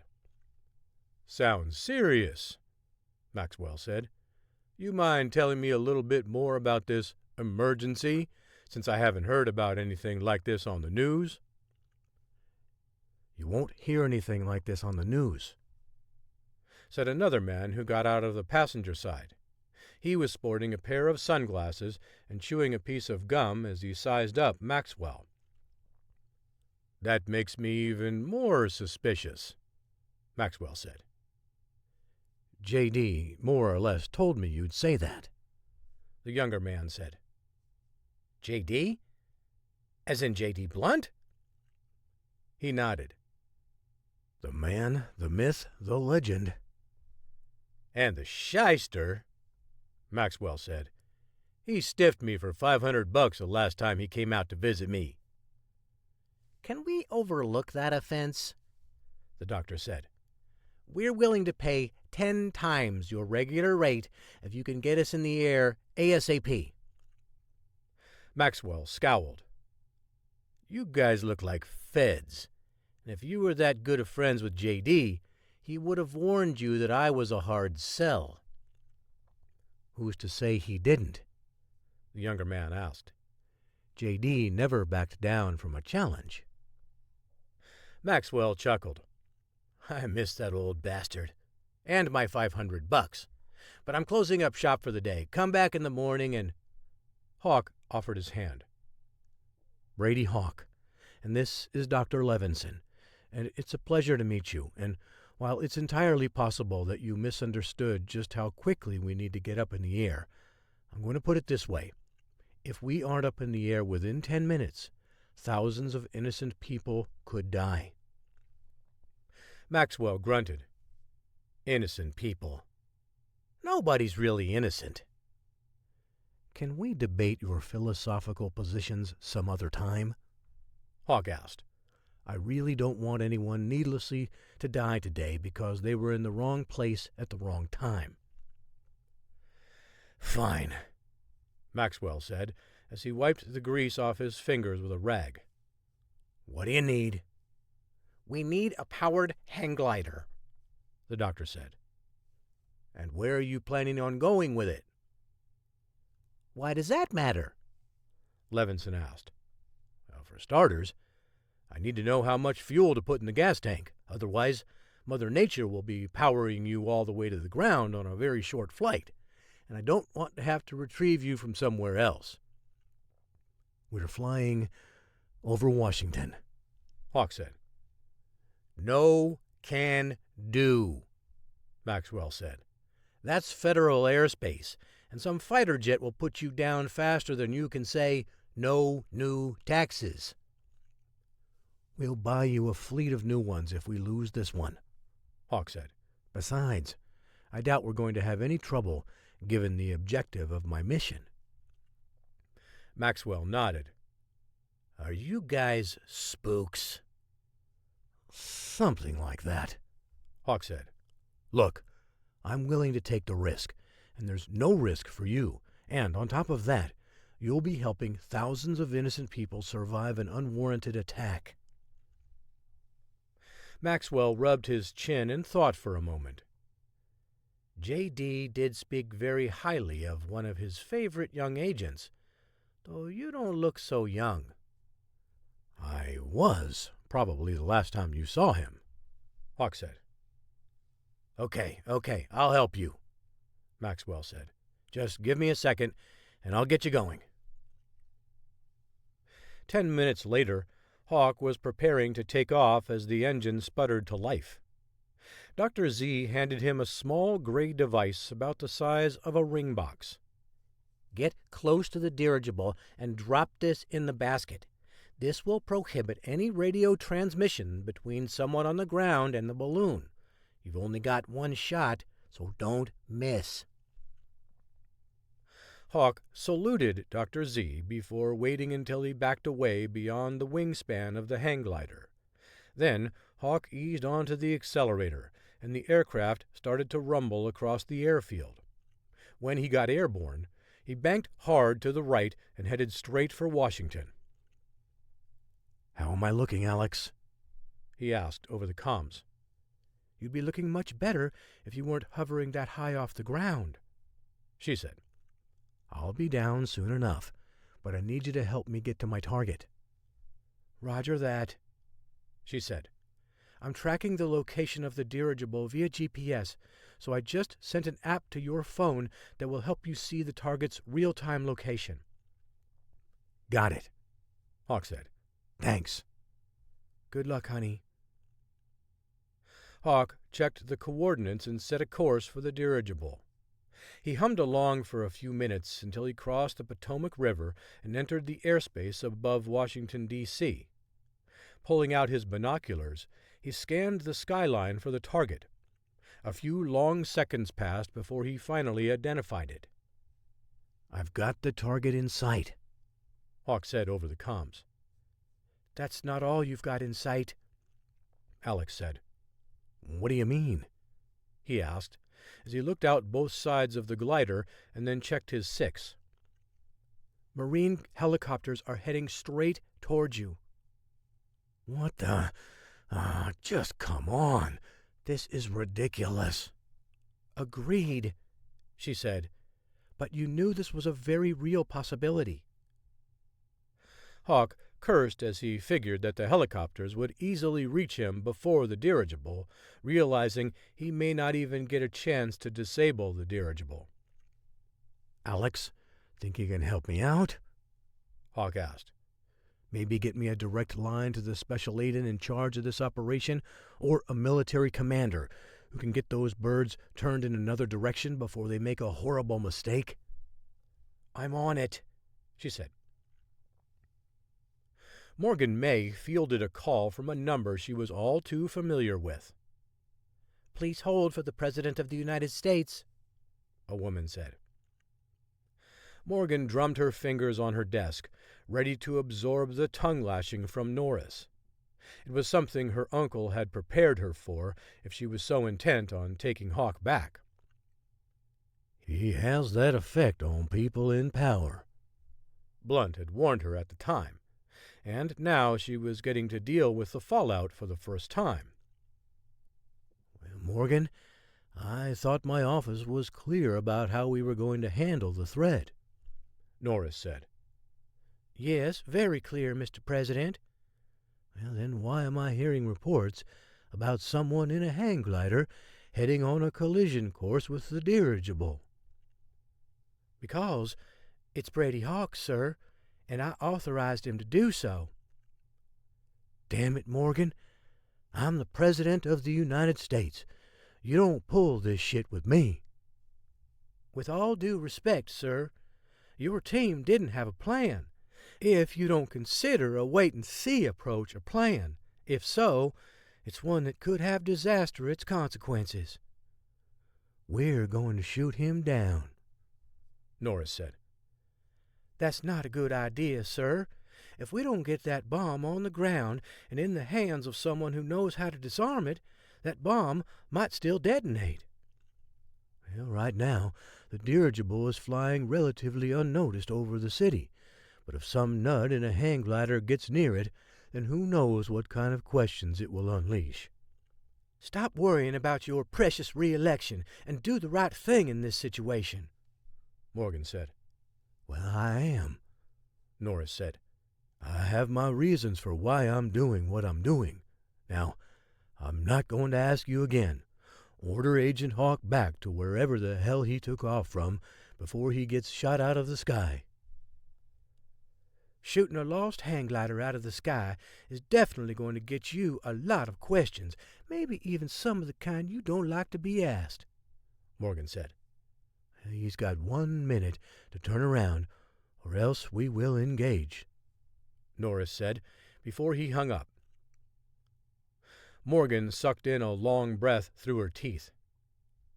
"Alex, do you think you can talk Hawk into coming back?" Alex winced and shook her head.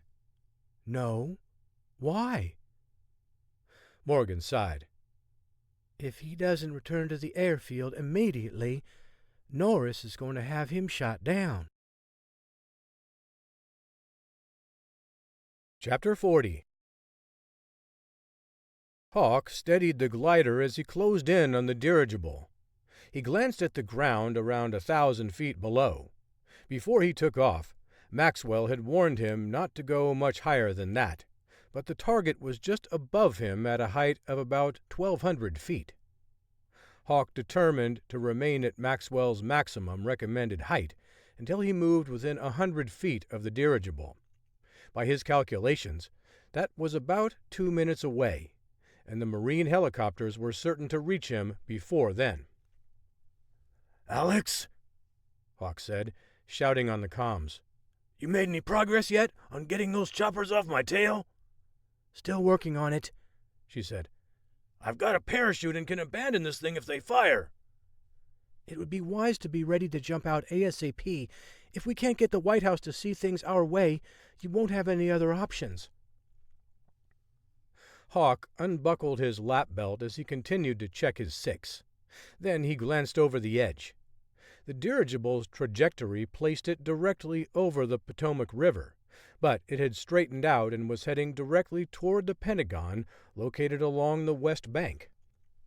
He couldn't hear the beat of the heavy rotors behind him, but he could feel it in his chest.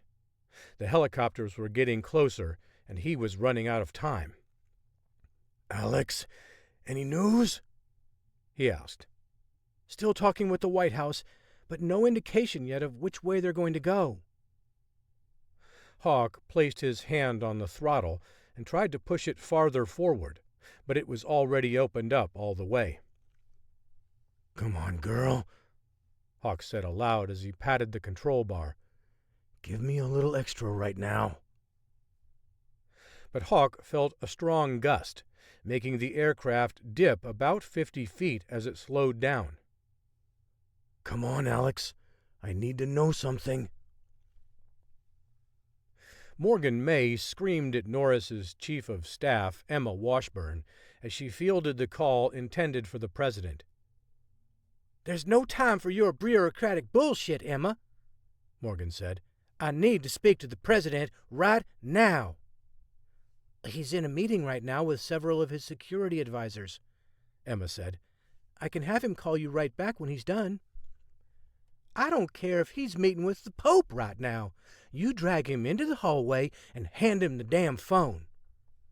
"Morgan, I understand you." "You don't understand anything, much less have a clue what he's doing. He's threatening to shoot down one of our country's best black ops agents, who coincidentally is trying to save the lives of possibly thousands of innocent Americans. Get him right now." A half-minute later, Norris was on the phone. "This better be good," Norris said with a growl. "Yeah, I want to find out why you haven't called off those helicopters yet. They're about to shoot down Brady Hawk, who's risking his life to help others, and you're literally condoning this." "Well, sorry, Morgan. I already made up my mind. You were warned not to go after the dirigible." "So you have a plan to get it down?" "Well, that's what we're working on right now," Norris said. "Well, that's what we're actually doing right now," Morgan said. "Tell those Marine choppers to back off." "Well, can't do it, Morgan. Now, if you'll excuse me." "No, I won't excuse you. In fact, I'm going to make your life a living hell if you don't stop those helicopters." "Morgan," Norris snapped. "have you forgotten who you're talking to?" "If you don't tell those helicopters to stand down, I'm going to release that footage to the media myself." For once, Norris was silent. Hawk looked behind him at the choppers, which were almost on him. The headwinds had slowed him, but it had also slowed the dirigible. But they'd had no effect on the helicopters. Hawk climbed higher, straining the hang glider's motors as it went upward. He narrowed in on his target. Maybe 30 more seconds and he'd be close enough to attempt to get Dr. Z's jamming device into the basket. Hawk's mouth went dry as adrenaline coursed through his body. If he jumped out, he wouldn't have more than a couple of seconds to pull the ripcord on his chute. But there was no guarantee he'd be far enough clear of the hang glider to avoid getting hit with the blast. And if it stunned him for even a couple of seconds, that would be all it would take to kill him.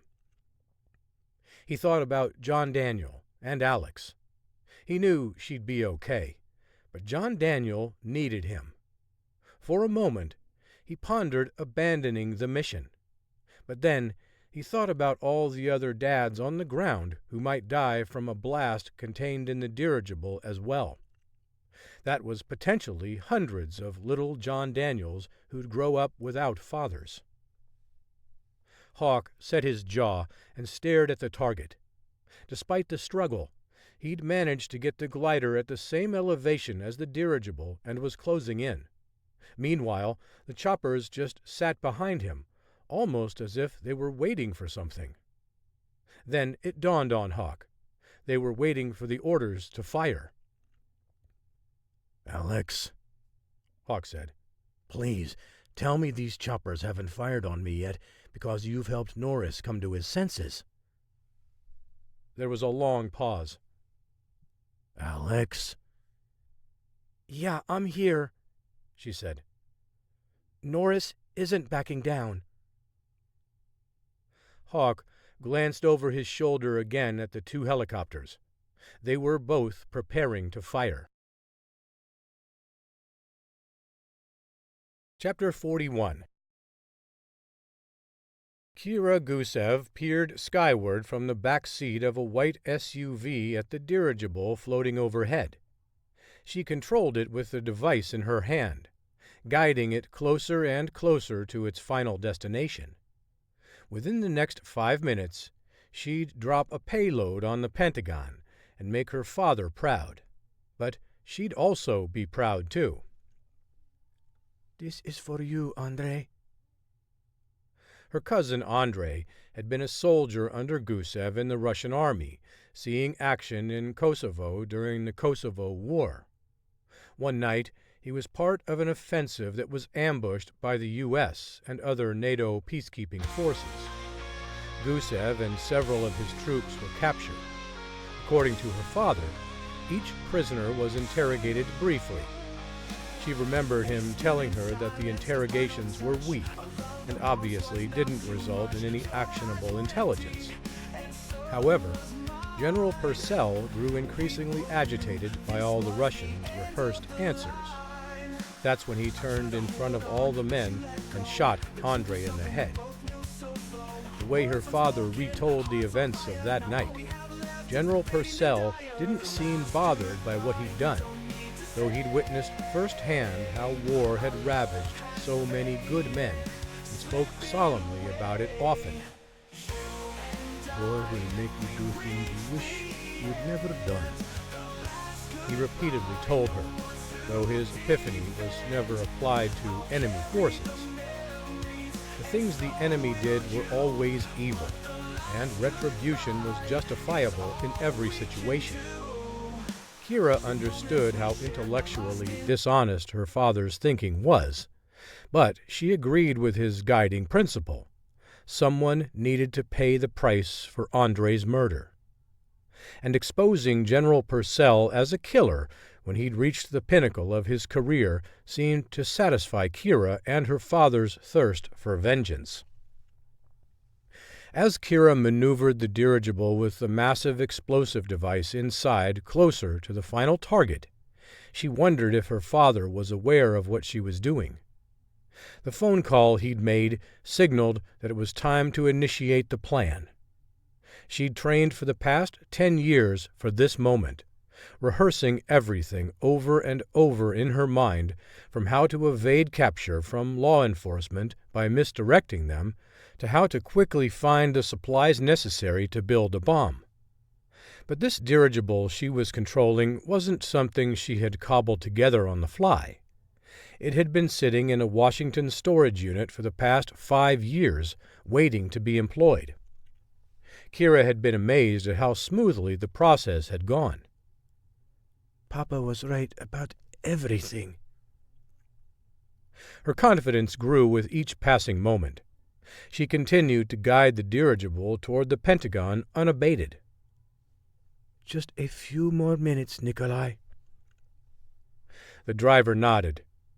Gusev had arranged for Nikolai, a longtime member of the Russian embassy in Washington, to drive Kira when the moment called for it. With his extensive knowledge of the city's layout, there wasn't anyone better to handle the task, and Nikolai had readily accepted, affirming his position as a devoted patriot. Even while Kira watched the dirigible hovering overhead, she noticed Nikolai continually checking his rearview mirror. "Is something wrong?" Kira asked. He shrugged. "I'm not sure, but I thought for a moment we were being followed." Kira turned around and looked out of the rear window. The traffic looked benign to her. "I don't see any U.S. government vehicles. There's one SUV that's been following us for a few blocks now." "Aren't we on a main street?" "Yes." "Then stop being so paranoid. This town is full of SUVs, and it's entirely normal for one to travel several blocks with you." "I don't know," Nikolai said. "This one seemed different somehow." "It's only because you're worried you're going to get caught," Kira said. "My papa told me that your record was spotless, which was why he chose you. It's why you'd be the last person the Americans would suspect would be involved in something like this." "What if they were able to track you?" Nikolai turned west onto the Arlington Memorial Bridge as she ignored the question. "We're so close, Nikolai. I can almost see the Pentagon from here." "Just a few more turns," he said. She fiddled with the controller as the dirigible refused to move when she directed it to. "You need to slow down. We're getting too far away, and it's making it difficult to control." Nikolai eased onto the brake and slowed their speed. He glanced in the rearview mirror again. "Just relax," she said. "There's nobody back there." "If there's one thing I've learned after living here for so long, is that you should never underestimate your enemy. Sometimes all it takes is a surprise to take you down. It's how every politician has their career ended in disgrace. Americans are very forgiving, but they will not forgive a corrupt politician who has been exposed until years have passed. If you can surprise someone, you can beat them here." "What does that have to do with you thinking we're being followed?" "If they surprise us, they might catch us." Kira smiled and laughed before patting Nikolai on the back. "You give Americans far too much credit. I'm not sure they even know we're here." Nikolai leaned forward in his seat and looked up. "Then what's that thing approaching the dirigible?" "Probably just someone enjoying their hobby." "I've lived here a long time, and I've never seen anyone hang gliding over the city," he said. "I'm quite certain that activity is outlawed." "This is a nation of outlaws and exhibitionists all trying to become famous. Why wouldn't you think the person is simply enjoying a recreational activity?" Nikolai glanced in the rearview mirror again, this time holding his gaze. "We need to move. We're definitely being followed." As soon as they pulled off the bridge, he turned south onto Washington Boulevard. As soon as he found the first turnoff, he jerked the steering wheel to the right, sending them careening out of the congested area. "Well, you surprised me there," she said. "Though you need to slow down, so this low-frequency radio signal is close enough for us to transmit. I seem to be losing some of my capabilities because we're on the edge of the range." "If we get caught, it won't matter." He stomped on the accelerator as the car lurched forward. Kira sighed and then looked out the rear window again. She spotted the SUV and immediately understood Nikolai's concerns. They were being followed, and that wasn't all. Overhead, the glider had edged dangerously close to her dirigible, and no matter what she tried, it wouldn't go any faster.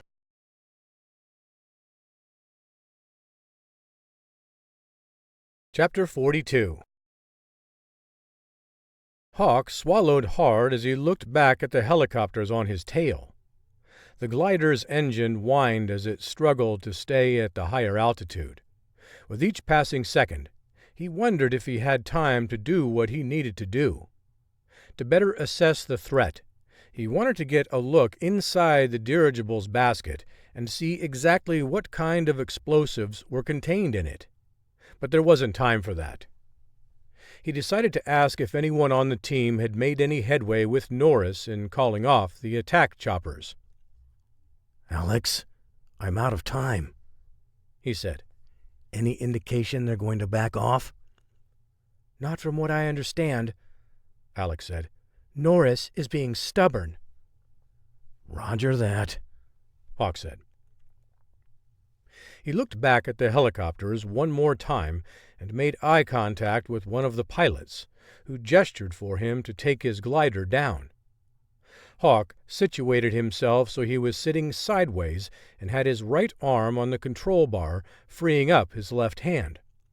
After he dug into his jacket pocket, he produced the device that Dr. Z had given him. Flicking the switch to activate it, Hawk soared higher, this time a few meters above the dirigible. He took a deep breath and counted to 3. When he reached 1, he let go of the control bar and leaped out of the glider. He had only one shot, with no room for error. As he dropped from the sky, he focused on the dirigible and was able to get just inches away from it before dropping the signal jammer into the basket. "I hit the target," Hawk said over the comms. A second later, he yanked on his ripcord, unfurling his chute as he drifted over the Potomac. With Hawk's descent slowing, he was almost certain the helicopters would fire a missile to destroy the glider. But instead, one of the crews hooked the glider with a grappling hook that dangled from a rope. Initially, the glider bucked, but the canvas quickly ripped, rendering the glider inoperable. Hawk looked up at the other chopper and gave them a friendly wave, which was met with an obscene gesture. "Nice going, Hawk," Morgan said over the comms. "Yeah, honey, that wasn't half bad," Alex said. "But you're not done yet." "Now what?" Hawk asked. "I need you to land on the West Bank," Alex said. "There's been a development, and you might be needed for backup." "Kira?" "Yeah. The FBI is tailing someone they believe to be Kira Gusev near your position." "She was trying to stay off the radar by using such a low frequency," Hawk said. "It also made her easier to find." "Get down there and help out," Alex said. "We need to make sure the threat really is over." "Roger that." Hawk exhaled with relief as he guided his chute toward the west side of the Potomac. The Pentagon sat ominously a few blocks away, but it seemed out of danger for the moment. With the dirigible now under the Magnum Group's control and rising higher, the less likely an explosion could harm innocent people on the ground. And Hawk was proud that he could make that happen, as well as grateful that the chopper pilots exercised some restraint. But all those good feelings vanished when he heard an explosion a few blocks from where he aimed to land. Chapter 43. Kira wrestled the controls back and forth as she watched the befuddling activity occurring overhead. The man in the hang glider got close to her dirigible, but bailed out when 2 military helicopters showed up behind him. A few moments later, the choppers snagged the glider and dragged it away. However, Kira was less concerned about that and more concerned with why the dirigible wasn't responding to her directions anymore. "Come on," she said, rattling the small joystick back and forth. "You're supposed to go up." She looked at the readout on the screen designed to relay every piece of information available about the dirigible's status, but all the digits turned to dashes, meaning that the device was out of range. "Go faster," she told Nikolai. "I'm too far away and I can't control it. We need to get closer." Nikolai groaned. "I'm trying, Kira, but we've got some other problems right now. The SUV isn't pretending to be following us anymore. They might as well be broadcasting that they are pursuing us." "Not my problem, and there's nothing I can do about it anyway." "Maybe you could start shooting at them so they'll back off?" Kira laughed nervously. "Only if you want to die getting gunned down in the streets, I have faith in you to guide us out of here." "That makes one of us," he said with a growl. Nikolai whipped the wheel to the right, turning onto a less trafficked side street. "What are you doing?" Kira said. "You're pulling me farther away from my balloon. If I lose my connection permanently, this entire mission will be lost." "It might be too late for that. Even your father understood when it was time to retreat and regroup. This is one of those times, because if we get caught, we'll spend the rest of our lives in a U.S. prison somewhere with a bunch of terrorists." Kira took a deep breath and wrapped her fingers around the door handle.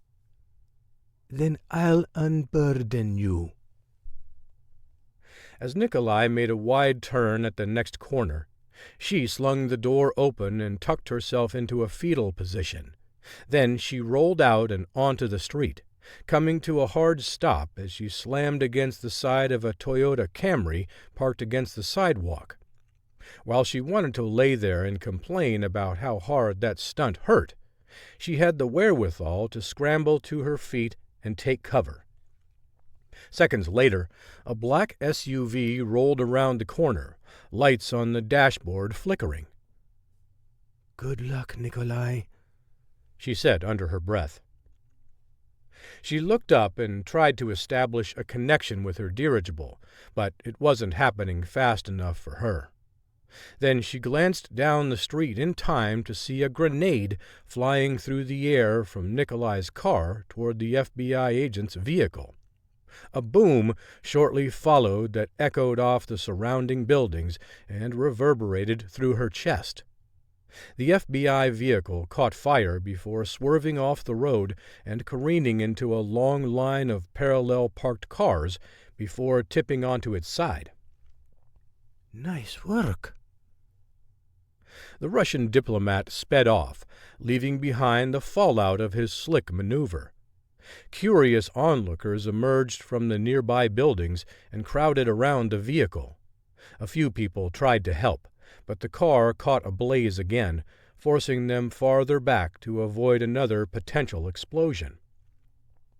Kira ducked down an alleyway and headed east, hoping to emerge closer to the river so she could see her dirigible and re-establish a connection with it.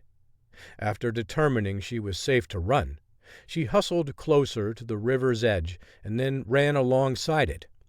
She glanced up at the dirigible and then down at her machine. The readouts remained nothing but dashes, signifying the device was still disconnected. She cursed in Russian before picking up her pace. But no matter how fast she ran, her dirigible appeared to increase its speed until it finally landed in a nearby green space. She pushed the button that was supposed to activate a detonation. However, nothing happened again. Instead of giving up, she rushed along the pathway until she noticed 2 military guards running to the device. She tapped the button repeatedly. Still nothing. She shoved the device into her pocket and kept her head down as she walked by, furiously tapping the button to get it to detonate. But nothing happened. As more guards raced toward the dirigible to form a perimeter, Kira took the first opportunity to run around as discreetly as possible and head back toward the maze of surface streets. Running toward the nearest metro station, she tried not to think about what had happened over the past week and the life she'd left behind at USC. Even if her reason for being there was all a facade, she'd grown to like the people she'd met. They were her friends, all likely to be telling journalists that they never saw this coming, that Kira was so sweet. And she was. But her loyalty to her father ran deep, as did her thirst for revenge. Someone still had to make General Purcell pay for what he did to Andre. The world still needed to know. And she was the only one left who could make it happen. Kira glanced over her shoulder one final time before galloping down the steps, 2 at a time, to the train platform. She had one more stop to make, one more chance to make it all right and make her father proud. The next train was scheduled to arrive in 3 minutes, and she was almost certain she'd seen someone following her. Chapter 44. When Hawk's feet hit the ground, he rolled to lessen the blow. While he'd jumped from lower heights before, the short jumps always had the more jarring landings, and this one was no exception, though he'd managed to master mitigation techniques. He bounced to his feet and collected his chute. After stuffing it into a nearby trash can, he contacted Alex on the comms. "I'm on the ground, Alex," Hawk said as he turned on his comms. "What's Kira's status?" "She's still on the loose, I'm afraid," Alex said. "The vehicle she was traveling in sped away from the scene of an accident that resulted in an overturned black SUV. "Had to be the feds trailing her," Hawk said. "No doubt. And she did it all without exchanging gunfire." She paused. "But you have to find her at all cost." "Of course." "No, you don't understand. There's been a development since I last spoke with you." "Give me the skinny." "Mia's been combing through all of Kira's documents online and on her laptop. There's an encrypted document that is entitled Last Resort." "And?" "Not only is it encrypted, but it's also written in some type of code," Alex said. "Mia is working on it and has a team of underworld types she's convinced to help us. But they're saying the best-case scenario is days, maybe even weeks, before they figure out what's hidden in there. You'll need to bring her in alive to interrogate her. Mia thinks there's another bomb out there rigged to blow." "Clever," Hawk said. "As long as she's valuable to the feds and has something she can hold over their heads, she's pretty much assured that she won't get shot. But don't worry, I'll find her." "It won't be easy, because she's already got quite a head start on you." "But no weapon, right?" "I can't confirm what she does or doesn't have, but I can tell you that she no longer has control of that bomb in the dirigible, all thanks to you." "Team effort, honey. You, Morgan, Mia, Big Irv. Speaking of which, where is that big lug? It sure would be nice to have him around right about this time." "He's headed to your position, but I don't have an ETA on his arrival." "I'll manage until then," Hawk said. "Shouldn't be too much longer," Alex said. "He left a half hour ago, but you have plenty to do until he finds you." "Where exactly is she?" "That's the one thing I wasn't excited about telling you," Alex said. "We lost her a few minutes ago, right before the car sped off. I spotted her on a satellite feed crouching behind a row of cars, all parked parallel along the street, but somehow she disappeared a few minutes ago. She was about 3 blocks west of your position, heading west on 12th Street in Virginia Highlands." "Okay," Hawk said, as he ran in the direction of Kira's last known position. If I was in her situation and needing to disappear, there would be 2 clear choices: the mall at Pentagon City or the Metro. "Is the clearest choice always the right choice?" Alex asked. In this case, I'd say it would be. Even if we think we know where she's going, finding her would be a nightmare. Which would be more of a challenge? That's the only real question left to answer. "I'd lean toward the Metro." "Bingo," Hawk said. "I wouldn't even hesitate to head there." "I'll start my search there now." "Instead of doing that, can you do something else for me?" Hawk asked. "Whatever you need." "Can you stop all the trains going in or out of the station for, say, 5 minutes? Lock down the screens so the estimated time of arrival for new trains doesn't change." "Why not 10 or 15 minutes?" "We might spook her," Hawk said, "and that's the last thing we want. But I need to be on the train with her." "I'll see what I can do on such short notice, but no promises." Hawk put his head down and hustled toward 12th Street. Once he reached the intersection, he turned west and dashed down the sidewalk, weaving in and out of the other pedestrians. After a couple of minutes, Alex interrupted the scheming in Hawk's mind. "Hawk, I can only convince Metro to delay the next arrival 3 minutes," Alex said. "And one more thing. You're going to have company." "What kind of company?" "The FBI has dispatched 3 agents to the area as well as a SWAT team in case a hostage situation occurs. You have to be ready for anything." "You think something crazy is going to go down at the Metro? Because as far as I can tell, Kira would have rather had her first plan succeed. I'm not sure she would have anticipated trying to get away here and planted something in advance. Besides, that Metro station is heavily surveilled, since it's a stone's throw away from the Pentagon." "I hope you're right," Alex said. "Every extra minute we can get will help us apprehend her." "Let's just hope I get to her first, instead of the feds." "Roger that." "One last thing," Hawk said. "What was she wearing?" "I'll text you the best screenshot we have of her. Good luck." When Hawk reached the station, the normal hive of activity had ground to a halt. Instead of the hustling and bustling among passengers transferring, the lines resembled more like a line of people waiting in a checkout line at the grocery store. People standing packed together, but hardly saying a word, the frustration almost palpable. The near silence was eerie. Hawk ran up the steps that led to the platform. He tried to put himself in Kira's shoes, thinking about what she might do, not necessarily what was the best thing to do. He would want to go in the most opposite direction possible to throw anyone trailing him off course. But Kira also had a job to do, one she obviously felt very passionate about, as she was willing to give up her life at USC for it. This wasn't just a cause. This was a commitment, one that felt so rigid that it seemed like it was written in blood. She wouldn't be headed away from the city.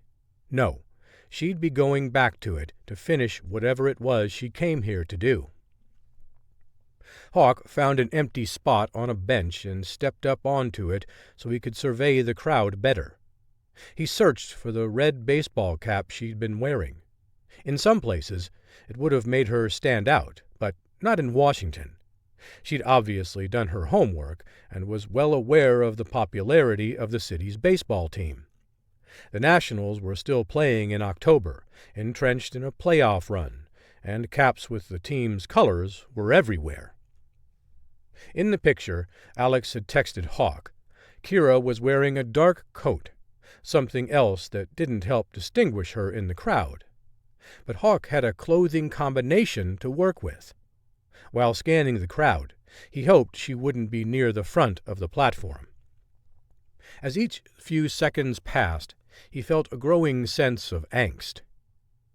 Is Kira even here? What if I was wrong? The fear of being wrong gripped Hawk. She could have hailed a taxi to get to her final destination, or maybe she was just going to wait it out and hide out in shops for an hour or two at the mall. The second-guessing gripped Hawk. "Find her yet?" Alex asked over the comms. Not yet. "Okay, but I thought I'd warn you that the train station service will resume in 1 minute," she said. "That's all you wanted me to hold them for."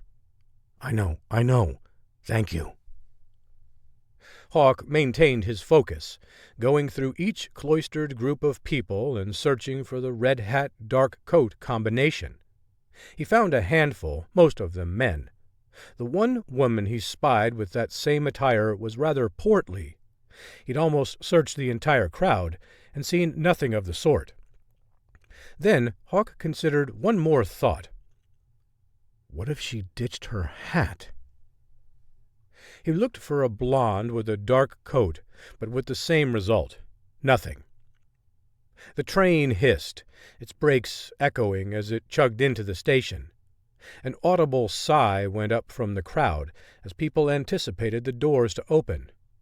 Hawk made one last sweep before he noticed a woman with a red hat and dark coat exiting the restroom.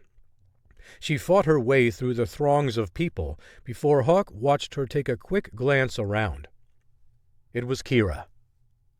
Found her, Hawk announced over the comms as he hopped down from his perch on the bench. "Did she see you?" Alex asked. I don't think so. He wove his way through the crowd, dodging and twisting his way to get to the front. The doors had opened, creating a colliding mass of humanity devoid of politeness. Some people, intent on leaving the station as quickly as possible, fought against those determined to get on that train. Hawk embraced the station's collective focused hustle, pushing his way past strangers without a second thought. He could still see Kira's red hat bobbing up and down as she struggled to make it to the train, but she had a head start and was almost there. A bell followed by a short announcement signaled that the doors were about to close. Hawk was still about 10 meters from the train, with a mass of humanity still in front of him and precious little space available inside. He spied Kira as she squeezed just inside the doors to Hawk's right, before turning his attention to the doors in front of him. He rushed past several people, hurdling one woman's umbrella stroller to claim the last piece of real estate inside the train. While he could feel the nasty looks judging him for his wanton lack of decorum, he didn't care. The commuters still stuck on the platform glared at him as the doors slid shut. Hawk didn't care what they thought. He was on the same train as Kira. Chapter 45. At each new stop, Hawk edged closer to Kira. He kept his head down, mindlessly staring at his phone like everyone else aboard and texting updates to Alex. Kira seemed surprisingly cool, not like someone who was in the middle of an operation with its success hanging in the balance. Her blank facial expression and polite smiles to new passengers boarding the train belied her sinister motives.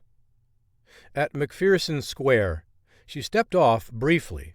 Hawk stood his ground, wondering if she suspected him and was testing to see if he'd follow. As the seconds ticked past, he cast furtive glances in her direction. For someone who was in a hurry earlier, she didn't seem like she was going anywhere with urgency.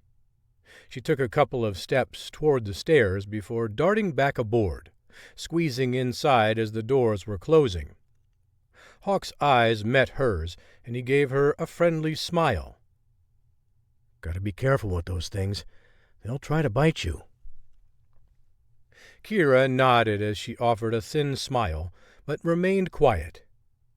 Hawk was almost certain that she was going to get off at Metro Center, but instead she remained aboard. The crowd had thinned out considerably, going from shoulder to about 50% capacity. A handful of tourists had climbed aboard, as had a high school on an apparent field trip of sorts.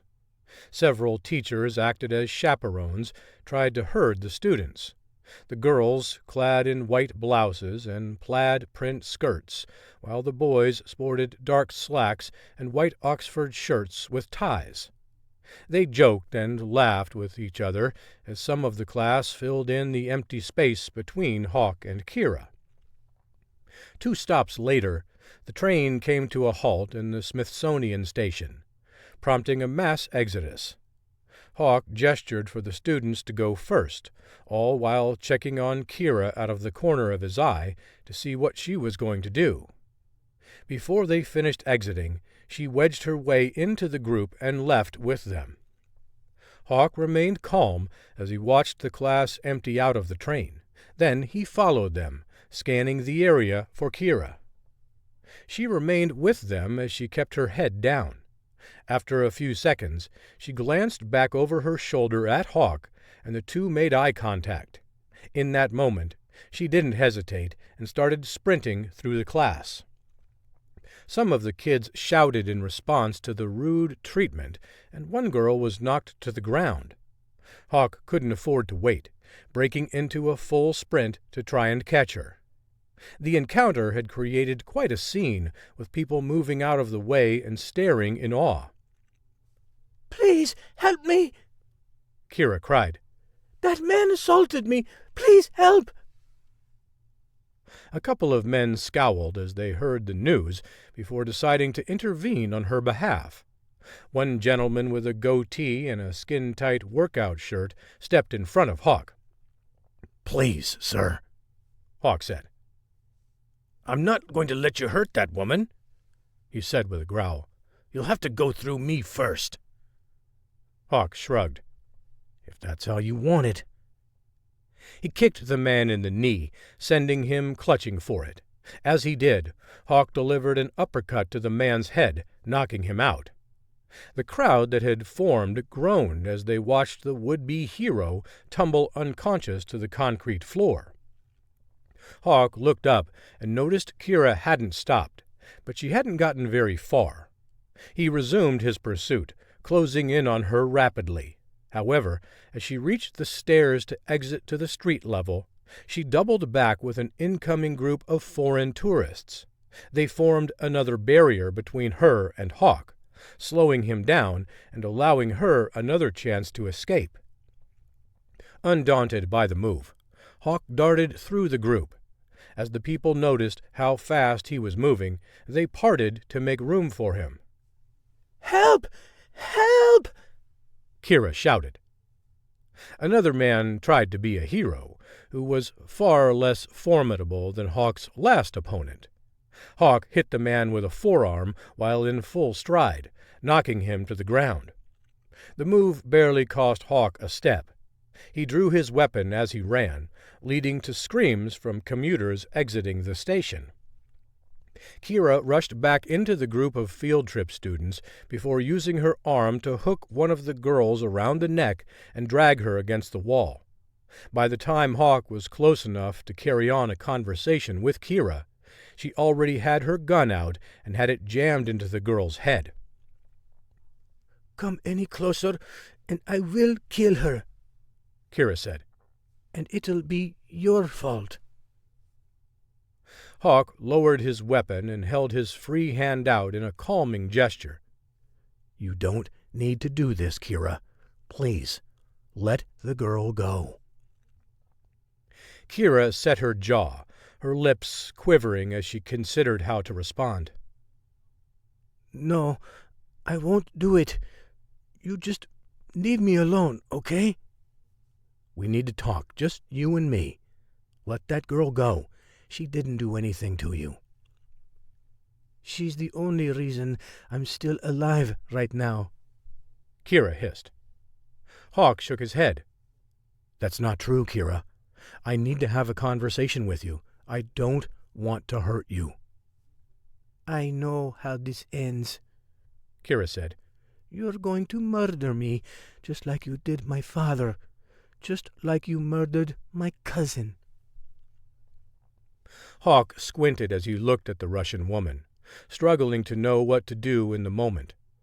All the training in the world couldn't prepare her for having to make such heavy decisions under pressure. Her cool demeanor had vanished amidst the stress of the moment. I know about Andre, Hawk said. What happened to him was a tragedy. It wasn't a tragedy. It was murder, she screamed. And because of your government, he's gone forever now. Such a sweet friend, lost because of the monsters created by your military.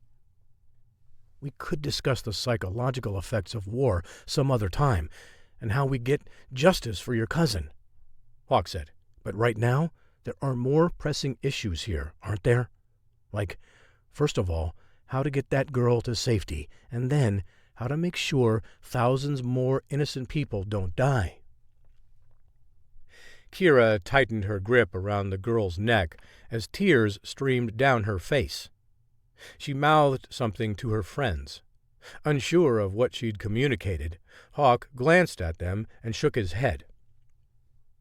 I knew you were following me, Kira said. I just knew it. Your father trained you to be an operative, but he didn't train you for this. We're never truly ready for the crossroads we face in life. We have to pick a direction and hope it's the right one. And when it isn't, because that happens a lot, we try to make the best of our situation. You chose poorly, but all is not lost. What you do next is going to define what kind of life and legacy you'll have. Are thousands of people going to die because of what you've done? Kira glared at Hawk but said nothing. You came back here because you wanted to see the chaos you put into motion, didn't you? You wanted to do it for your father, who spent the rest of his life stuck in that moment when Andre died. All your father wanted was revenge, and he was willing to sacrifice your childhood and the rest of your life to get it, even if he wasn't alive to see it. He killed himself, maybe to protect you, or maybe it was because he was confident you could get the job done. Either way, it was a poor parenting decision, one he's not even alive to regret anymore. Kira narrowed her eyes. How dare you invoke my father's name like that? He did whatever he could to avenge Andre's death, and I'm not about to let him down either. Where's the bomb, Kira? She smiled wryly and shook her head. You're going to watch the fruits of his years of meticulous planning and weep.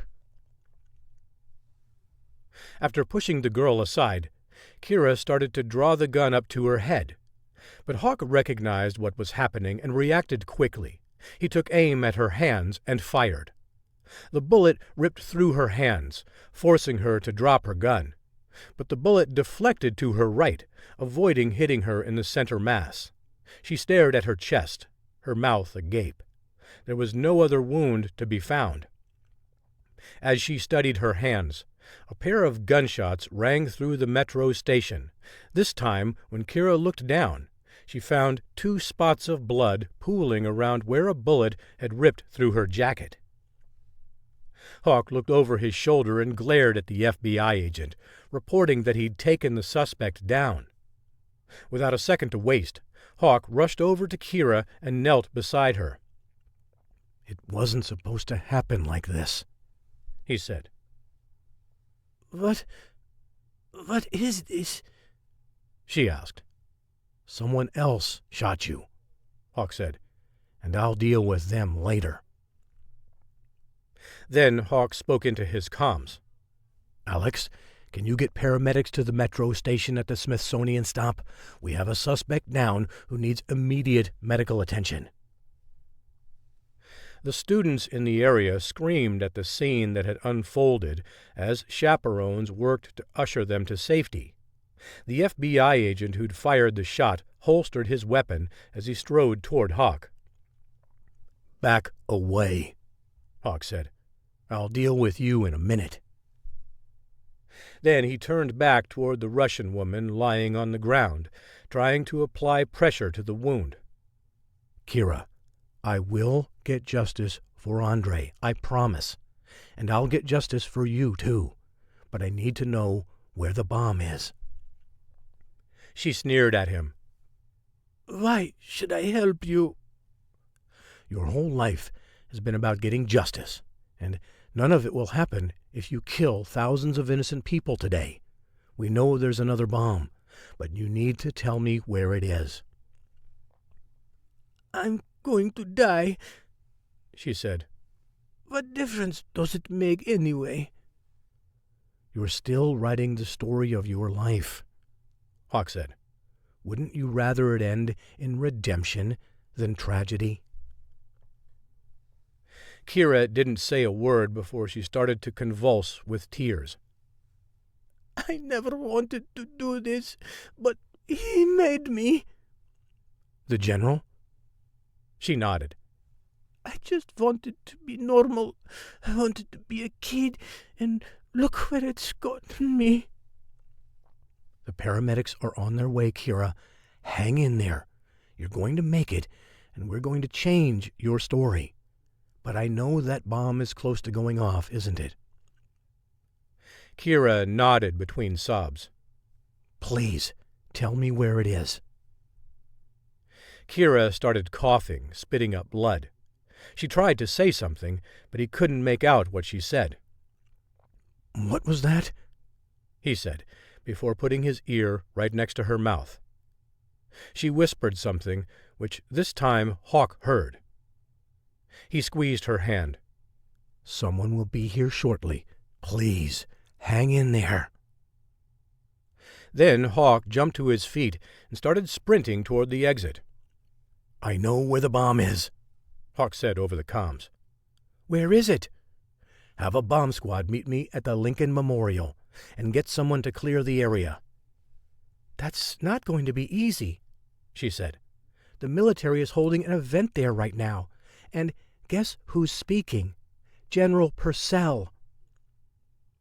Hawk cursed under his breath as he shot a bike lock in half to borrow a bike chained to a rack.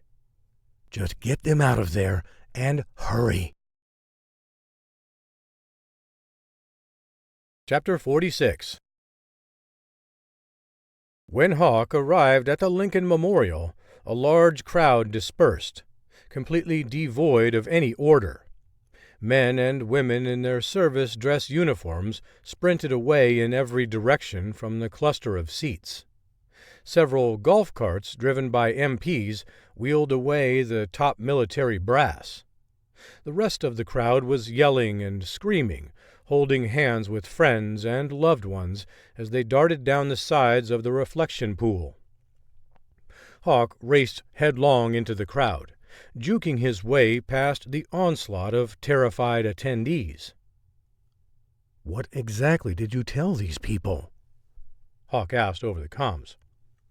"I reported a bomb scare under the Lincoln Memorial, just like you told me," Alex said. "Should I have phrased it another way?" "Nope. You're fine. I'm just a little stunned at the reaction of soldiers to a threat." By the time Hawk reached the stairwell leading to the basement beneath the memorial, everyone had vacated the premises.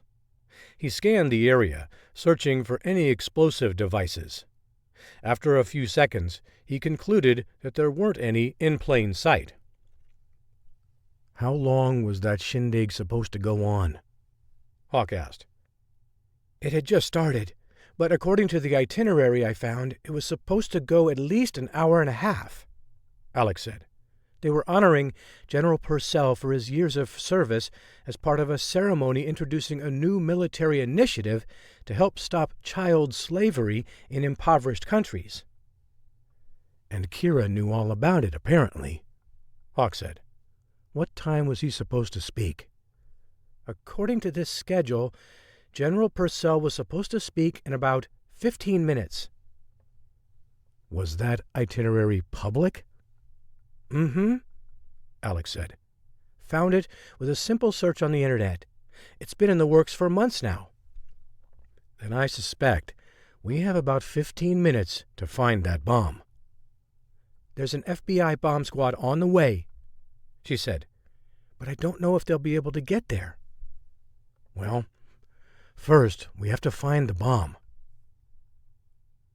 Hawk searched thoroughly over the next 5 minutes, but couldn't find any signs of a bomb. I don't know what to do, Alex.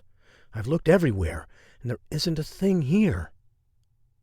Think she was lying to you? She asked. Doubt it.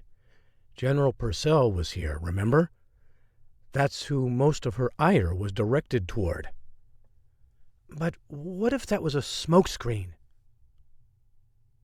Hawk hadn't considered that as a sick feeling fell across him. He had to reckon with the fact that there was no bomb. The chaos over the bomb was exactly what she wanted.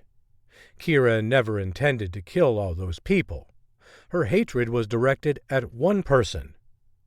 Gusev's master plan was to embarrass General Purcell before killing him. It was the ultimate disgrace. A man's legacy destroyed just moments before he ushered into an early grave. "Damn it," Hawk said, slamming his fist against the wall. "She played us." "How so?" Alex asked. "She's gone." "Maybe there were more agents," Hawk suggested. "If there were, we didn't see any evidence of them. We can account for everyone on Kira's list from her computer." "Have you decoded the last resort file yet?" "I just got the first part of it on my desk from Mia, but it's not complete," Alex said. "I'm not sure there's much here yet. Even without the decoded document, there are still initials representing people and places." Hawk walked up the steps, all alone with the massive, chiseled Lincoln monument. "Let's think. There has to be something that can help us tie what the last resort plan was to what's happening now." He listened as he heard the rapid turning of pages. "Finding anything?" he asked. "Aha!" she said. "The plan was to create a bomb scare at the Lincoln Memorial, never an actual bomb." "Okay, and?" "Let's see. It says here that a character named N.A. will be taking General Purcell captive by picking him up on the street corner." "What the hell? How would he expect to do that? And who's N.A.? Can you cross-reference those initials with any of the sleeper cell agents, real names or pseudonyms?" After a brief moment of silence, Alex answered. "Nothing. No matches." "Well, where else would she get help? There's got to be someplace." "What about the embassy?" Alex suggested. "You know there are plenty of FSB agents there who might want to participate in an op like this." "Then look at the list there and see what you can find." After about a minute, Alex groaned. "What is it now?" he asked. "I wish it was cut and dry, but we've got a Nikki Anatov and a Nikolai Aslanov." Hawk chuckled. "Sounds like almost the same person." "According to the Russian embassy website, it's not. One is a striking blonde, while the other is a former military officer." "Well, my money's on the officer," Hawk said. "Any ideas where he might be?" Hawk heard Alex's fingers flying furiously across the keyboard, and then nothing. "He's clean, as far as I can tell," she said. "Bullshit," Hawk said. "He's dirty, and he's working with her. I just know it." "You sure you don't want to look into the blonde?" No, whatever agent they hired would need to be able to overpower General Purcell. Hawk walked up to the street and found the bodies of 2 MPs lying on the ground, one in the road, the other on the sidewalk. "Have you got satellite footage of the chaos here from a few minutes ago?" he asked. "Let me dig it up." After a couple of minutes, she finally spoke. "Got it. I'm watching it now." "I want you to focus on the street, right near the monument where all the cars were delivering the military brass. I just found a couple of bodies of MPs on the ground." "Roger that," she said. "I'm going back to look at the footage from a few minutes ago." Hawk scanned the streets for any other clues. As he did, the FBI's bomb squad rolled up. "You Agent Hawk?" one of the men asked. Hawk nodded. "I did a sweep of the basement, but I think this was a false alarm. It looks like this was a diversion to kidnap one of the generals." "We'll check it out, just in case," one of the men said, before whistling for his team to follow him. Hawk knelt and checked the pulses of the 2 MPs along the side of the road. They were both dead. A shot to the head and then chest. Classic FSB. Hawk studied the scene, trying to recreate what had happened in his mind. Nikolai must have seized upon the chaos and took out the 2 officers before they knew what hit them. The fact that a Russian college-aged student outsmarted him irked Hawk. But the danger wasn't over, and neither was the mission. General Purcell was a hostage, and while Hawk would have preferred to just let him twist in the wind, like he deserved, letting him be ravaged by terrorists, Russians or otherwise, wasn't the right message to send to the world. "Find anything yet?" Hawk asked. "No," Alex said. "but Homeland Security just received a phone call from a man claiming to have General Purcell hostage." "And?" "He's been left at the base of the Washington Monument," Alex said. "and he needs to be delivered to the White House." "Or else?" "Or else there will be dire consequences for American citizens, according to this document." "Well, that sounds ominous," Hawk said with a shrug. "Big Irv headed out to your position 10 minutes ago. I'll have him pick you up, and then you can collect the general." "Roger that." Hawk checked in with the special agent in charge of the bomb squad, who confirmed that everything was clear. A few minutes later, Big Irv rolled up to the sidewalk in an SUV and rolled the window down. "You ready to ride, Chief?" he asked. Hawk hustled over to the vehicle and climbed inside, nodding as he did.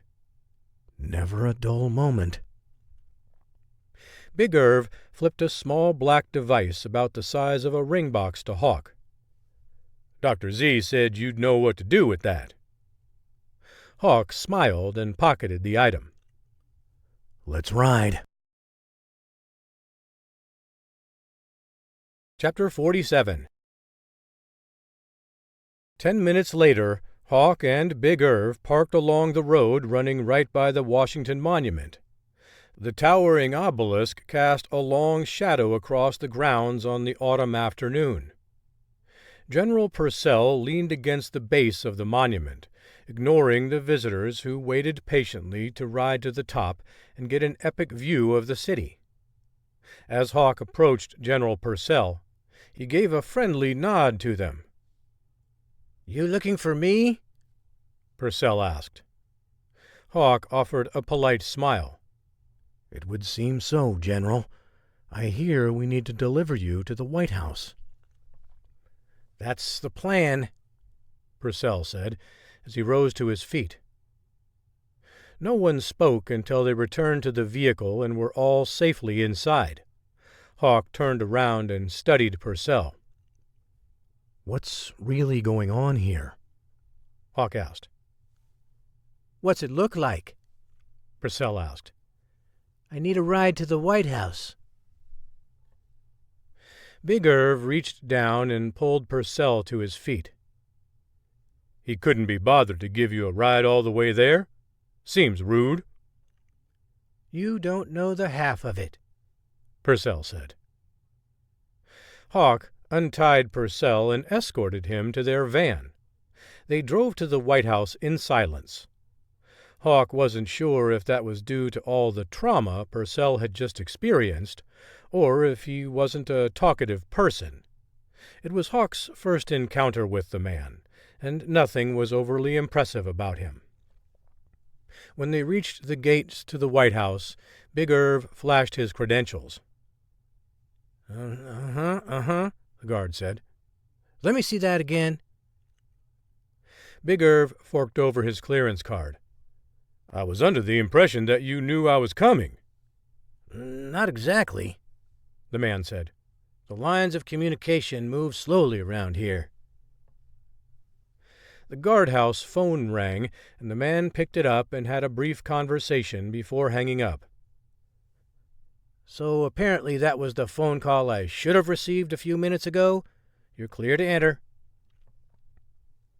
The guard waved them inside before Big Irv pulled the SUV to a stop and led them up the steps. "Big Irv," one of the Secret Service agents said. "You finally made it back." "And in one piece, Darren," Big Irv said, "which, as you know, is a small miracle." "Good to see you," Darren said, before the two men embraced quickly. "So, what brings you here today?" "We have a special delivery for the president," Hawk said. "A special delivery? Sounds interesting. Where do you want to put it?" Hawk glared at Purcell. "It's not an it. It's him." "General?" "Purcell. General Peter Purcell, humbly requesting a meeting with the president." Hawk activated the device and then handed it to Big Irv. "Don't let him out of your sight, and don't touch a single button on this machine." "But—" "I'll explain later," Hawk said, as he hustled away. He went outside and contacted Alex over the comms. "Do you know what's going on here?" "I'm in the dark more than you are," she said. "Something doesn't seem right," Hawk said. "Purcell is acting strange. "And?" His chest also looks somewhat bloated and abnormal." Alex sighed. "You think he's wired to blow, don't you?" "There's no doubt in my mind." "What do you want me to do?" Hawk explained his plan before enlisting her help. After she agreed to help, Hawk walked past the guardhouse. "Agent Hawk, what are you doing?" The guard called after him. Hawk waved dismissively at him. "I've got some business to take care of." Hawk hustled down the street, searching for any suspicious vehicles parked nearby. The barricades along Pennsylvania Avenue made it almost impossible to be close by, not to mention the lack of parking across the city in general. The public transportation system in the nation's capital was more than adequate, but Hawk realized in this instance that proximity was important. "You see anything?" Alex asked. "Not yet." "Are you sure he's wired?" "As sure as I'm standing here." "Why did you take him to the president, then?" Hawk sighed. "It's the only way to end this once and for all. Gusev's plan was to take out anybody who refused to listen to his protest about Purcell's war crime, yet no one did. So he was determined to get his own justice, even if it had to come from the grave." "Why not just rig the explosives with a timer?" Hawk continued scanning along the street. "There's no way to guarantee that Purcell would be in the room at the optimum moment with President Norris. But if Nikolai is listening, he can detonate the bomb whenever they're together." Why would Purcell do that? She asked. Why would he willingly walk in to meet the president while wired to blow up? That makes no sense to me. I understand, Hawk said. Think about it for a moment. What would make you abandon almost every principle you ever had? Nothing. Okay, Hawk said. You're an anomaly. Now, imagine you're like everyone else and would be willing to abandon all your principles under the right circumstances. What would that be? She was quiet for a moment. Maybe if someone was going to do something to John Daniel. Bingo, Hawk said. What makes you think that's the answer? I looked it up on my phone as I was walking out to the street, Hawk said. Purcell's son attends Georgetown University, and it just so happens his roommate hasn't seen him in 2 days. You're looking for a van, aren't you? She asked. Yep, Hawk said, and one big enough for both Nikolai and Pete Jr. Hawk hustled along H Street behind the White House. He turned onto 16th Street and headed north.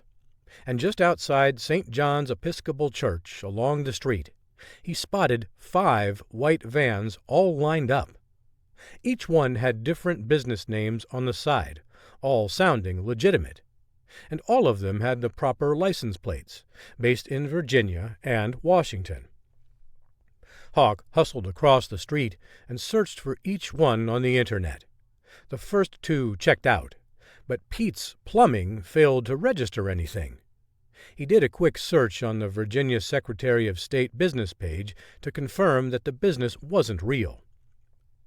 Found them, Hawk announced. Hawk, this is Morgan. Do not engage. I repeat, do not engage. I'm sending a team over to your location. With all due respect, Director, there won't be time if I wait, he said. Once Nikolai realizes that Purcell has been compromised, he's going to kill his son. Just wait, Hawk, okay? Hawk ignored Morgan's pleas and approached the van. He knocked on the window, but no one answered. Then Hawk went around to the back and pounded on the door. A few seconds later, it opened, followed by a gun barrel. But Hawk was ready. He had already slid to the side and grabbed the barrel with both hands, yanking it outside. Nikolai came outside along with it before the weapon was wrestled from his hands. Realizing that his advantage had been stolen, Nikolai swept his foot under Hawk's leg, sending him tumbling to the ground. The gun skidded across the sidewalk as a few nearby pedestrians scattered. Hawk eyed his foe as the 2 men were hunched over in a position ready to pounce. Nikolai grew tired of the dance and lunged first. As soon as he did, Hawk slid to the side and kicked the Russian in the head. However, Nikolai rolled away and reached for the weapon.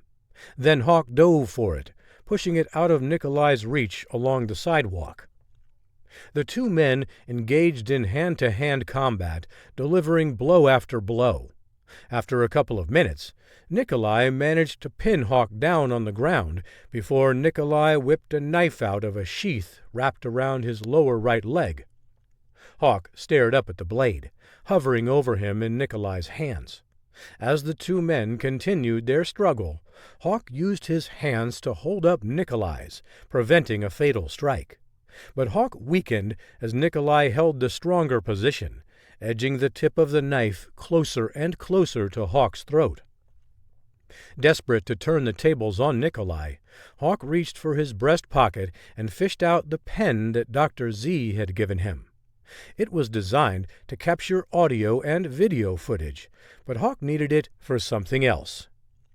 With just one hand to hold off Nikolai, the blade edged dangerously close to his throat. However, he grabbed the pen with his left hand and growled as he mustered up enough strength to jam the point into Nikolai's neck. Instinctively, he grabbed for the object now lodged in his neck, while Hawk squirmed free and picked up the knife. Hawk drew back and kicked Nikolai in the face, knocking him out and ending the threat.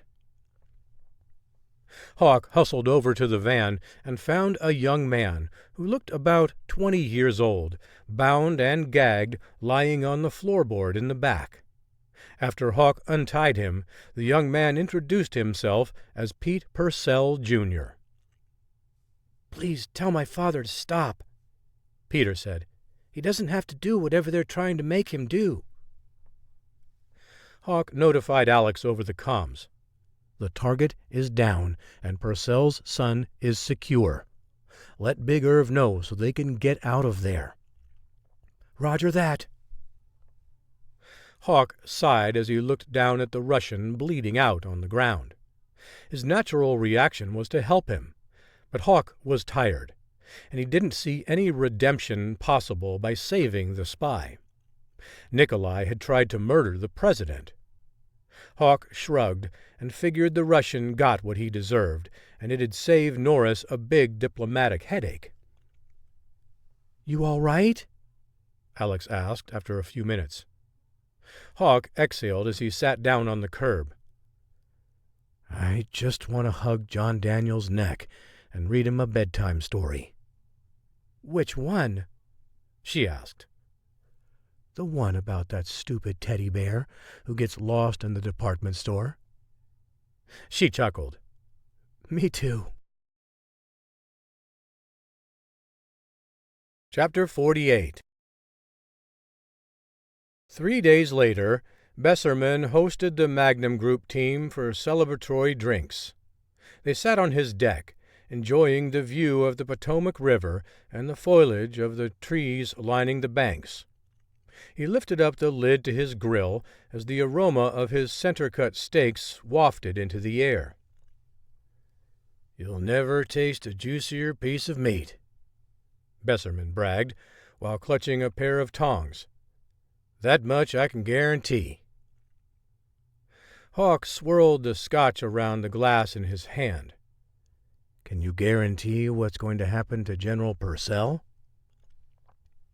Besserman shook his head as he closed the grill.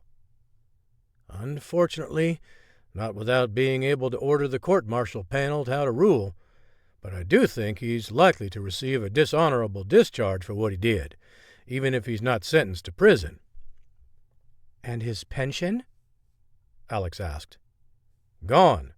He'll never see a dime of it." "Good," she said. "He doesn't deserve it after what he did." Morgan sauntered over to the wet bar and poured herself another drink. "This is the kind of celebration my uncle would have appreciated." "Except he would have complained that there wasn't any bourbon here," Hawk said. Besserman chuckled. "I would have had some on hand if he'd been invited." Morgan took a swig of her scotch. "Well, what I want to know, Mr. CIA Director, is the story about President Norris and General Chow." Besserman's eyes widened. "I heard about what you did." "What are you talking about?" she asked. "Threatening to use that footage of Norris and Chow talking at a bar in the Maldives. How did you even know about it?" Mia raised her hand. "I can answer that one. Mallory asked for my help to see if I could enhance the audio. I couldn't, but I have a deaf hacker friend from China who could read lips. I edited a clip that only showed Chow's lips and sent it to her. She was able to read and then translate what he was saying." "So you knew about what their conversation was about?" Besserman asked. Morgan nodded.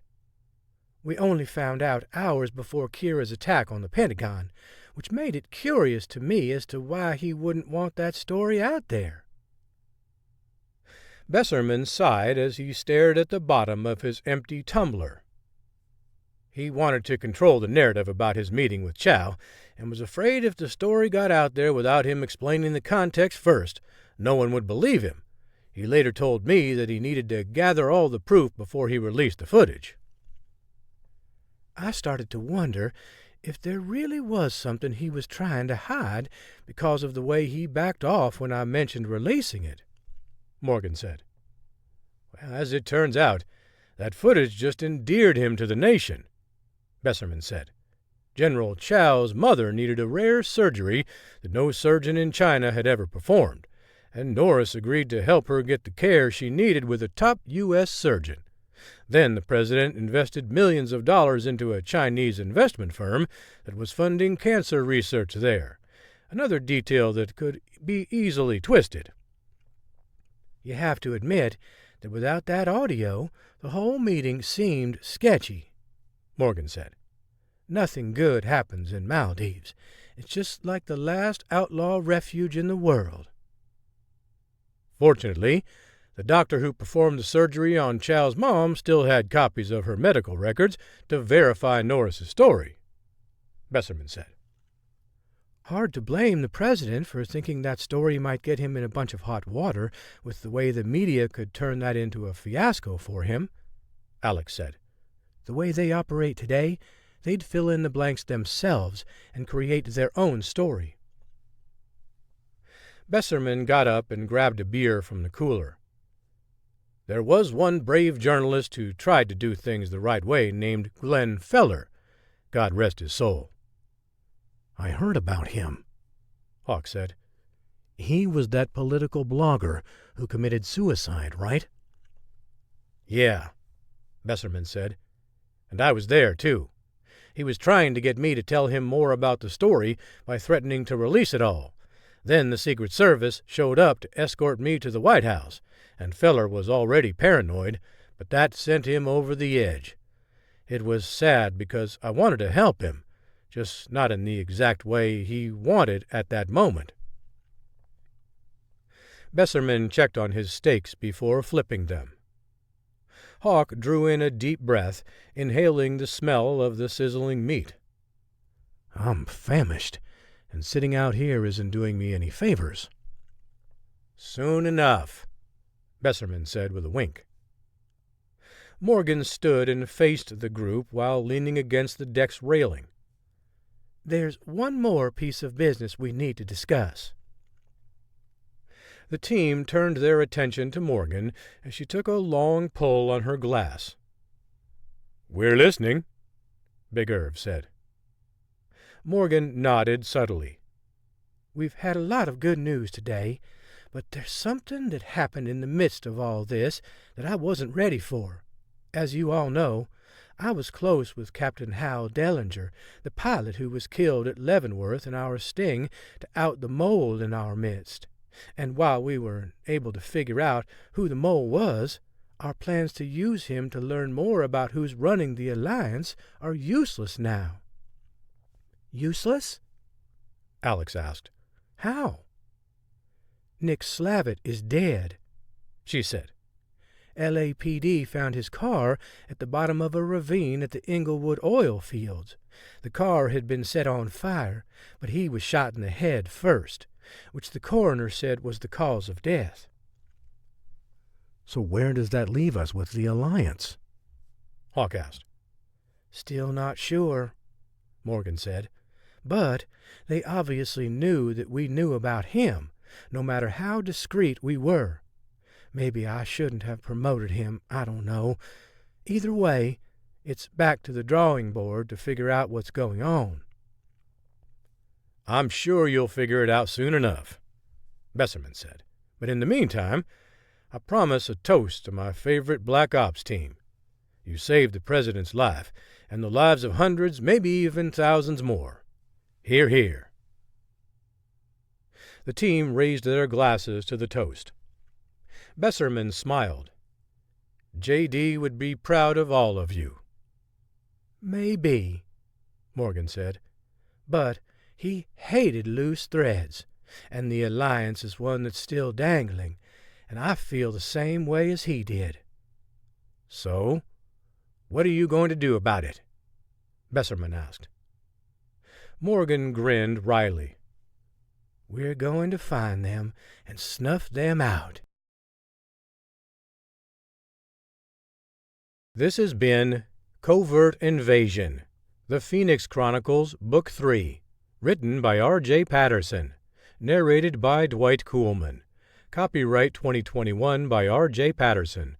Production copyright 2022 by Green eBooks.